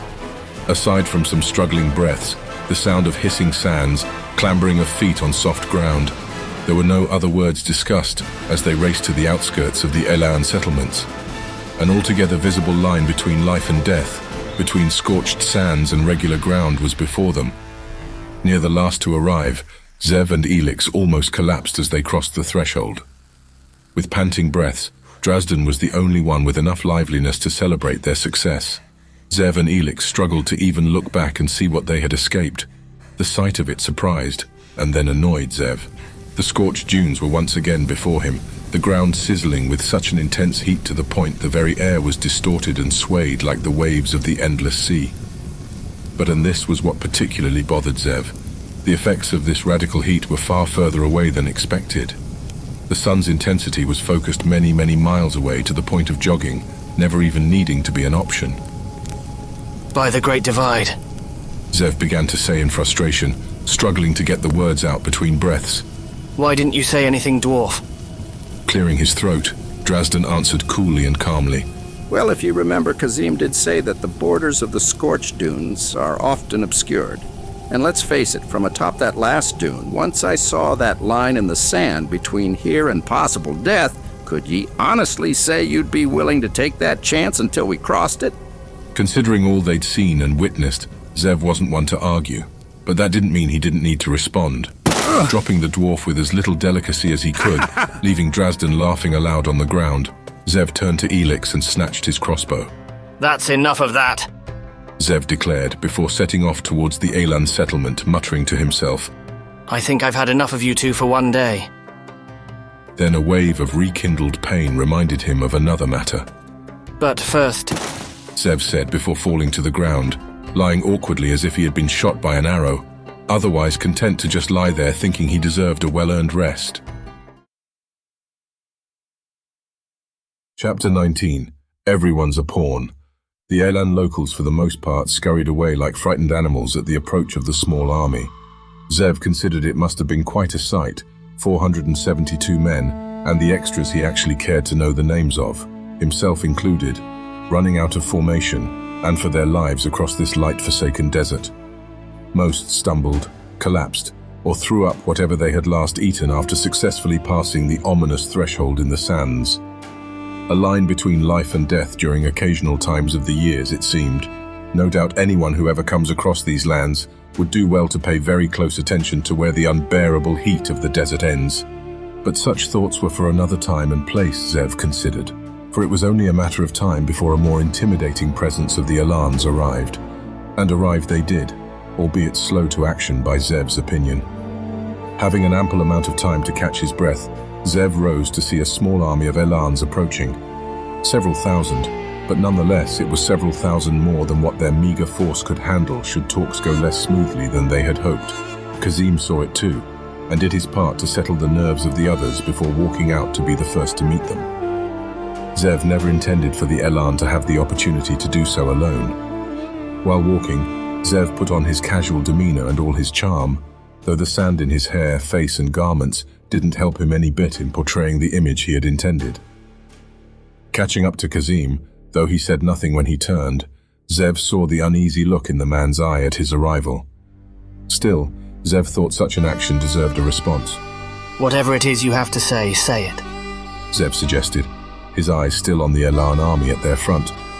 Because I'll have you know, if your problems are with me speaking for our sad little company, then I should remind you that you're an Elan wearing the Order's robes.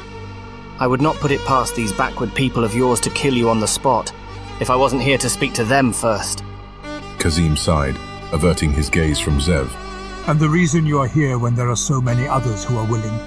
He asked with a drawn-out pause.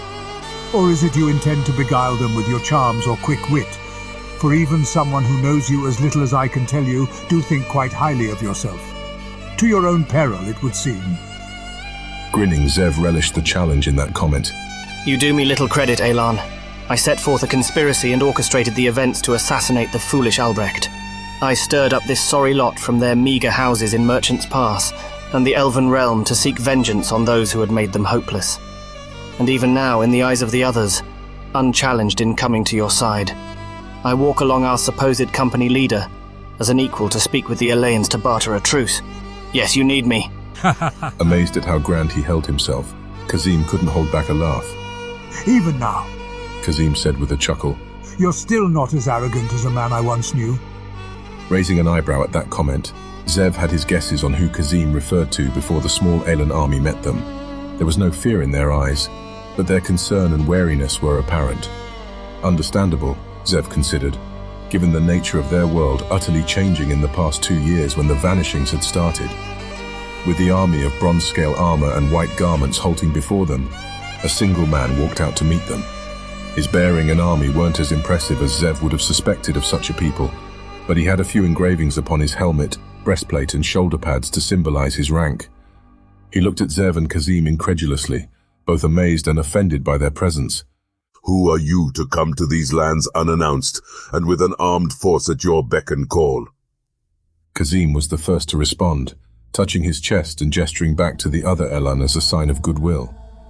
He spoke in the new Elan dialect, a deliberate attempt to show a sense of commodity between those of his race, and to leave Zev out of the conversation. But it mattered little. Zev was a noble's son who dabbled into the affairs of the Elayans, and though he could not speak it, he could discern the words.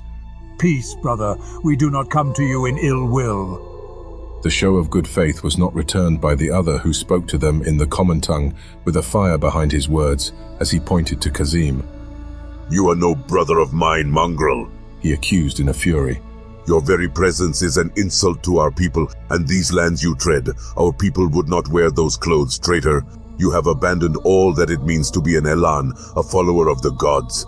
Who are you to come to this place and trade words with me, Voal Kamir, commander of the southern shores and defender of these lands? Well done. Zev mocked Kazim silently, though he didn't respond to the provocation.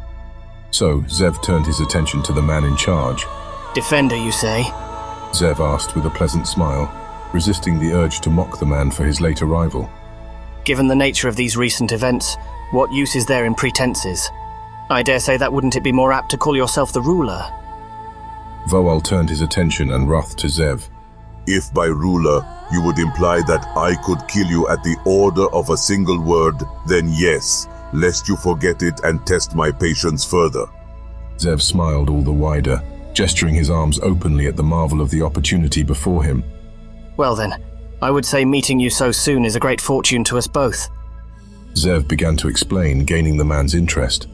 For you see, we both have a significant problem on our hands. A shared enemy, you might say. I wonder if our force could arrive here unimpeded. Just how long will you be safe in these lands? But need I say it? You know of what I speak. Do you treat me as a fool? The hot-headed Elan remarked back. There is not one soul here who has not heard of the desolation and ruin of our empire, of many of our homes, and all our kin whose lives were stolen from them in the midst of this atrocity. And here you are, making jest of it? Voal inquired, seething at the thought of it. I would just as quickly assume you are to be counted amongst the ranks of those abominations. Even here, in these lands cut off from the world, we have not rid ourselves of all those wretches. I will not easily risk the lives of my people on common courtesy by sparing your lives at the chance you all are not to be counted as one of them. So be warned when I say this. Speak quickly the purpose of your coming, or I will see to it you are all cut down by the sword. The man's sharp words and threats gave new perspective to who he was and how he dealt with things. Zev grinned at the new knowledge presented. He had known many others before like him, ambitious, prideful, and quick to act, even at their own peril, much like how Kazim had accused Zev of before. But he didn't think much of the matter, and he believed his cunning and craftiness here would see him win the day, as it had other times before. Nevertheless, Kazim was the one who responded to Voal first. Do you live in such fear you would threaten the lives of forces that have come to your aid? Voal snarled at that, but Kazim didn't pay it any mind when he continued. Behold, brother, you treat me as if you do not know who I am and what I have done, but I would suspect there are few in these lands who would be ignorant of the name Maltir Falajad, though others may know me by the title I held, the Blade of Falkazik. Kazim explained, referring to the leader of the Elan's warriors of their faith, and the first man to have been felled by Razkul's wrath upon his return to Aya, albeit the world at large did not know it. Suspicions confirmed, Zev didn't even so much as raise an eyebrow at the comment. However, Voal at first looked unbelieving of such claims, giving Kazim a look over with a thoughtful expression before responding. A bold claim, Voal began to say, looking at Kazim in contempt. You do look the part. Although if what you say is true, it would make your abandonment of our ways even greater. Maltir Falajad was heralded as a hero to our people, a devout follower of the gods. Yet here you are, blaspheming their will, wearing the clothes of a belief we've been at odds with since our nation's founding over 4,000 years ago. Kazim was thoughtful in his reply. Have I done you wrong? Any of you? I come in peace and good faith that we might supplant a common foe. One that I would remind you, friend, has brought our homeland to ruin and made sport of our people. Our people, Voal mocked. It is but a word that can be so conveniently used by one such as you whenever you so desire, isn't it? When the rest of us believed you dead, I wonder if you have called us such when you deserted your cause. The phantom of Aziel appeared behind him, stepping to his side. You have to say something, he began to say in concern. If things continue as they are, then everything will be for nothing. Zev gritted his teeth, refusing to answer Aziel. Still, Zev rapidly considered the situation. He's right. If this negotiation becomes any worse, these backward people might even see to it that we're dead before the sun sets. As if I would allow it. I should have known their misgivings with the Elan from the Order would come back to bite us, but perhaps there is a way to use this to my advantage. Kazim and Voal were in an argument, with only one side being the aggressor, when Zev stepped forward, appearing to be the peacemaker. Commander Voal, come here. Zev began to say with a wide grin as he closed the distance. Your distaste at our arrival is well warranted, albeit unneeded. After all, we are still uninvited strangers making requests of you. Even I can see that. Still, should I present to your consideration the benefits versus the risks? Perhaps your opinion of us and your own fortunes might change, he said with a wry grin. Voal seemed intrigued, but not by much. And as for Kazim, with Zev's attention presently elsewhere, he hadn't even known of the Elan's reaction until he came stomping towards him. Grabbing Zev's leather jacket firmly, Kazim escorted him aside by force, with Zev desperately resisting the urge to pull a dagger and put the man in his place for such an outrage. And practically throwing Zev back once they made enough distance for some privacy, Kazim spoke. What venom is it you conspire against us? Kazim accused with a pointed finger at Zev. Not since the days of old have remnants of the darkness been revealed. And though I cannot physically see its presence on you, it is evident by how the servants of the light had treated you earlier, that you are a servant of the darkness. For now the taint may be only a shadow, but nothing good can come from your actions. You can still turn back, but I will not risk the lives of my men over the fate of you alone. Zev at first chuckled mockingly to the man's claims. The nerve of the Elan aside, Zev was curious as to his passion in how he said such astounding things with conviction, as if he was somehow aware of the memory who lingered beside him in the present. However, it was evident that there was even more to that than met the eyes. Aziel, or the phantom of him, was there in this moment beside Zev. The timing undoubtedly made Zev curious. Coincidence? Possibly. But I cannot deny the Elan himself said he could not see it. Zev thought as he turned to look at Aziel before squinting his eyes. Or a deliberate misdirection. No, this is not what the Elan spoke of. Perhaps our leader just doesn't like my style. But truth be told, I hardly care. He considered after shifting his eyes back to the Elan, his temperament calmed. Well then, Zev began to say with a warm smile, but his words spoke otherwise. I do not know what you speak of, Elan. And if you hadn't noticed by now, nor will I commit my worries to your nonsensical beliefs. But know this, man of the Order. It is in fact your very presence here that risks the lives of all those in your charge. Or perhaps you hadn't noticed. So one, more prudent, might suggest another man like yours truly should have a go at it instead. He practically taunted as he walked past Kazim to finish up his talks with Voal. Likely knowing the truth in the words but finding them foul all the same, Kazim waited and watched while Zev closed the distance. Once again there was enough distance to ensure privacy in the talks, albeit for a few at the front lines of the small army Voal had brought with him. Now where were we? Zev said, shrugging apologetically as he came closer to Voal. Oh yes. I'm sorry for that little interruption in our negotiations. My patience wears thin, Voal reminded sternly. But your words earlier had earned my attention if only for a bit. I think it would be wise for you to share what you know. His words and expression relaying the warning he implied. Zev smiled cunningly. This conversation of his couldn't play out better if it were rehearsed. The others will thank me for it later. He considered thoughtfully, his mind swirling with the possibilities that lay before their company as he answered the Elan. Well, I'm sure you've noticed by now, but you can't trust them. Zev said to the astonishment of Voal, and safely out of the hearing of the others behind him as he entangled his fingers together. But you know this, don't you, Elan? Why else would strangers from afar who have spent their entire lives looking at your kingdom as enemies come now in your hour of need? Voal's curiosity on the matter was not withheld from him as Zev gladly explained. Do they mean to supplant you from your seat of power? No, of course not.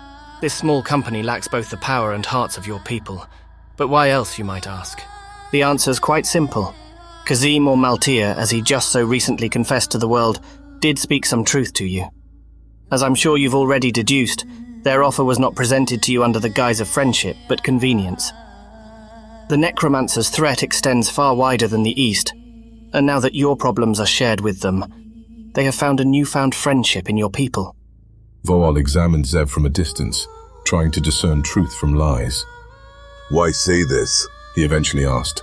Are you not one of them? On what grounds would I work alongside this meager force you brought with you? Deflect and distract. Zev answered before explaining himself in detail. Not too long ago in Valinor, I had plans and a means to rid the world of their accursed emperor. Zev said, shrugging. But alas, I failed, but was quite close, as you might have heard by now. And I was alone in my efforts. What did it take to achieve this?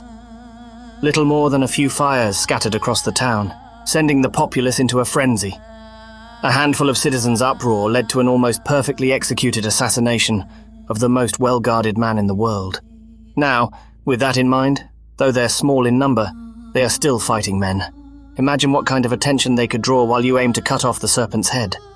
The lies and retellings mattered little at the moment, only results. And whatever information was received in these lands couldn't possibly be pieced together to find out the actual truths, especially since Valinor would be concealing whatever it could of such events anyway. Completely unverifiable, albeit for rumors, and thus such tales could be perceived as true. Still, something bothered Voal. You're asking me to betray your friends? He inquired, gesturing to the others behind Zev. Friends? Zev asked, amused at the question before glancing back and waving at the others, with a friendly smile and answering. What does it matter anyway? If they had it their way, they would have gone into the heart of Aleia and died a fool's death. But with you, they have a chance to not only come out of this alive, but to also see to the end of this necromancer. And even now, whether anyone here accepts it or not, we'll need an edge to come out of this fight victorious. You must admit, making them a distraction is just a sound strategy. You, who would betray his own allies, why would I have reason to trust you? His boldness seeing him through in his act, Zev let out a short burst of laughter at that. Voal and those with him were enraged at his insolence before Zev finally replied. What options do you really have, O great commander of the southern shores? He actually mocked before continuing with an unsettling seriousness. Come now, really. Are you living on blind faith? After all, it's worked out so well for the others who lay a few feet under, to wait out the undead and hope he'll turn a blind eye to your existence. How well did your people's fortunes fare in comparison to your sacred land? I would surmise he's always on your people's waking minds. Will it be today, tomorrow, a week, a month? As it stands, with his increasingly growing numbers, we all know it'll only be a matter of time before he claims you and those you seek to protect. And we both know his pawns are already here, acting against you, waiting for their time to strike. So you're left with two choices. Act now, with our added forces to reclaim your homeland and reclaim your seat of power, or you can stay and wait for your end. So what'll it be, Elan? To fight or to die at a time of the necromancer's choosing? Choose. Zev offered an extended hand in friendship that promised power and life. Zev saw the glint in the man's eye at reclaiming the seat of power. He was like all men of ambition, willing to act upon the moment to seize power when the opportunity presented itself. And with their current fates, how could he say no, Zev thought. And as he'd expect, Voal reached out a hand and accepted Zev's own, before suddenly pulling him forward with a menacing look on his face. Speak of this to the others and you all die, he warned silently before adding. I suggest you all begin making preparations. Until then, you'll follow me. Smiling, having achieved everything he set out to do, Zev responded. Naturally, my good man. I'll tell them to get in line now. With a proud expression, Zev walked back to the others in the company, safely out of the hearing range of the other Elans when Kazim, Drazdan and Elix came out to meet him first. Drazdan spoke first. Oi now, look at that stupid little grin on his face. Told you he was going to pull through for us. The dwarf reminded Elix with a grin and a chuckle. Zev smiled all the more at that, finding amusement in quickly bursting the dwarf's celebration. Oh, I wouldn't quite say that, my stout little friend. On the contrary, he quite obviously means to betray us, he said boldly, smiling the whole time, but paying keen attention not to make any of his unnecessary movements, as he was still being watched. Come again, laddie? Drazdan asked, unsure if his old age was impairing his hearing, while the others were still stunned at the news. Still casual as ever, Zev answered all the same. It was actually my suggestion. Quite proud of it, if I do say so myself. That comment got some powerful reactions from the others, inspiring Zev to speak further. Oh, come now. You should be thankful, really. I mean, who else besides yours truly would warn you of an impending betrayal? Snake, Kazim began to say in a tempered fury. There are a few words in my land to describe people like you. Means little coming from you, though. Zev taunted with a grin, but quickly spoke further in the heated atmosphere. Not that it matters. As things were going, we were quite likely to be killed on the spot. And now, well, let's just say we have a fighting chance. When we get into the battle, Vool intends to leave us for dead to improve his chances of piercing through the enemy lines and killing the only one that matters, the Necromancer. Quite an ambitious man, really. But given the nature of our enemy, his plans are already doomed to fail. You mean the Tainted? Elix noted, still with mixed feelings on the whole situation. Exactly right. Once others could hear in, this plan of his will never be secret enough to work. So naturally his betrayal was utterly pointless. The Necromancer would see right through it. As would any other plan that hadn't first had the parties thoroughly inspected by that damnable elf princess, I'd wager. So naturally these backwards people I'm having the pleasure to meet obviously cannot be trusted, which is why I have ulterior plans. I see all too clearly now, Kazim said with a renewed understanding. You mean to betray us both, yes? Or did a villain and manipulator like you honestly think we would miss it? Whether spoken or not, we've all come to suspect the nature of this enemy we face. That cutting off the serpent's head would kill the body. That you would risk the lives of not myself, but everyone here to achieve these ends, to use us as bait, while you skulk and slink about in the shadows to approach the Necromancer unawares. The accusation was as bold as any of Zev's actions of late. Too bold in Zev's eyes, given the nature of the knowledge at hand. Yet Kazim appeared confident in himself. Zev's eyes narrowed. How did he know? He tried to laugh it off. Is it something I said? Zev asked, laughing. No one found it funny. In fact, their reactions were something entirely different from the multiple responses he had expected. There was fear in their eyes that gazed not at him, but above and beyond him, where Aziel stood. There was an astonishing number of possibilities in the consequences that leapt through Zev's mind at this new development, but they were quickly supplanted by the dwarf's astonished words. By the stone, I've seen this before, Drazden confessed in an uneasy, shame-ridden state. Back in Old Nowen, when I looked at an elvish artifact, a mirror by chance, and there it was upon me. There was another reflection standing beside me, matching the way I looked, but it wasn't the same. It was dark, cruel, like my shadow took form and became a malevolent monster. That twisted little thing never appeared until I thought to take that mirror for my own. So I can't help but be wondering, is it really what I think it is? He muttered, leaving Zev genuinely clueless on the matter. Any attempt at false pretenses for courtesy's sake appeared to be over, as Kazim answered the dwarf's question with a glare at Zev. It's as the elves had tried to warn us. The darkness, Kazim answered, his eyes fierce. It's returning. Zev gave a wry, belittling grin. He couldn't help it. All this talk of betrayal and possible death by their hosts, and the others decide to talk about matters regarding the soul. You're all obsessed. He mocked, incredulous at the turn of events. His play-acting at friendliness and goodwill was utterly gone. Unoffended or uncaring, Kazim replied with an understanding in his tone. How do you think we knew so quickly of your intentions? That question really got under Zev's skin. The certainty behind the words, under the guise of the Elan's knowledge of the supernatural beast of legend playing a part in present-day events, was a lot to take in.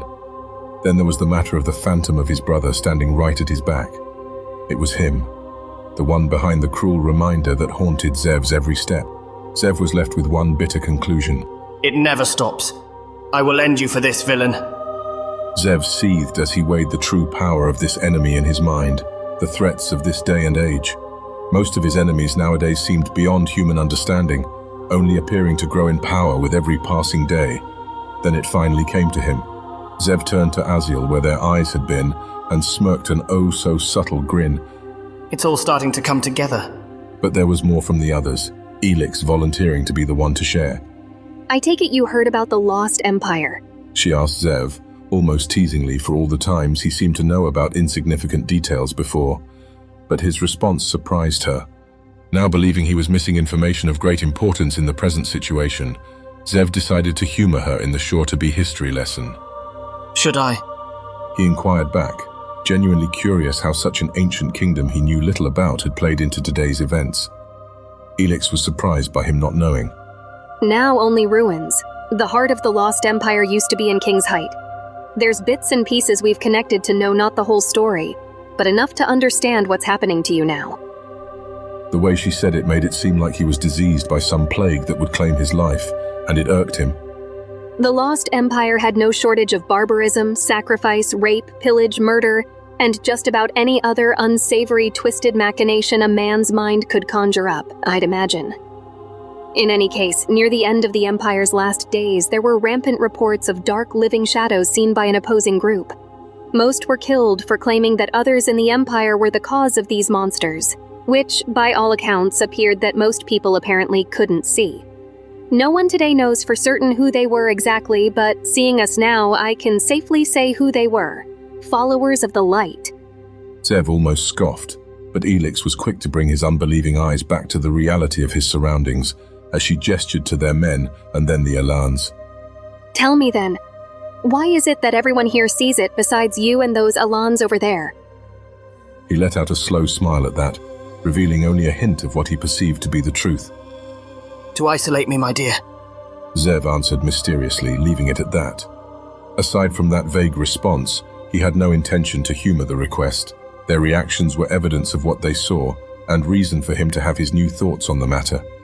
The men in their company all stared at Zev, or rather, the phantom of the monster they referred to.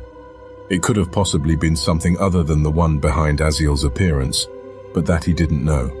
As for the people at Zev's back, the Alans, the only reaction he got from them was some irritation at the delay.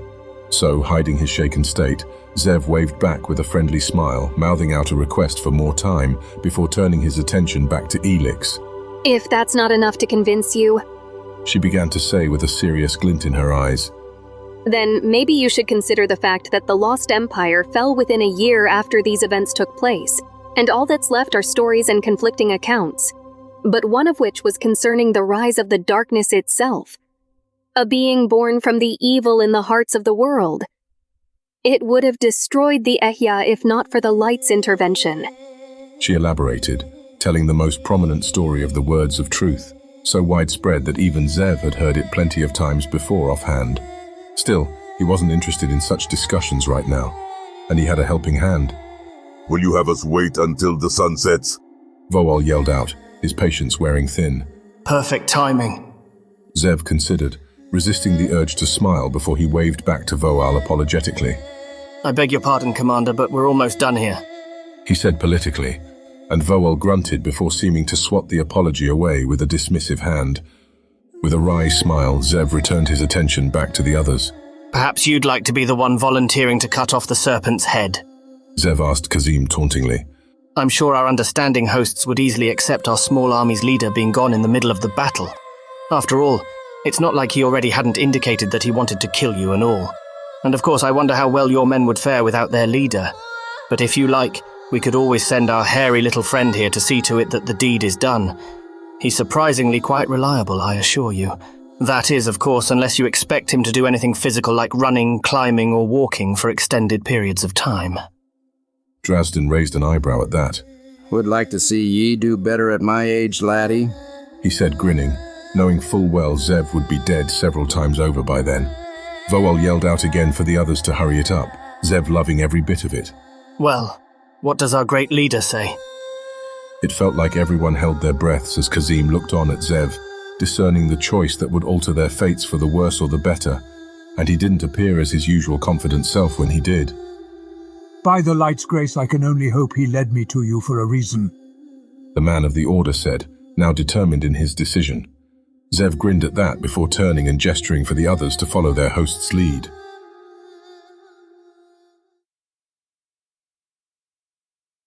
Chapter 20. Forked Tongue. The small army under Kazim's command was led further into the city of their Elan hosts. The sights of this place, the architecture and the people were different than what Zev would have expected.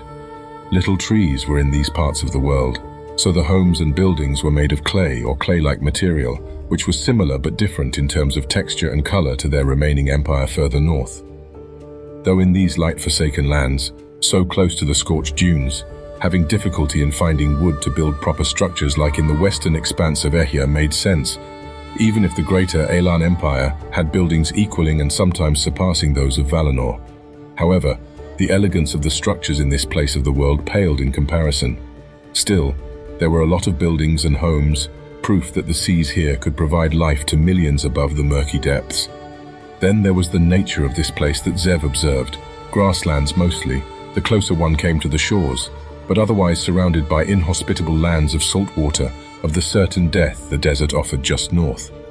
To Zev, it was quite a marvel in its own right that anyone would ever bother settling here in the first place, let alone the painstaking difficulties it must have been for a few farmers to actually grow anything here. Zev felt a strange kinship with those laborers, and the quite literal fruits of their labor. The existence of their vegetation and fruit-bearing trees, albeit struggling ones, alone was proof that if one was stubborn enough, they could make almost anything happen. But such fascinations with the surroundings were of little consequence with the present matter of the Elan he walked beside. Commander, Zev began to say to Voal with a smile, now in his company after being temporarily ostracized or longer from the others. No doubt we'll need time to prepare, but given the nature of our enemy, the longer we delay, the stronger the necromancer will become. How long do you believe it'd take? Voal Kamir sneered at Zev, possibly annoyed at his impatience. This is no trifle thing you have asked of me. In fact, the troubles that present themselves before me make me want to reconsider my earlier approach to your arrival. It would be far easier than to face the perils you have mentioned. He reminded, the threat still in Voal's eyes but not his voice.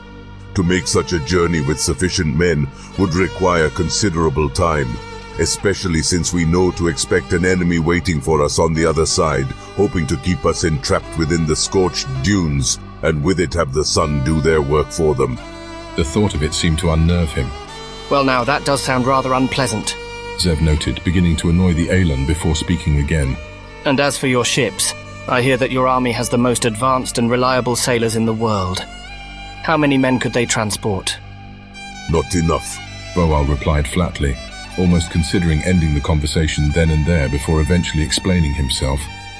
You're but a stranger here, and little does the outside world understand these lands. The shallow shores, waves, and swift currents of the eastern waters have led to many deaths, all of which would be in our route to the heart of Ela.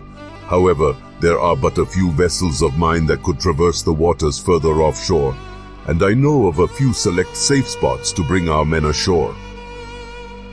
Then his real concerns showed. However, the monster can see through the eyes of his servants. Out of range of our ships, my men would be harassed and utterly fail to ever again reach the sands of our shores. It would be almost certain death and a waste of my valuable men. Zev didn't like the turn in this conversation one bit. The possibility of the impatient Elan removing the nuisances of his unannounced guests was becoming increasingly unlikely. But still, given the context of what he knew of Elia, something was missing. Zev knew he needed to know more about the situation. If you'd excuse me, there is another option you haven't mentioned, am I right? I've heard stories of Elans crossing this desert. Or are those the rumors and beliefs of half-wits who fell prey to an Elan's sense of humor? Voal smiled, finding that a comical thought. There's always a way. Though I lack the resources to bring an army of sufficient strength, we only have so many ice pearls in our possession. Ice pearls.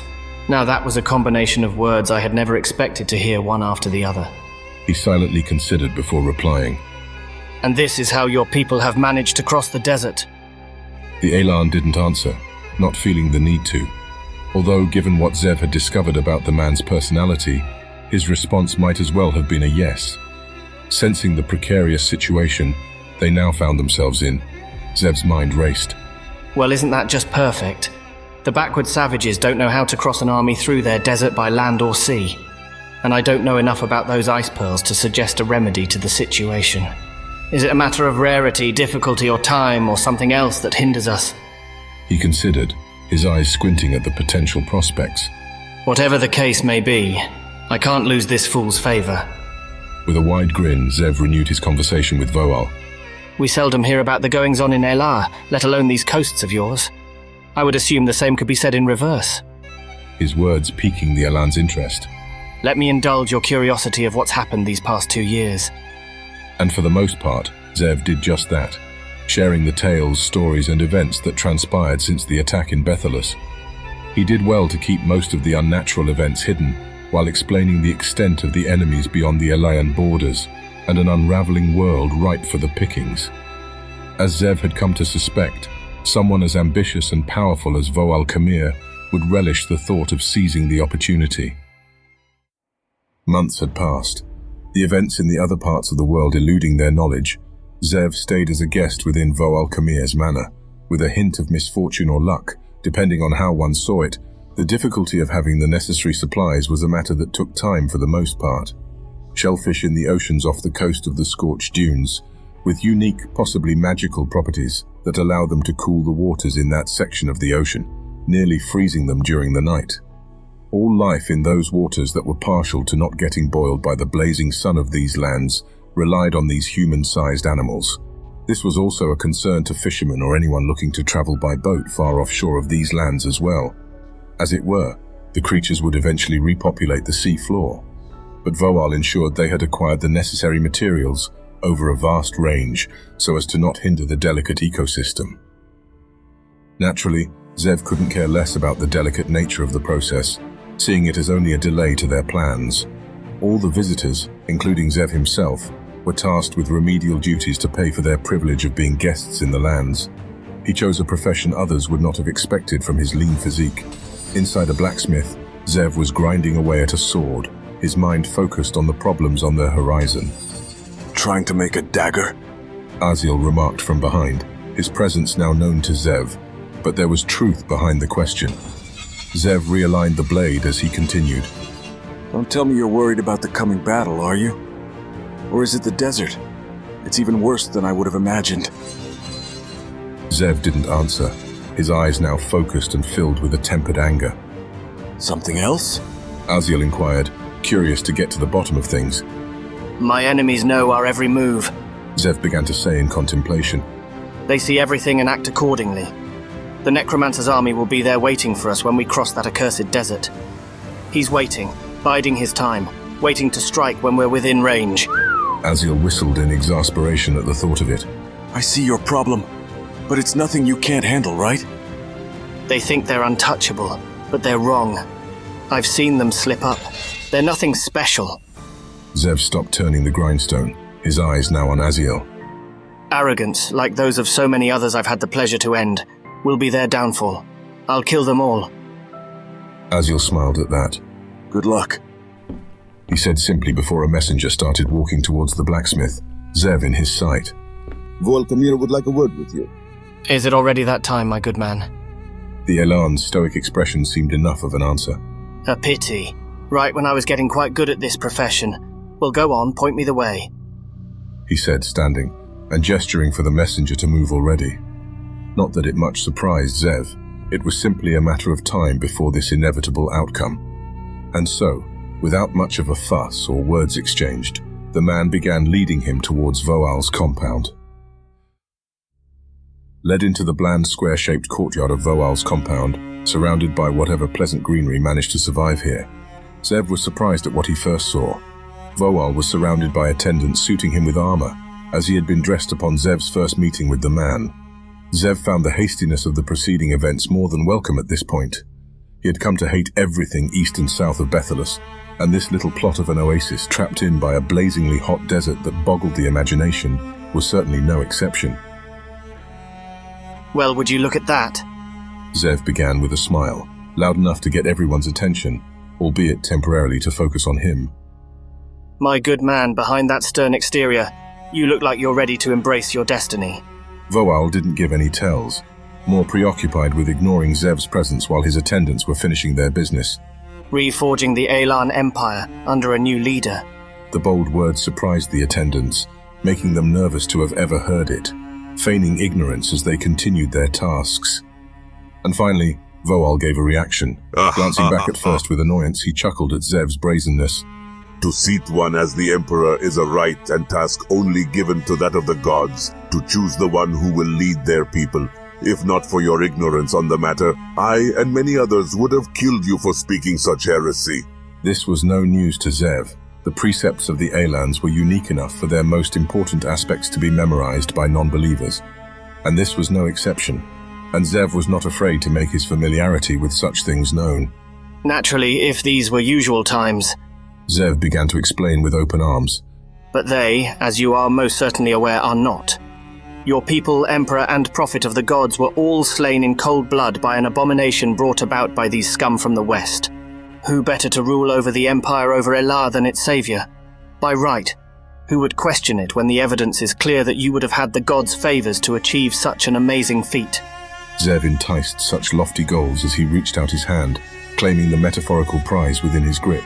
Take the bait, Zev silently hoped for in his mind, as such words, as was warned, could easily claim one's life. Still, Zev said it confidently nonetheless as he stared down the Elan. Voal Kamir, for his part, looked on thoughtfully, his attendants all around him in a silent panic at being present to this conversation. A wry grin came upon the Elan's face. Leave us, he said to no one in particular, yet everyone there eagerly obeyed his command. Zev spoke first, a familiar glint in his eyes. Well now, on to business. I know a man with ambition when I see one. He began to say, stepping closer. A man who knows his value. Your people, they would follow you to the heart of Valinor, if you so commanded it. And in these times of strife, when else would you ever get such a chance to reclaim the old borders of Allah? Voal chuckled silently, the words clearly rolling around in his head as he weighed his options. Wealth, power, glory, recognition, a name to last through the ages. What man doesn't wish for such things? However, such things are far more difficult to claim than your honey-filled words would imply, I'd wager. Voal considered aloud as he walked the courtyard's stone floor. And yet there is a matter that troubles me. It would be you. What would an infidel have to gain from all this? He questioned, his piercing eyes studying Zev's response. Though he kept up his usual act, Zev restrained himself from outright smiling at that. That's easy, my friend. If I were to align my services to you, then your success would be my own. Sensing Voal's reluctance, Zev explained his worth. I am noble-born. My parents, the scum of the Aya. But with that came its advantages. I learned a few things about Valinor, nobles, their weaknesses and vices. I know their culture and their goals. I know the names of those who skulk in the shadows. Easy prey when forced to face against an overwhelming force, like your own naturally. Quite simply put, your enemies are mine, your victories will be my own, and I will reap the benefits of success as would your people. Have me by your side, and time alone will tell how invaluable my assistance will be in the days to come. You would trust an Elan after what happened in Bethelus? Aziel asked in astonishment from behind Zev. You never cease to amaze. It's never been about trust. Zev considered as he reached out an open palm to Voal, awaiting the Elan's thoughtful reply after his silent consideration. Voal's stare felt all the more intense the longer it lasted, and without a word, he began closing the distance between the two and accepting Zev's hand in return. For your sake, I should hope you're as useful as you think you are. Zev smirked at that, revealing a little too much of his usual personality when he replied, and immediately regretted it. I should think so. He began, brimming with confidence. I'm a no-name noble from Bethelus, but I just convinced the most powerful man in the world to take me as his second in command. Outwardly, Zev kept up his nerve as Voal's grip tightened. Do not make me regret this, Voal warned before pulling back his hand. Sensing the danger from that small gesture, Zev's response was humorless. You won't, he answered resolutely, nodding. Seeing the respectful change in tune, Voal was pleased with the response. The others have already been warned of what's to come. Get ready, we make our leave at night. Voal instructed before he started walking back into his compound, Zev following shortly after. Zev retreated to his mind, considering the events as he started heading to his room. Well, now that could have gone better. Since when have I gotten so lax? I've been spending far too much time with the dwarf and zealot that I almost ended up losing my head right there. You're one step closer to killing that monster. Do you still intend to go with that plan you said earlier? Or is the promise you made with Voal too tempting to pass up? Ha! Zev scoffed, his eyes on Aziel now. What an idiotic question. he answered before attending to his business.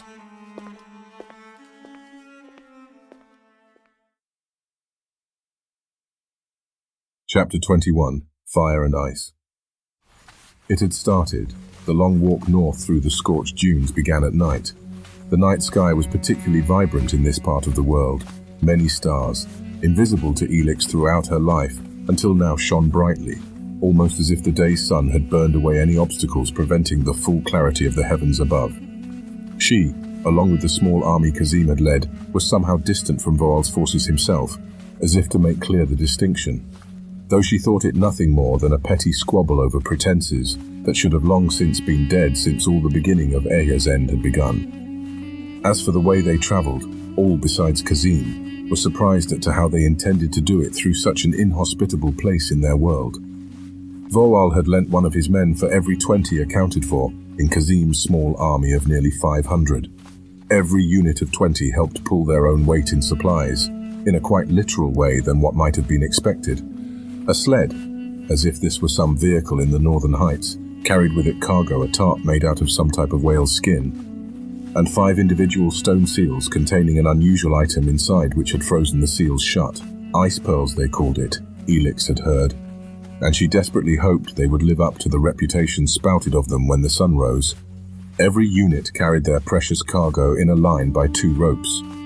A small group of no more than 20 itself had both Kazim and Drazdan. The darkness, Elix began to say, striking up a conversation with the others as they walked. We all saw it on Zev. But is that even normal? Isn't that something only elves should see? Elix asked the others, already knowing they had similar misgivings on the matter before adding to her thoughts. In any case, I doubt that'll be the end of it. It's really coming back, isn't it? I fear the same, my friend. However, I must confess that seeing it then of all times leaves me wondering that it may be a ploy by another formidable enemy of ours. Kazim admitted, his certainty in the recent days wavering.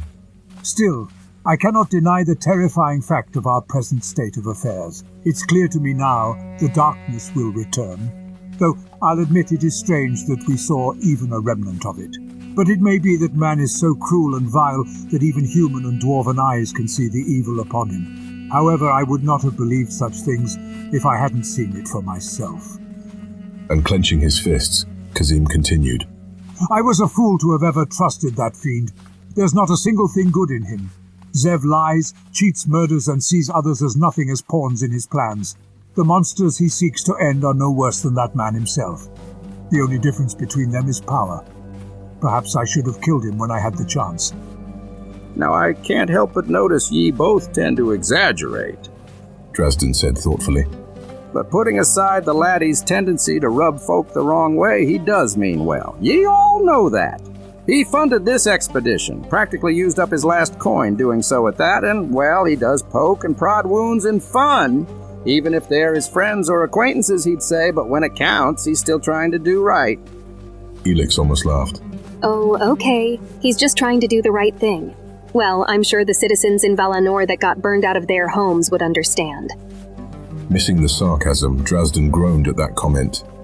I seriously doubt that, lassie, he begrudgingly admitted. Drazdan Rockweaver, Kazim said, piquing the dwarf's interest. You've known him longer than I have, and as far as I know, you two are close, yes? A bit, Drazdan responded, a typical dwarvish response for yes, which Kazim had caught. And after all this time, you still believe in that man? Even after you've seen a remnant of the darkness clinging to him, you still have faith. What is it you see? Drazdan groaned uncomfortably after having to pull the rope from an unusual angle before responding. Well, I told you a wee bit, but I figure that ain't enough to satiate a human's curiosity. He almost stopped his explanation there, but the curious looks of the others emboldened the dwarf to explain his true thought. All right, fine, have it your ways. It's bad enough I have to be walking through this unnatural desert. I have to be pestered by those I'm accompanied with, to the stone with it all. Come on, dwarf! Another man from the unit suddenly interjected with a prodding smile. Get on with it. It's not like we have anything better to do. Nearly everyone there, all knowing of Zev's actions, supported the man's sudden outburst, and Elix was certainly one to encourage it. You heard them, dwarf, she teased. I think we've all had enough suspense for one night. It's about time you told us your real reason why you support that man with a bird's nest for a haircut. Drazdan grumbled in defiance, the encouragement around him only getting louder until he let out a burst of complaints. All right, fine, you impatient humans. By the stone, I'll tell you. It's because what happened to me.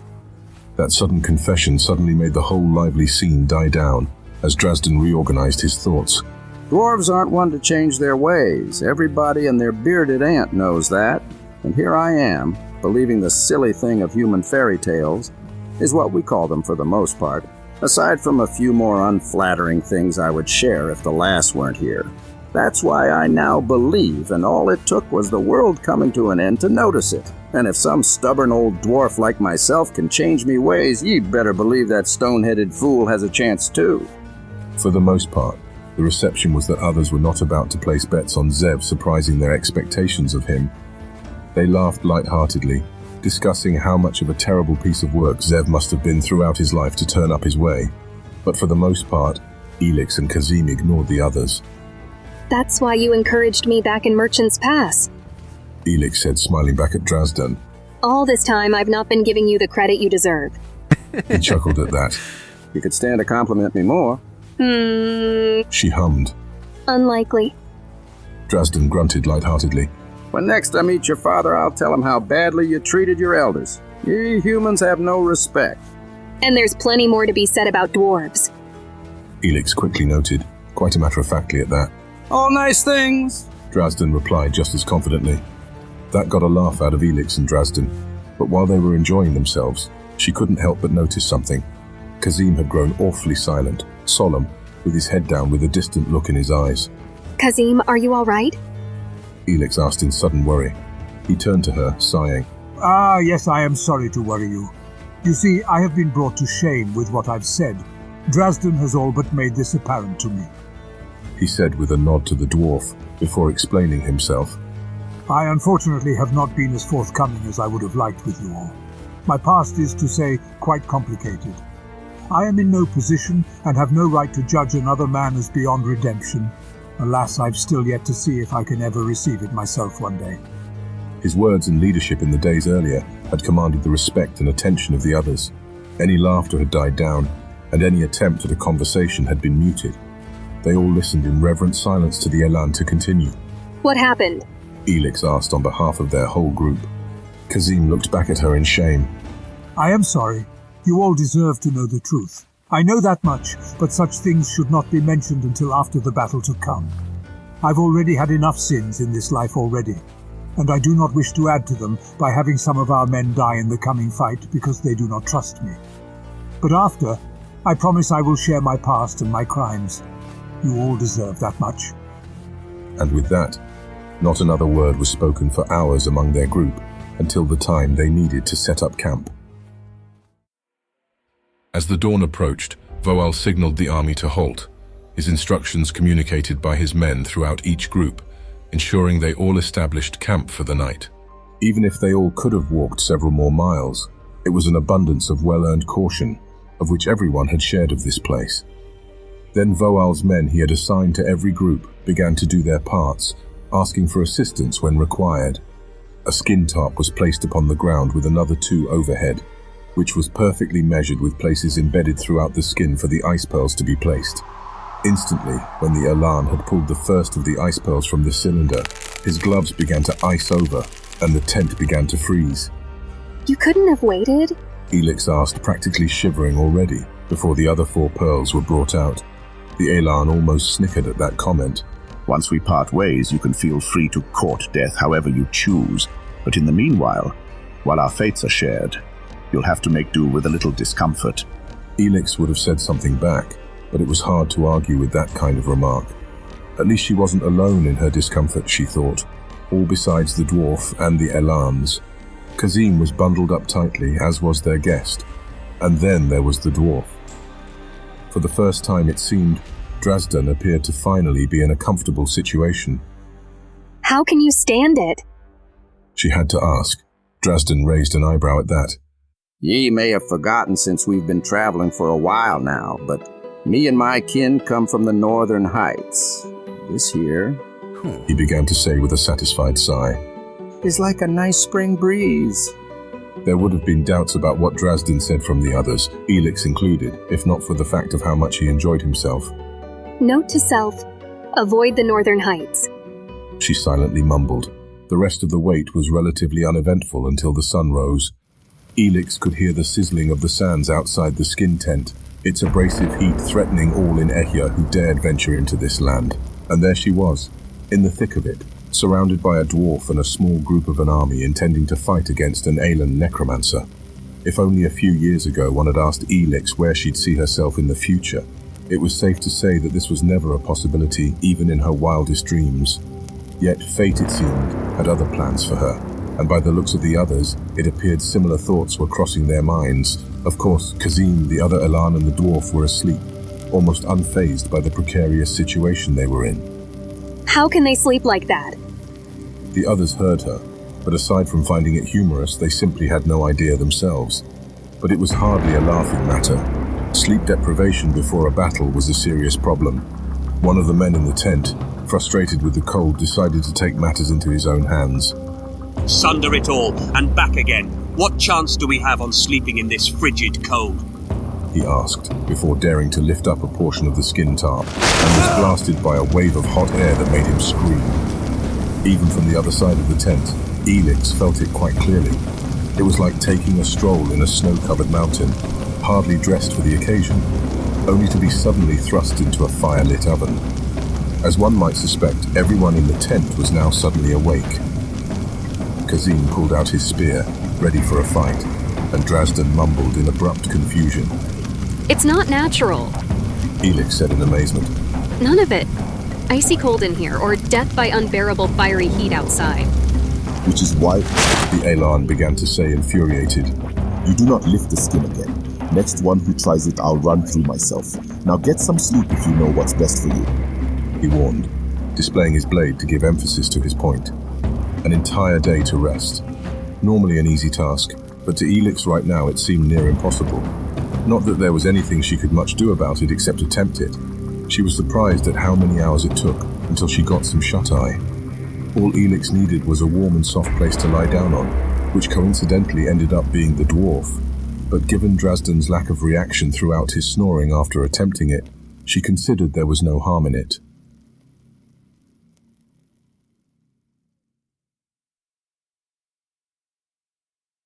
Chapter 22. Plans into Motion. All the stalling in the world Adolin and Cyrus had concocted could not prevent the inevitable. Nearly 6 months after the arrival from the outskirts of Olnawan, the siege equipment finally had broken through a section of the city entirely. With the multitudes of Valinorian citizens, their emperor and the nobles outside the city, no excuses would be tolerated at this late juncture. Led by Cyrus himself, the Valinorian army was unleashed upon the necromancers' defending forces. With no intent to hide their identities at this point, the defenders of Olnawan met the enemy head-on, their eyes and mouths a tar black, each acting according to their own accord in fighting back the enemy. And as the Valinorian soldiers flooded through the city, Raskol set loose those amidst the Valinorian ranks, citizens, soldiers, and only a handful of nobles attacked the citizens outside. An ever-growing death count that made what was happening inside the city look like a simple skirmish was unfolding. Utter chaos and panic ensued until something truly unexpected occurred at the proclamation of Adolin's words. Did you really believe we would fall to such petty tricks? He proclaimed to a single tainted, who looked back with taunting eyes. We are not alone. Across the Great Plains, Vaikanai revealed themselves from their hoods or their concealing hair, a legion in total. There they revealed their powers, not one of them being much the lesser of Adolin himself. The tainted were held aloft, their lives being stripped from them, while others were dragged across the group until one of the many Vaikanai rammed their blades through them. Their arrival led to a complete reversal of the course of the battle. The limited forces of magical-infused soldiers amongst the tainted could not drive back the Valinorian advance. Death and destruction lay in the Vaikanai's wake, and all who saw them understood their power. A healthy dose of fear was instilled even within the Valinorian ranks before the battle had been finished and the city claimed. There were hardly any cheers of celebration in the aftermath. of which Cyrus himself could well understand. Standing upon the edge of the Olnawan's palace, awaiting the arrival of the others, he considered the situation thoughtfully. So, at last, they reveal their hands. He noted to some of his men, scoffing at his current predicament. A legion of followers hidden beneath our noses. Just look at them. How much fear they instill within the others.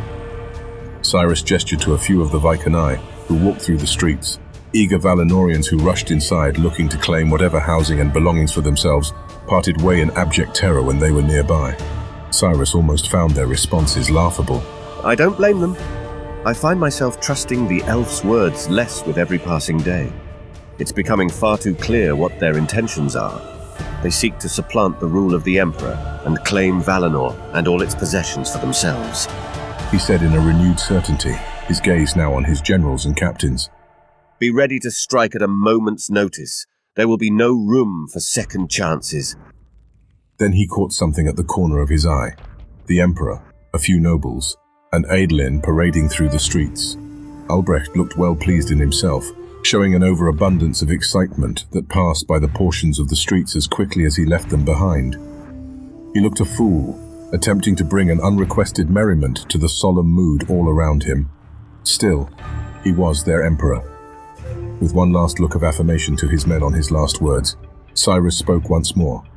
For the glory of Valinor. For the glory of Valinor! They repeated just in time to show respects to the arrival of their emperor. Men stood in salute as the emperor walked down from atop his carriage. I knew I was right to choose you, Commander. Albrecht congratulated Cyrus before sharing his dissatisfaction. However, your foresight in protecting your emperor was less than desirable. I should hope for your sake this will be corrected in the future. But it is a good thing you have friends in high places, he said with puckered smiling lips as he turned around to Adolin. You sly fox, he said, pointing a finger at him delightedly. You've been holding out on me. Just how many more of those elves do you have kept away somewhere, I wonder? Cyrus was surprised at how well he acted the part, this tainted. But he was exactly that, an imposter, an enemy who would sooner or later have to be dealt with. But by the way he paraded himself about and made a fool of himself, one could never know the difference unless they knew the facts. Which begged the question, now that Adolin had revealed his hand, how long would it be until he would act upon this knowledge? Cyrus wondered. If Cyrus had thought it would be immediate, Adolin had quickly dispelled such delusions with a bow toward their emperor. Your Highness, I never intended to hide such secrets from you. I had only merely intended to keep our allies secret from the necromancer. You know his ways, and his tactics are rather mundane at this point. He often forgets how predictable his perceptions of events can be. As if ready to reveal himself, Albrecht found no amusement in those words as he glared back. Careful now, my proud, pointy-eared subject. If you think you can scheme plans behind my back any further, remember that it is you who answers to me, and I alone decide what is worth keeping secret or not. Adolin grinned, speaking only loud enough for those closest by to hear, Cyrus included. Take off the mask, human. Or are you even too afraid to face me through a conduit when you're safely perched atop that palace of yours? Cyrus was stunned, amazed that Adolin would reveal he knew in the middle of the open, surrounded by nearly all of the Valinorians' entire standing army. And worse yet, he was there to hear it. Albrecht seemed taken aback by the boldness for a second, before smiling in delight. You knew? He asked, chuckling at the absurdity of it all before leaning in and speaking in Razkol's voice. What does it matter, demon? Come, strike me down, wretch. I wonder how my soldiers would react. Adolin remained silent. Only a thin grin was across his face that infuriated Razkol. You believe yourself immortal, I know this. The necromancer said with understanding through his puppet, drawing back. But before the end, I will feed you your own heart. He added with a fiendish smile before walking on his way, the remnant of Albrecht taking the lead and waving to his citizens, as if the conversation never happened. When the Emperor and his advisors had left, Cyrus looked at Adolin in amazement. What good is it to admit you know his secret if you're not going to do anything? Any entertainment Adolin found in the situation was quickly lost, his patience expended. That is one thing you share in common with the E.C.E.N. You're a fool who fails to grasp the bigger picture. His time will soon come to an end, And if you're not careful, it will be yours too. Adolin said, his words even, as if the threat behind them were just a figment of Cyrus's imagination before he walked on by towards the palace. All of it seemed unreal to Cyrus, as if they were playing a part in a greater story, fulfilling events to an inevitable end. A ludicrous idea, he surmised, but it weighed on him all the same. There was little to be done left out here before seeing to it that his men properly secured the city. So, against his better judgment, Cyrus followed Adolin's lead.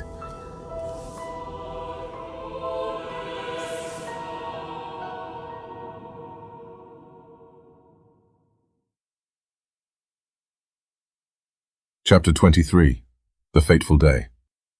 After a safe trek in the night, it was on the 13th day they arrived on the outskirts of the scorched dunes and subsequently the beginning of the greater E.C.E.N Empire, or rather what remained. To everyone's surprise, including Zev's, the necromancer did not meet them with his forces immediately upon their departure from the charred landscape that the world at large would classify as one of the many wildlands, as if they were somehow related or normal to compare. Though the inhospitable nature and wildlife, and a proclivity in their resilience to human settlement, was shared between all such places with that distinction. But it mattered little now. As for the moment, all their minds were set on the task ahead, and upon seeing it now, the daunting nature of it was finally grabbing a hold of them. Razkol's forces stood in formation outside of Elaya's capital city. The ancient civilization's multitude of buildings and homes were immense, stretching on for countless miles in every which way, and at their heart was a place one could see for days before walking towards its summit. The E.C.E.N Palace, Ehia's most amazing feat of human ingenuity that lasted the test of time for over 1,000 years, a triangular structure that soared high above all else like a lone mountain. As for Zev himself, he appeared to be a part of Voal's army while walking beside them, but not trusted enough to have been with the man himself through their journey. Well, would you look at that? It appears the necromancer turned less than half of what was estimated. This'll be easier than I thought. If not for the fact they were about to fight that army, some of the men near Zev would have scoffed at the remark. The forces of the Tainted numbered roughly 500,000 in total, a significant loss of fighting men than Zev would have expected, but fear-instilling nonetheless, compared to their own of just over half of that. But in his eyes, it mattered little in the end. His eyes turned to Voal, who was unusually carefree given the circumstances. To the amazement of all who noticed, the E.C.E.N had an open tent set up and was sitting and drinking under the shade. Even if he had another plan at work, Zev was thoroughly impressed by the man's ability to keep up appearances. Zev rubbed his bandaged arm. It had an irritating sensation to it, but that was the most feedback of pain he had felt nowadays. So, paying it a little mind, he started walking over toward Voal's tent. The commander's guards did what was expected, blocking Zev from entering. He was neither wanted nor expected, it appeared. Voal, come here. Zev said with an elated smile and arms wide apart. This is how the new Chosen treats his friends. Think of all the gossip that'd go around. The honorary title, one not used since Razkol himself was declared the Chosen of the Gods over 1,000 years ago, was known immediately to all the E.C.E.N there who heard it. Voal was no exception. Still, Voal found the humor in it, smiling and gesturing for Zev to come closer and take a seat beside him. One of the guards relieved Zev of his crossbow before he took the seat. It all was of little consequence, Zev considered. After all, this game of his was coming to an end. Years ago, a time when Zev was still only a child in his eyes, but only several months after his parents botched kidnapping to remove the inconvenience of their only son. The day started like many others, with expectations unmet, and overall, an atmosphere of conflict and strife hidden behind glares and subtle context behind words. But as was mentioned before, it wasn't anything new for Zev. He had grown accustomed to it, and by now he was set on never meeting Thomas's or Mai's envisioned future they had for him. It was abundantly clear to him by now that he was an eyesore to his parents, a waste of time and effort that was better off dead. Naturally, that also was no surprise to Zev after the recent attempt they had at getting rid of him.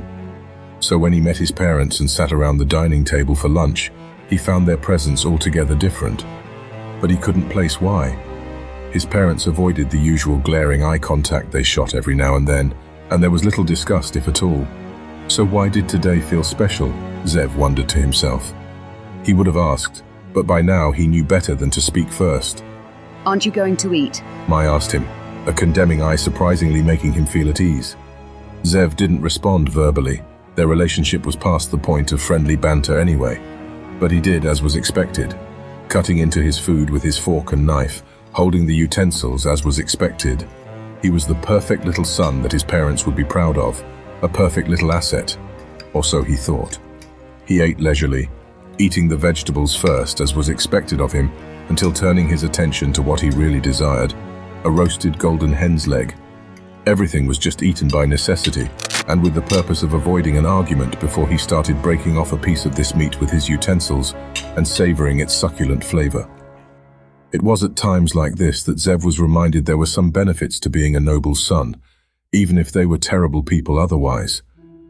But as that thought crossed his mind, he noticed it. A brief glance from both his mother and father, but they tried to feign ignorance of it ever happening. He knew right then and there what had happened. Poison. They were trying to silently get rid of him again. Zev immediately decided he needed to get away and avoid these two monsters for as long as possible before they could try anything in his weakened state. He sprung straight up, his chair falling over as he slammed the table. No words were exchanged besides the hatred in Zev's eyes to the others and the poorly acted surprise from the others. Parental love at its finest, Zev often considered in his thoughts of the memory. What are you doing? Sit down, Thomas instructed, hiding back an anger that would obviously been there if this were a normal situation. But Zev had no intention of bartering words with this man, his so-called father. There were more pressing matters to deal with. He turned and ran, ignoring all yells in protest towards his family and servants he left behind before storming outside of the home. Aziel was not in sight, but his father was, working away at the blacksmith like usual. Levi looked in shock, suspecting the worst. Zev, what happened? He cried out across the street, but Zev hardly paid it any mind. He just turned and ran as fast as he could towards the larger portion of their village of Bethelus, making quite a stir in the small community before he left. It wasn't even half an hour later before Zev made it to the larger community. He was sweating, far worse than what would have been normal had he not been poisoned. But his body fighting every movement and breath he took was all the evidence required that Zev's intuition on the matter was correct. His natural distrust of others prevented him from seeking help. Later on, Zev could only recall that logic as surprisingly fitting, wondering where could he possibly get that notion from with his parents trying to kill him. Whatever the case may have been, at the time Zev hid behind the shade of the village's building, concealing himself in the brush. Congratulations, Mother, Father, well done. You went and killed your only heir. I bet you're both very proud. He muttered sarcastically before plopping beside the building's outer wall. I'll have to kill them someday if I ever make it through this. Zev considered with anger in his eyes that were hard to detect, almost laughing at the thought of it all. Family business can be so complicated sometimes. His eyes were growing heavy, his chest feeling like it was constricting upon itself. Monsters. The lot of them. Minutes passed, and Zev's condition was continually getting worse. He heard folk calling out his name, but he ignored it. Right now, of all times, he was weak and could not defend himself, and his parents, the lord of these lands, would certainly want their only son back home to nurse back to good health. Zev would have laughed at that thought if he wasn't so preoccupied with remaining absolutely silent, but it did little to hide his presence for long. Someone was coming around the building, as if they were already expecting Zev to be hiding. Zev tried to get up, not even knowing what he was planning to do if he could. Fight whoever it was, but why? And if he even could, what good would that do? One thing was for sure, it was an absolutely frustrating predicament he found himself in, waiting to be caught and completely helpless to the whims of whoever it was who discovered him. Just great, he thought. With a few more rustling of bushes, turning the corner was Aziel. Immediately Zev's worries were alleviated, but there was an undeniable concern in Aziel's expression. You look as white as a ghost. Zev smiled at that. Oh really, have you ever seen one? Wide-eyed as he looked at Zev, Aziel really wasn't in the mood for such jokes. Yeah, it'll be you any minute now if we don't get you looked at. He remarked while getting closer and offering Zev a hand up. Poison? Very astute of you, I'd say, or... Zev began to say with a smile, accepting Aziel's assistance up. Suppose they're getting rather predictable, aren't they? Aziel groaned, now suddenly realizing he was effectively going to be doing the walking for two. Well, you could say that. Aziel began to explain. But if I saw you bleeding all over the place, I might have guessed something else. Zev chuckled at that. Suppose I lucked out then, eh? Certainly doesn't feel like it. He said, the weakness in his voice's tone now evident. Don't worry, Aziel reassured. I know where you'll be safe.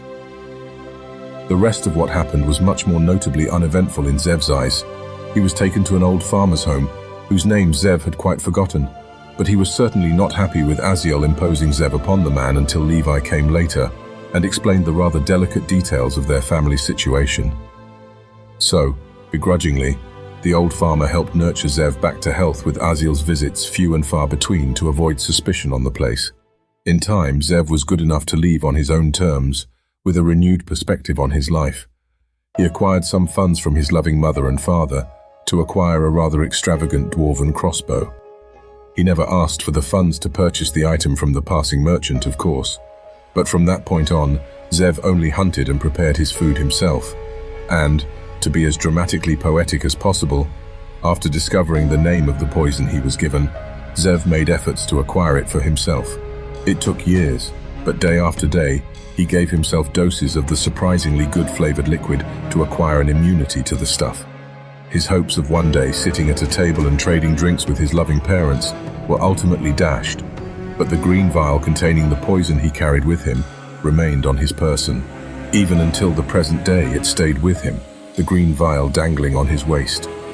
He always believed the poison would lead to a poetic end of things, and he had saved it for just such a time.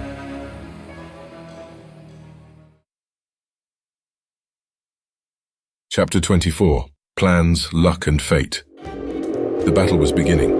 The usual horns so commonly associated with the Aelan forces only came from Voal's Khamir's side. The Tainted, such as the puppets they were, showed no hint of motivation in the coming fight, nor anger or anything. Mindless drones, simply carrying on the tasks of the marionette, who pulled at their strings and made them dance. The 500,000 marched on with blank expressions, edging ever closer to Voal's men and the small company from the west. You seem rather confident, if I do say so myself. Zev began saying, obliging himself to sit next to Voal under the shade of his tent. You had other plans, I wager. There was a mixture of amusement and pent-up hatred coming from the Elan that he tried to conceal, but Zev saw through it. Among the many scenarios that led to this point, he partly expected it. What does it matter now? Voal reflected, taking a sip of his wine as he looked out to the forces marching toward one another. There's no turning back now, is there? One way or the other, our fates here have already been decided by the gods, he said mysteriously, his eyes observant of Zev's reactions. Ah, so that's it. Zev considered, smiling and laughing more at the thought of it all, before bringing out his green glass vial. Share a drink with me, Zev said as he held it up. Sentimental as I am, a keepsake from my hometown.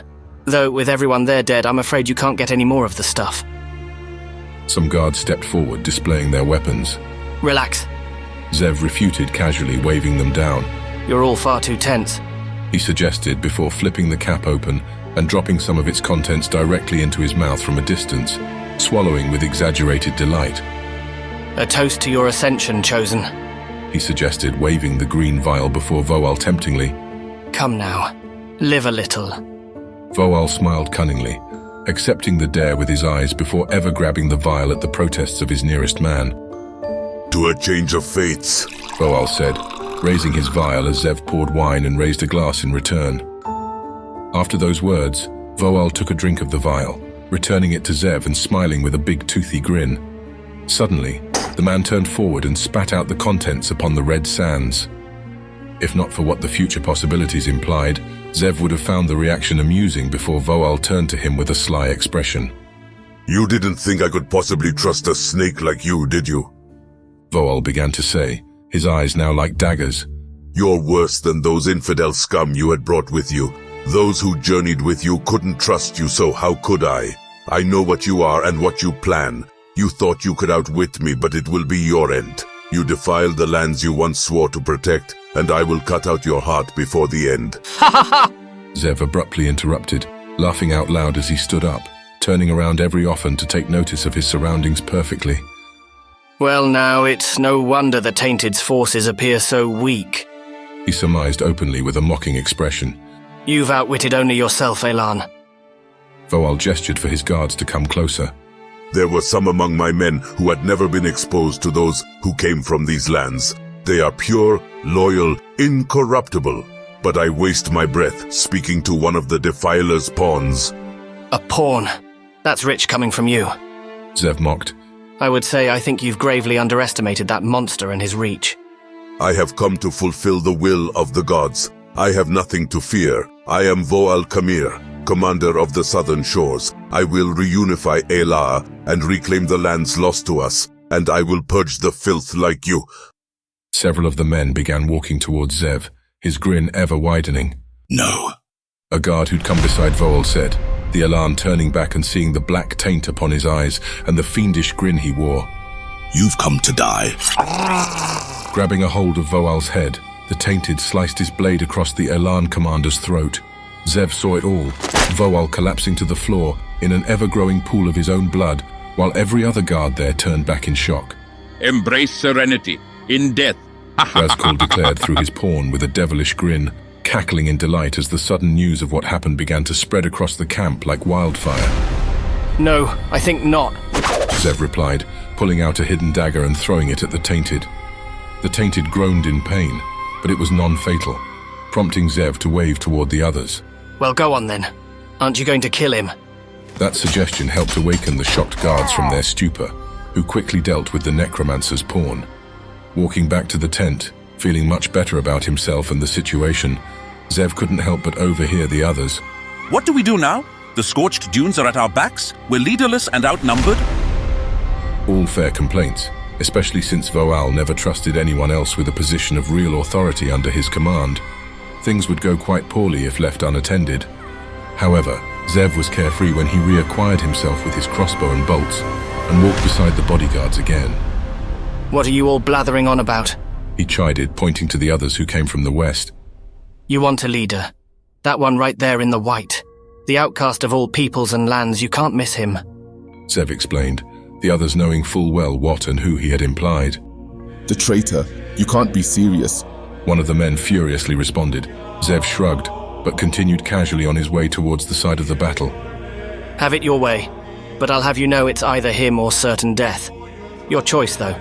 As of this moment, you're no longer my concern. Where are you going? One of them yelled out after seeing Zev's walk was leading him outside of the battle entirely. Isn't it obvious? He asked back, his head unturned. I'm hunting monsters. The guards looked to one another in puzzlement, trading only a few words before a few of them raced towards the head of the Western forces, to Kazim. At the front of his company of 472 souls, Kazim held his spear high, inspiring the others. In life we are faced with tests, ones that would see us undone. But have we not become stronger from seeing them fulfilled to the end? Is this not just another of the many we've faced before? Control your lingering doubt, and like the many times you have before, prepare for what is to come. As he spoke, Voal's guards came out to meet him, interrupting Kazim's words and troubling all who witnessed. My lord Voal Kamir is dead, one of the guards exclaimed, immediately spreading panic to all besides Kazim who heard. We are leaderless and outnumbered. You must help us. Kazim pondered the situation solemnly, speaking silently to himself. His ways are not our own, his plans are not ours to understand, and if this is his will, I will answer. And now speaking to the guards, he boldly replied, I will lead the others shortly. Go now, and tell them to wait for my arrival. His presence and confidence behind his words instilled little doubt of the truth of his words. The men left to do as instructed, and Kazim saw the others, his companions whom he was destined to part ways with. He held up his hand to address them, speaking loud enough they all could hear his words. My brethren, my brothers and friends, I beg of you to stand fast, for there is nothing to fear in this life if we hold true to the promise. So I'll say again to you, fear not, for if we should die today, we will have died a good death, knowing that the White Plains await us on the other side. And if we are here by the light's will, even if the whole Asia should stand against us, still we will not falter. Fear is for others, other men and women who do not hold true to the words. So I beseech you to do as I do, my friends. Hold fast to the promise. Hold fast, remain strong, and together we shall overcome this enemy. His words did not convey the confidence Kazim himself had displayed, as it was undone by the vast army marching towards them. So, he left them with a few parting words to reflect on, as he yelled out to them with renewed vigor. Why fear? Do you not already know?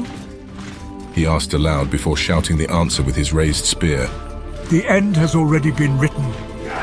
The words, remembered, inspired them all to cheer and roar in return. Spirits high, Kazim smiled and nodded his farewells with confidence they were ready for what was to come. It took several minutes after Kazim left their company for things to settle down enough for Drazdan and Elix to talk to one another. Think the laddie did him in? Drazdan asked, genuinely curious about Elix's take on the situation. She shrugged. I certainly wouldn't put it past him, but I'm not so sure they'd ever work with us if he did. Upon that thought, Elix started preparing a bomb in hand, readying herself for the approaching forces. But it makes me wonder, why would he even be with them otherwise? Drazdan hummed thoughtfully, their casual conversation in stark contrast to the soon-to-be chaotic mess coming from the very approaching army nearly upon them. Knowing that crazy buggard, he probably was just beaten to the punch.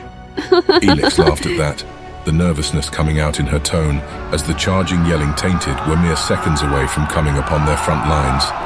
Well, if that's the case, I certainly hope our luck keeps.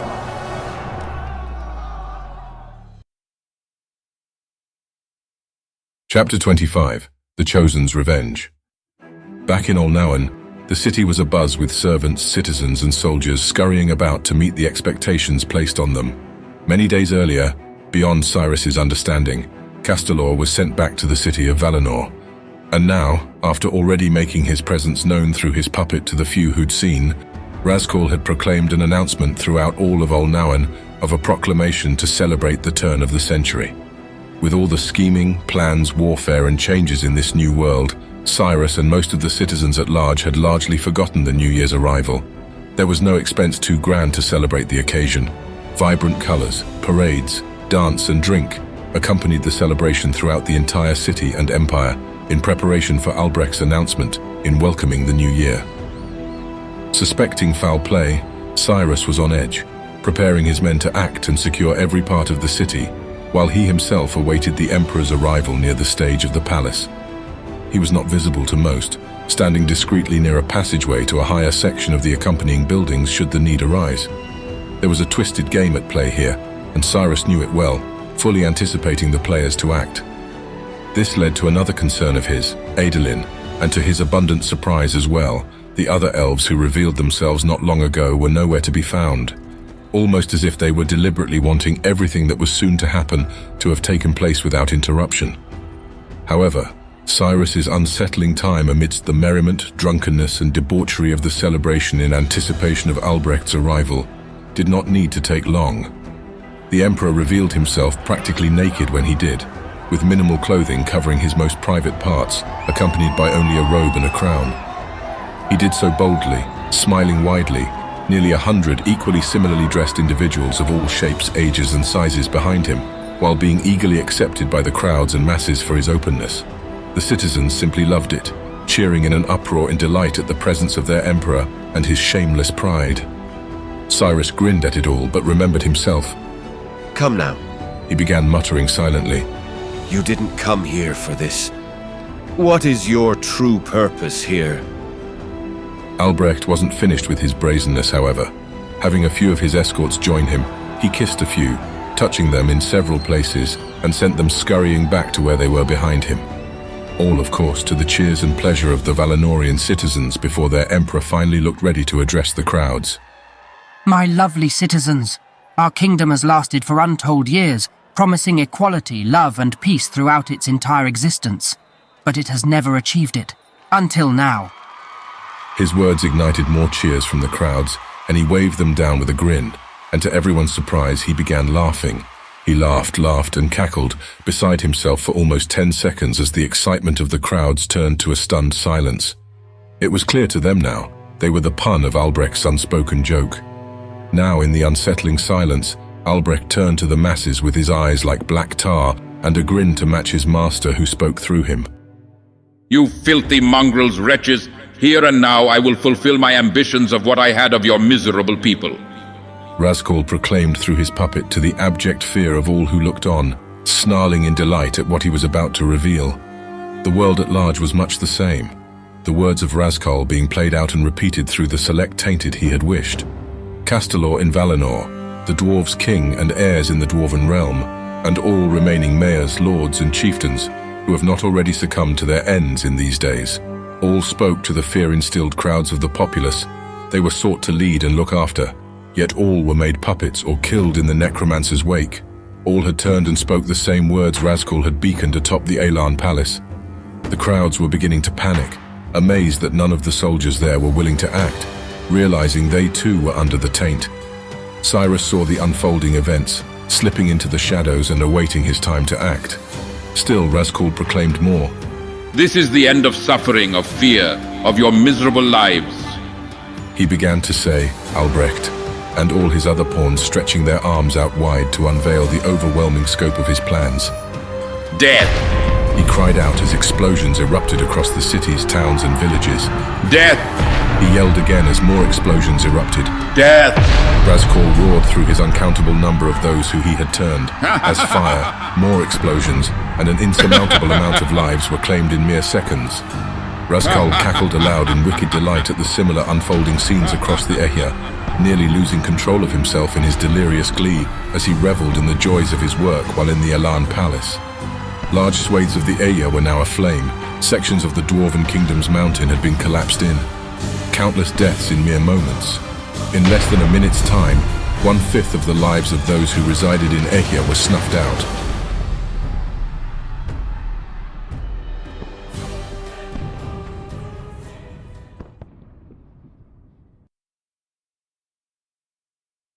Chapter 26. A hero emerges. Back upon the red sands of Elar, just outside the city's boundaries, the battle raged on. Horns blared, soldiers shouted, spears, swords and shields were broken, while magic blue flames of the Tainted consumed portions of the united army. Still, under Kazim's command, they held strong. Switch! Kazim roared out, his commands being echoed throughout the criers amongst the front lines, as the tired men up were replaced by others with vigor. Their lines still stretch back to a safe distance. Archers, release at will. They did as was instructed. The armies of the Tainted so vast the archers could still safely shoot over their own men without worry of collateral damage. And of course, a few dwarven bombs were added to the mix by an unlikely pair. Kazim looked out to the forces, seeing the state of the battle in a newfound awe. We can win this. He silently realized in amazement. We can prevail. Hold fast. Drive them back and fear not, for this will not be our end. Far, but not too far, Zev had evaded the battle entirely. Naturally, several men pursued him, but they could not keep pace without the mounts they were sorely lacking. It left Zev wondering why. But who was he to brush off such good fortune? Which reminded him of his fortunate assistance by, of all people, the necromancer himself in dealing with Voal. Zev knew that he'd eventually need to be rid of the tyrant, hoping Kazim would pick up the pieces should things go poorly, and fully intending to use the chaos of a scrambling army to reach Razkal unawares. This initial plan would have made things demonstrably more difficult for the others, but to Zev, it did seem necessary. Zev scaled a few buildings, jumping from rooftop to rooftop, quite easily at that, unusually so. For as long as it lasted, regardless of where it came from, Zev intended to make use of this power of his. In the meantime, he set his sights on his destination, the outer perimeter of the Elan Palace. He certainly wasn't planning on going through the front doors, and Zev surmised he wouldn't need to with his newly acquired athletic prowess. While he went, he felt the green vial on his hilt. This has surprisingly been an enormous disappointment. He considered aloud, feeling the glass with his fingers as he went. Oh well, perhaps another time.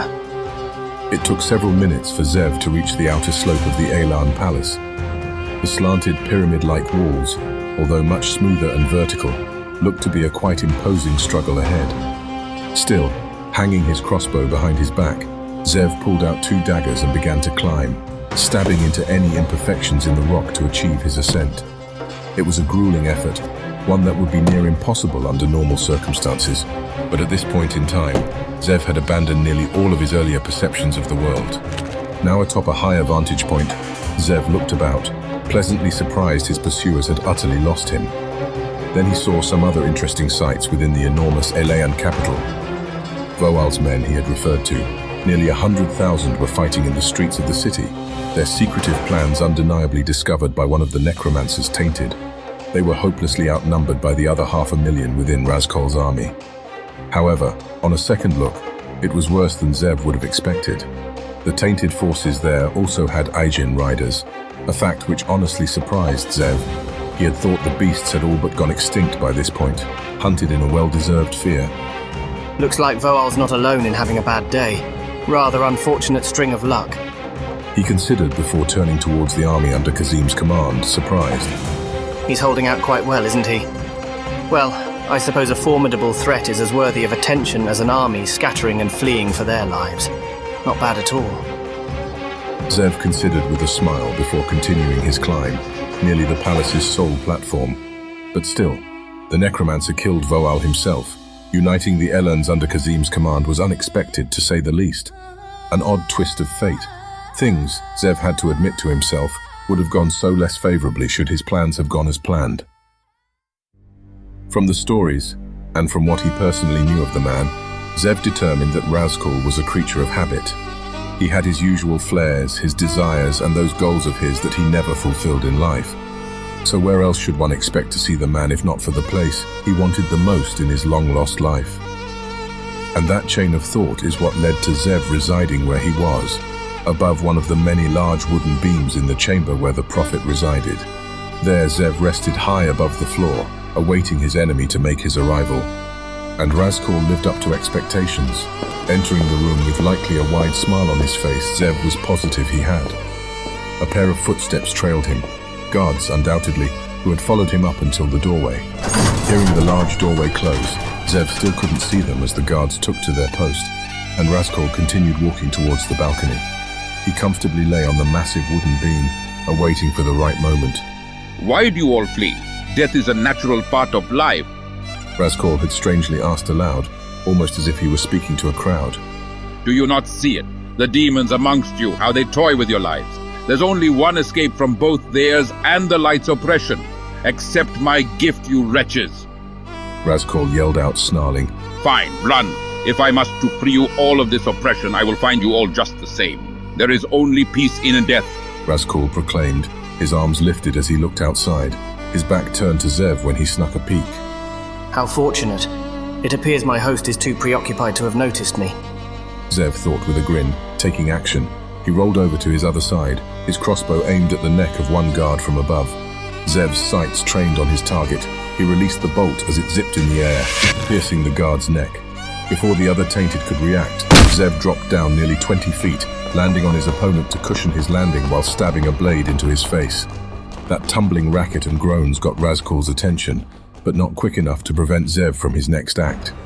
He raced to the side and barred the doors shut with one of the dazzling pieces of furniture in the room. It wouldn't last for long, but in Zev's eyes, it hardly needed to. A pleasant thought as he turned his gaze back to Razkol with a wide grin, savoring the fleeting moments. In the middle of the battle, an arrow whizzed by Drazdan's head, missing him only by an inch. The whole idea of what nearly happened and the amount of people in front of him really put the dwarf on edge. By the stone! Drazdan complained aloud after searching his supplies, realizing there were few bombs left at his disposal. There's no end to these bloody things. Elix was beside him. I don't know, but we just... Elix's words suddenly paused after she caught something in the distance, her face growing pale. By the light, this can't be happening. What? Drazdan demanded back, unable to see high enough over the tainted forces to know the truth of the situation. Come with me. Elix suddenly insisted. We have to inform Kazim of what's coming before it's too late. Too late? Drazdan said, finding her panic infectious. By all that's right and good in this world, little lassie, you best be explaining yourself real soon or I'm gonna keel over here and now. Before he was even done with his demands, Elix was already running towards where Kazim was. Hurry up! Elix persisted as she gained the distance. Drazdan grumbled as he followed, putting his bomb right where it was and trudging through the United Forces ranks in the heat of the battle to reach Kazim. It took a while to get where they were heading, but such were the sizes of the armies on the field before they met up with Kazim at the center. Already he had appointed men from the Elans to act out as his hands and arms, relaying his orders between the ranks to properly repel the tainted army. Kazim! Elix yelled out, gaining his notice as he was speaking with the others. If not for her panting of breath and the overwhelming dread on her expression, he may have chosen to ignore it a bit further to continue his instructions with the others. What is it? What has happened? He inquired with concern, running to her side and placing a hand on her shoulder. Elix pointed past the army of the Tainted before she spoke in panting breaths. They're bringing Ijin. Drazdan barely arrived in time to hear that, and most who heard it doubted the words while Kazim stood tall and looked out. Mostly just a cloud of dust was visible, but at the bottom were the unmistakable black armored creatures, guided by riders racing towards them. Suddenly Kazim now fully understood her fear. The light preserve us.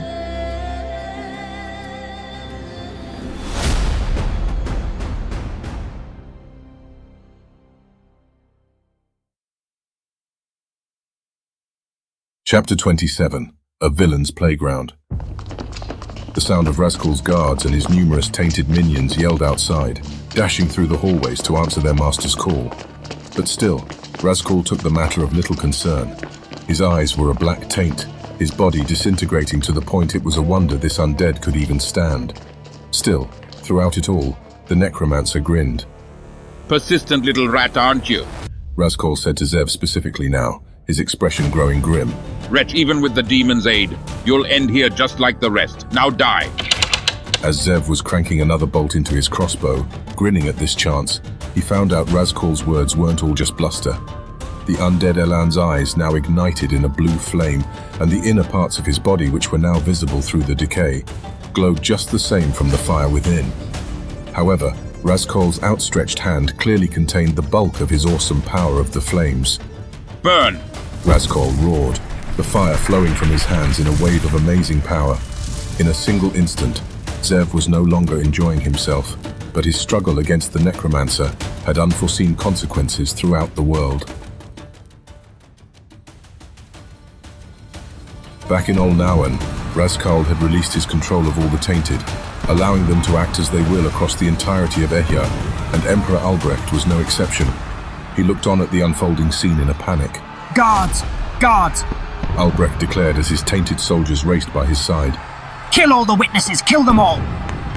He proclaimed in fear, trying to race back to the security of the palace. Complete chaos, fear and panic consumed the city and the entirety of Ehya. Screaming citizens of every nationality and creed ran for their lives as every last Tainted revealed themselves throughout the world. At his moment of triumph, Razkul held nothing back. Then suddenly, amidst the abject destruction and death, a lion's roar rang out across all of Olnawan.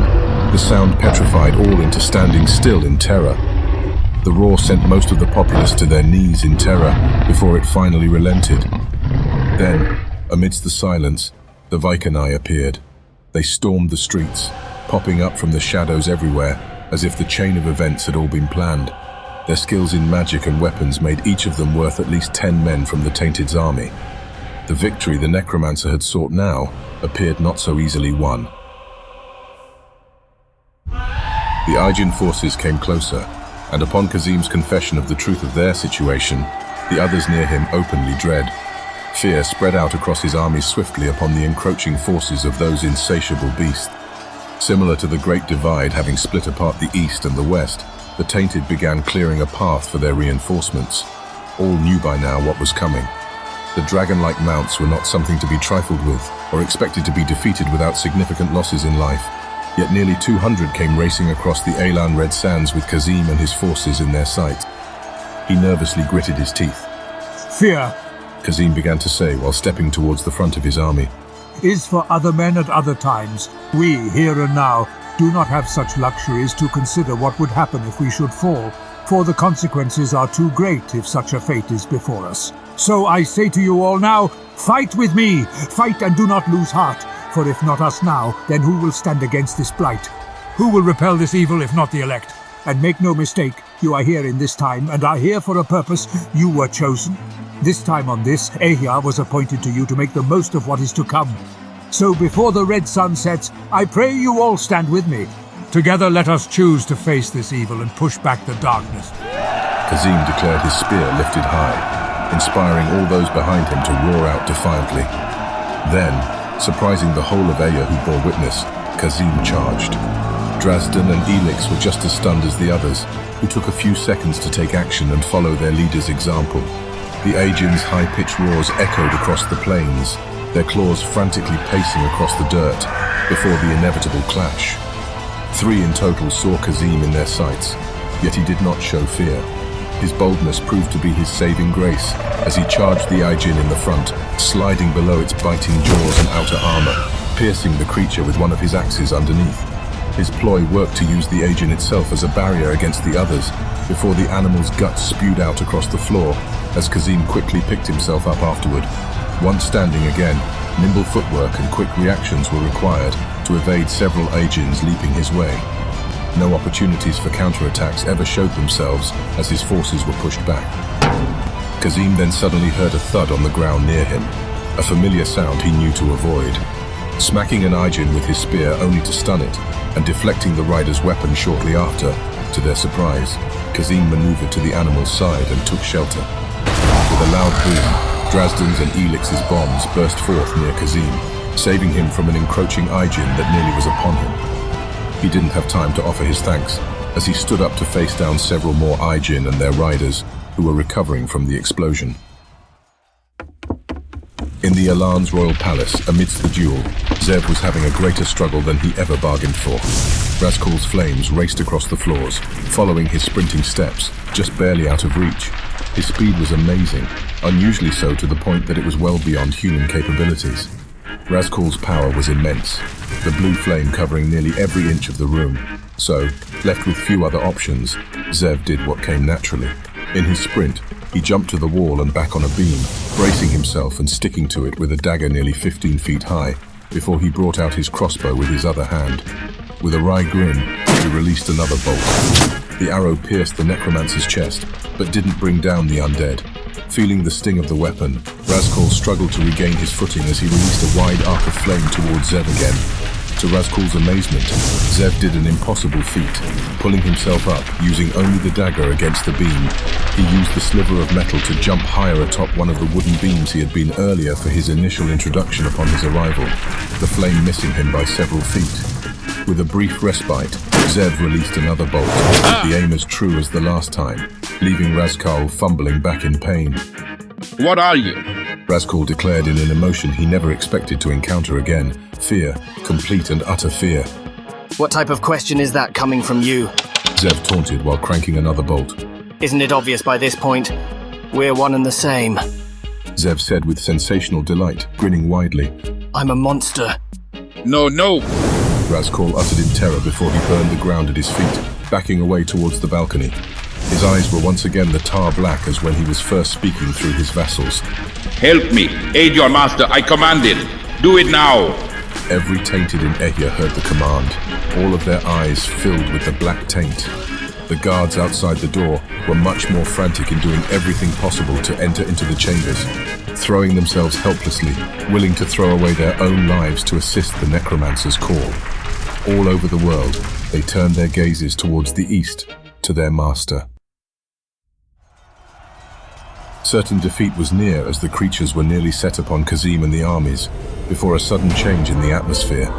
The tainted, the riders included, looked north to the palace. Pulling their mounts back, all the tainted began racing back to the massive Elan structure as fast as was physically possible. Drazdan, Elix, Kazim, and all the united forces looked on in amazement at what was unfolding, some beginning to cheer. Much of the same was happening elsewhere in the world of Ehya. The Valinorian Emperor's men started racing east desperately, and Albrecht was no exception to hear the call. He needs us, he uttered in amazement. Go to him! Albrecht declared to the others, all who could listen as he gestured to the east. The appearance of the Vaikanai storming the city, unleashing their magical talents and prowess with their weapons, mattered little now. All that mattered to the tainted was their master's life. and Zeraz had perceived his time had finally come. The Black Lion's ear-shattering roar came upon the city again, but now the beast had revealed itself atop a rooftop for many to see and bear witness to. The Black Lion growled with an earth-shaking-like vibration before he leapt, spanning hundreds of feet before landing only feet before the Valinorian Emperor. Albrecht looked up into the creature's eyes in awestruck horror, words escaping him before the unnatural beast raced forward.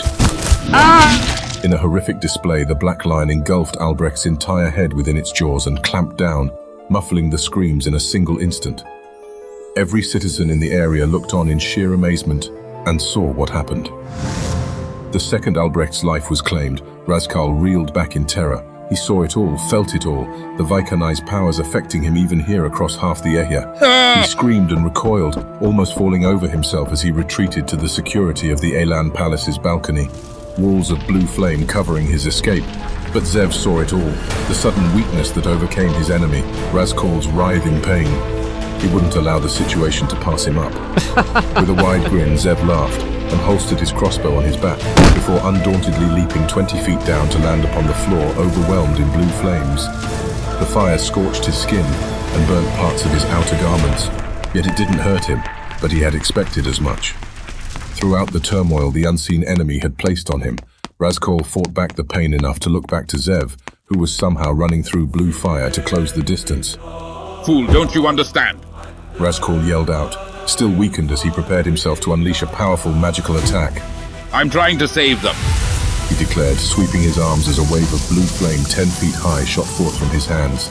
In less than a second, Zev considered his options as he eyed the terrified undead Elan before him. Arrows had proved to be unreliable against him, and daggers would likely prove to be little more than a nuisance, so something else would have to be used. As he raced towards Razkal, Zev thought the absurdity in that comment hilarious. With a crazed smile and laughter, he began to run faster toward Razkal, unraveling the cloth around his wounded arm before he jumped over the approaching wave of blue fire. He had jumped over it, an inhuman maneuver as he peered down from Razkal from above, his eyes fierce with a killer's intent, a dagger in hand and a now newly kindled bomb in his other. Its secret hiding place earlier was the open wound in his arm, festering, a wonder that it was still bent to Zev's will at all. Oh, how Zev loved the look of stark terror in Razkal's eyes. The undead who had caused such panic and misery was now about to finally embrace such desired death he wished to spread. He didn't care to respond to Razkal's words earlier, opting to fill the Elan in with his purpose there, as he brought his dagger down upon his only working eye. Razkal screamed in utter pain and terror while Zev spoke, pulling back his dagger with the following maneuver. Old Nowan sends its regards, he said in a cold delight, ramming the sizzling lit bomb into Razkal's dry undead mouth and jamming it shut with his dagger. His opponent, crippled and blind, Zev showed no mercy. Pushing him back several feet, he lifted the screaming, muffled Elan over the balcony and into a free-fall over the Elan Palace's side. A free-fall for seconds on end in anticipation. Zev saw the necromancer's body explode into fiery flames before ever reaching the bottom. Patting the flames out, Zev looked over the side and gave a wry grin. Chapter 28. The Turn of the Century. Throughout the entire Ehya, every tainted died, falling to the ground in unison. Kazim and his armies, after the ravages of the battle, amount to 144,000 left. Seeing the fleeing tainted fall to the ground, they roared out in a tempest of cheers. Zev looked out towards the landscape, envisioning the results of his efforts across the world with a genuine smile. Looks like you finally got what you wanted, Aziel said from behind him, his tone mocking. In truth, Zev appreciated the coldness in the shadow of his brother's reply. In fact, he had welcomed it. The little game that had been played earlier was getting tiresome. I'm not done yet, Zev replied, a fierce glare contrasting with his grin toward Aziel. Oh, why's that? What exactly do you intend to do now? Aziel inquired, the look in his eye enraging Zev. Well, you see, Zev began to explain with a dagger displayed. I've only ever wanted one thing, to kill monsters worse than I. It's a surprisingly large quantity of folks, believe it or not, but I guess you'd know better, wouldn't you? He asked, his eyes piercing. With his dagger pointed to Aziel, Zev spoke further. As you may have noticed, I've become quite good at killing monsters. And you're next. Ha ha ha ha ha. Aziel laughed deridingly, revealing his true form in a wisp of shadow that overcame him. Zeraz revealed himself, staring back at the human in a cruel condescension. The revelation of who the Phantom was did not surprise Zev in the slightest. He had quite expected it. However, even if provoked by Zev himself, the Vaikanai unveiling himself proved troubling. The message was clear. He either no longer considered Zev a threat to have felt the need to act in secret, or he had finally made use of his human pawn and saw fit to relieve himself of the nuisance. Perhaps he'd try it now, Zev wondered. He grinned at that prospect, welcoming the chance at a swift revenge sooner rather than later. But it didn't appear to be the case, as Zeraz in his shadowy form walked around casually and spoke. You believe you can hurt me? You. He laughed at the absurdity of it all. A man all but consumed by his own desires thinks he can best me, when you've done nothing but aid my ascension. Zeraz remarked with a taunting grin, elaborating more on his surprise at Zev's claims. And why is it you've helped him, Maltia Falajad? I saw you the moment it was mentioned. You recognized the name, knew of what he's done. Zeraz noted, his eyes piercing. Didn't you say you kill monsters only worse than yourself? Why then would you help him claim power? There was truth to the words. Zev knew that, but there were several undeniable truths in the situation. I've known the Elan long enough to understand how his mind works. Zev began explaining, twiddling a knife in his hands, anxious to use it should the villain finally materialize before him. Every day he wishes for death. Every mention to remind him of his past only drives this feeling on. I've seen it enough to be certain of that fact. To kill the Elan would be a mercy, and I've never been much interested in such things. Zeraz gave no telling signs, but Zev perceived he saw through it. Disappointed, he mocked. Believe I do your dirty work again. Well, I do apologize. I never was one to meet others' expectations of me. But one way or the other, I always leave them surprised. Zev added with a crooked grin. The Vaikanai now showed real emotion. How could you think to stand against me when all that power you so desperately cling onto is merely borrowed? As soon as the words left Zeraz's lips, Zev felt all of it come back in an unrelenting reminder of his true state. The scorched burns now pulsated and throbbed with an endless pain, and his arm felt like it had been stabbed by 100 daggers. It refused to move. The open decaying wound he once concealed now bled openly. Zev was overcome with pain, so much pain he could hardly contain his feelings in an agonizing yell. Holding his festering, bleeding arm, his body aching all over, Zev glared back daggers. Keep smiling, Zev seethed. You won't be able to do it for long. Who are you to complain? Zeraz asked, a hint of a cruel smile rising on his face. I helped you with your revenge, and in return, you gave me the world. With those words to ponder on, Zeraz disappeared into thin air. Get back here, Zev demanded, grasping his hands into the fleeting black magic, but it slipped through his fingers like water. Zev clenched his teeth in agonizing frustration and pain. The world, he says. The world. I'll kill him. I'll kill the villain and avenge my brother. He thought, realizing the bleeding in his arm was draining at an alarming rate. It required immediate attention. Zev's eyes turned to the palace corridors. The magic blue flame now replaced with a regular fire that still continued burning the fabric and furniture. With beads of sweat pouring down his face, Zev knew what needed to be done. He walked slowly back from the platform, only now realizing that he hobbled again when he walked. The injury from his encounter with Zeraz never healed, and would never be working properly again. He was a cripple. What could go worse? This will make my revenge markedly more difficult. Zev wondered as he continued to slowly make his way. Kneeling down before one of the fires, and with his only good arm stuck the end of one of his daggers into the flames. He waited and waited until it was sufficiently hot and nearly unbearable to hold. Good chances that this will be unpleasant, he muttered to himself, displaying the red-hot glowing blade before himself as he positioned his useless arm on the ground. Bringing his dagger just past the end of his elbow, Zev paused in momentary fear at what must be done before pressing down with all his strength, screaming in agony.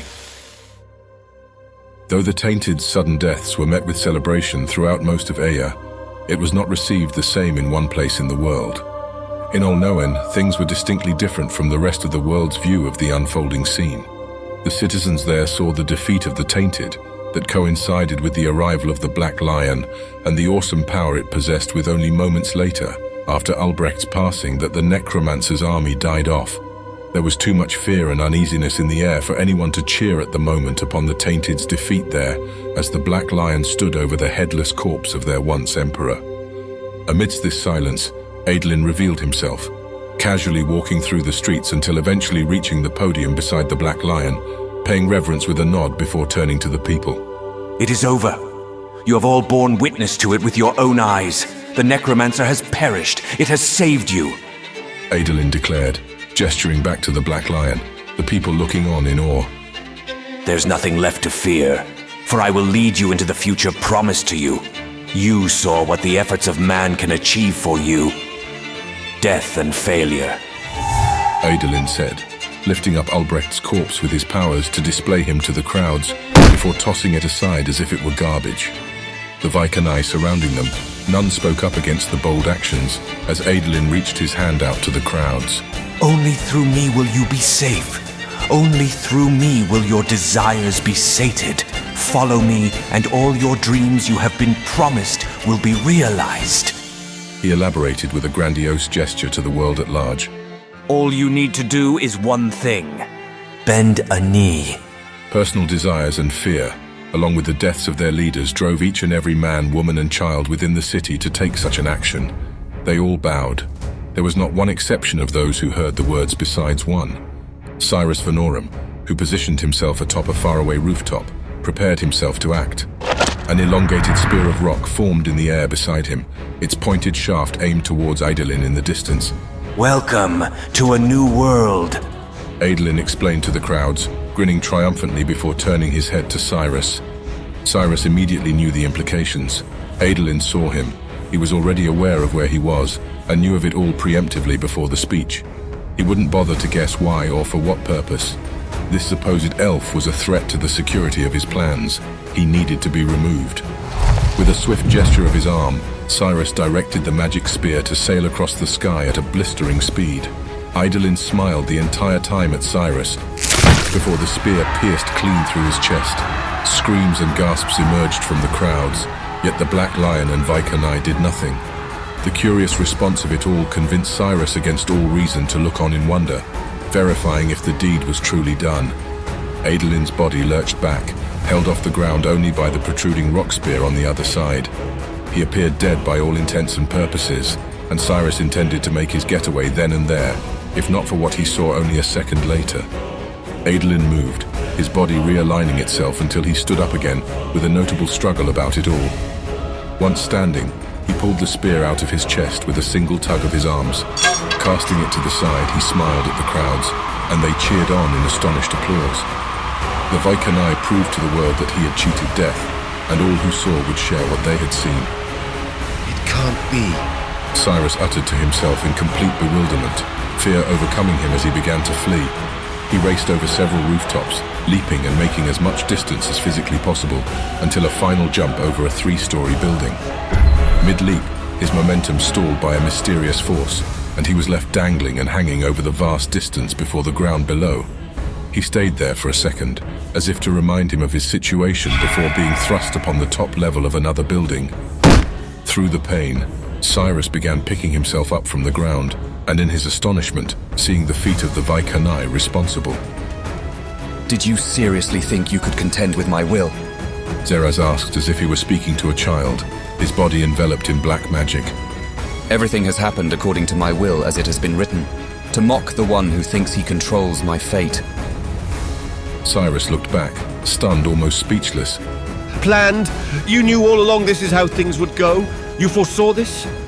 What are you? The questions were asked in sheer amazement, in reverence. Zeraz explained, expressionless. I was, and am, the one who is owed the Eya. I saw this world's formation from the dust. The light would have the world believe otherwise, but I am the hope of all mankind and my world. The promises my servant had made to you I still intend to hold true to. Overwhelmed by all that had happened, Cyrus presented himself and kneeled before Zeraz. Forgive me, my lord. I was wrong to ever have doubted you, he said in a mixture of fear and admiration. Prove your loyalty. Amark, to show your undivided allegiance to my will alone? Zeraz demanded coldly. Cyrus raised his head anxiously. Anything. I'll do anything you ask. I'll bear it proudly. Still emotionless, Zeraz placed his palm on Cyrus's forehead. Then you will be the first, Zeraz instructed as his black magic emerged from his palm, covering Cyrus's forehead before he pulled it back. With his hand removed, a black symbol had now been revealed on Cyrus's skin, a mark to display to the world where his loyalties now lie. But he was just the first. Of this, Zeraz knew well that there would be more. Today, what was meant to be a celebration for the turn of the century, 1/5 of all mankind had died, and all rulers, kings, chiefs, and lesser lords had perished with them. And now Zeraz, who controlled the Vaikanai and all of Valenor's might, was the sole living ruler upon the Ehia's surface. His power now was unchallenged. With this in mind, as his subordinate kneeled before him, Zeraz allowed himself to consider his future. Soon, they will all bow.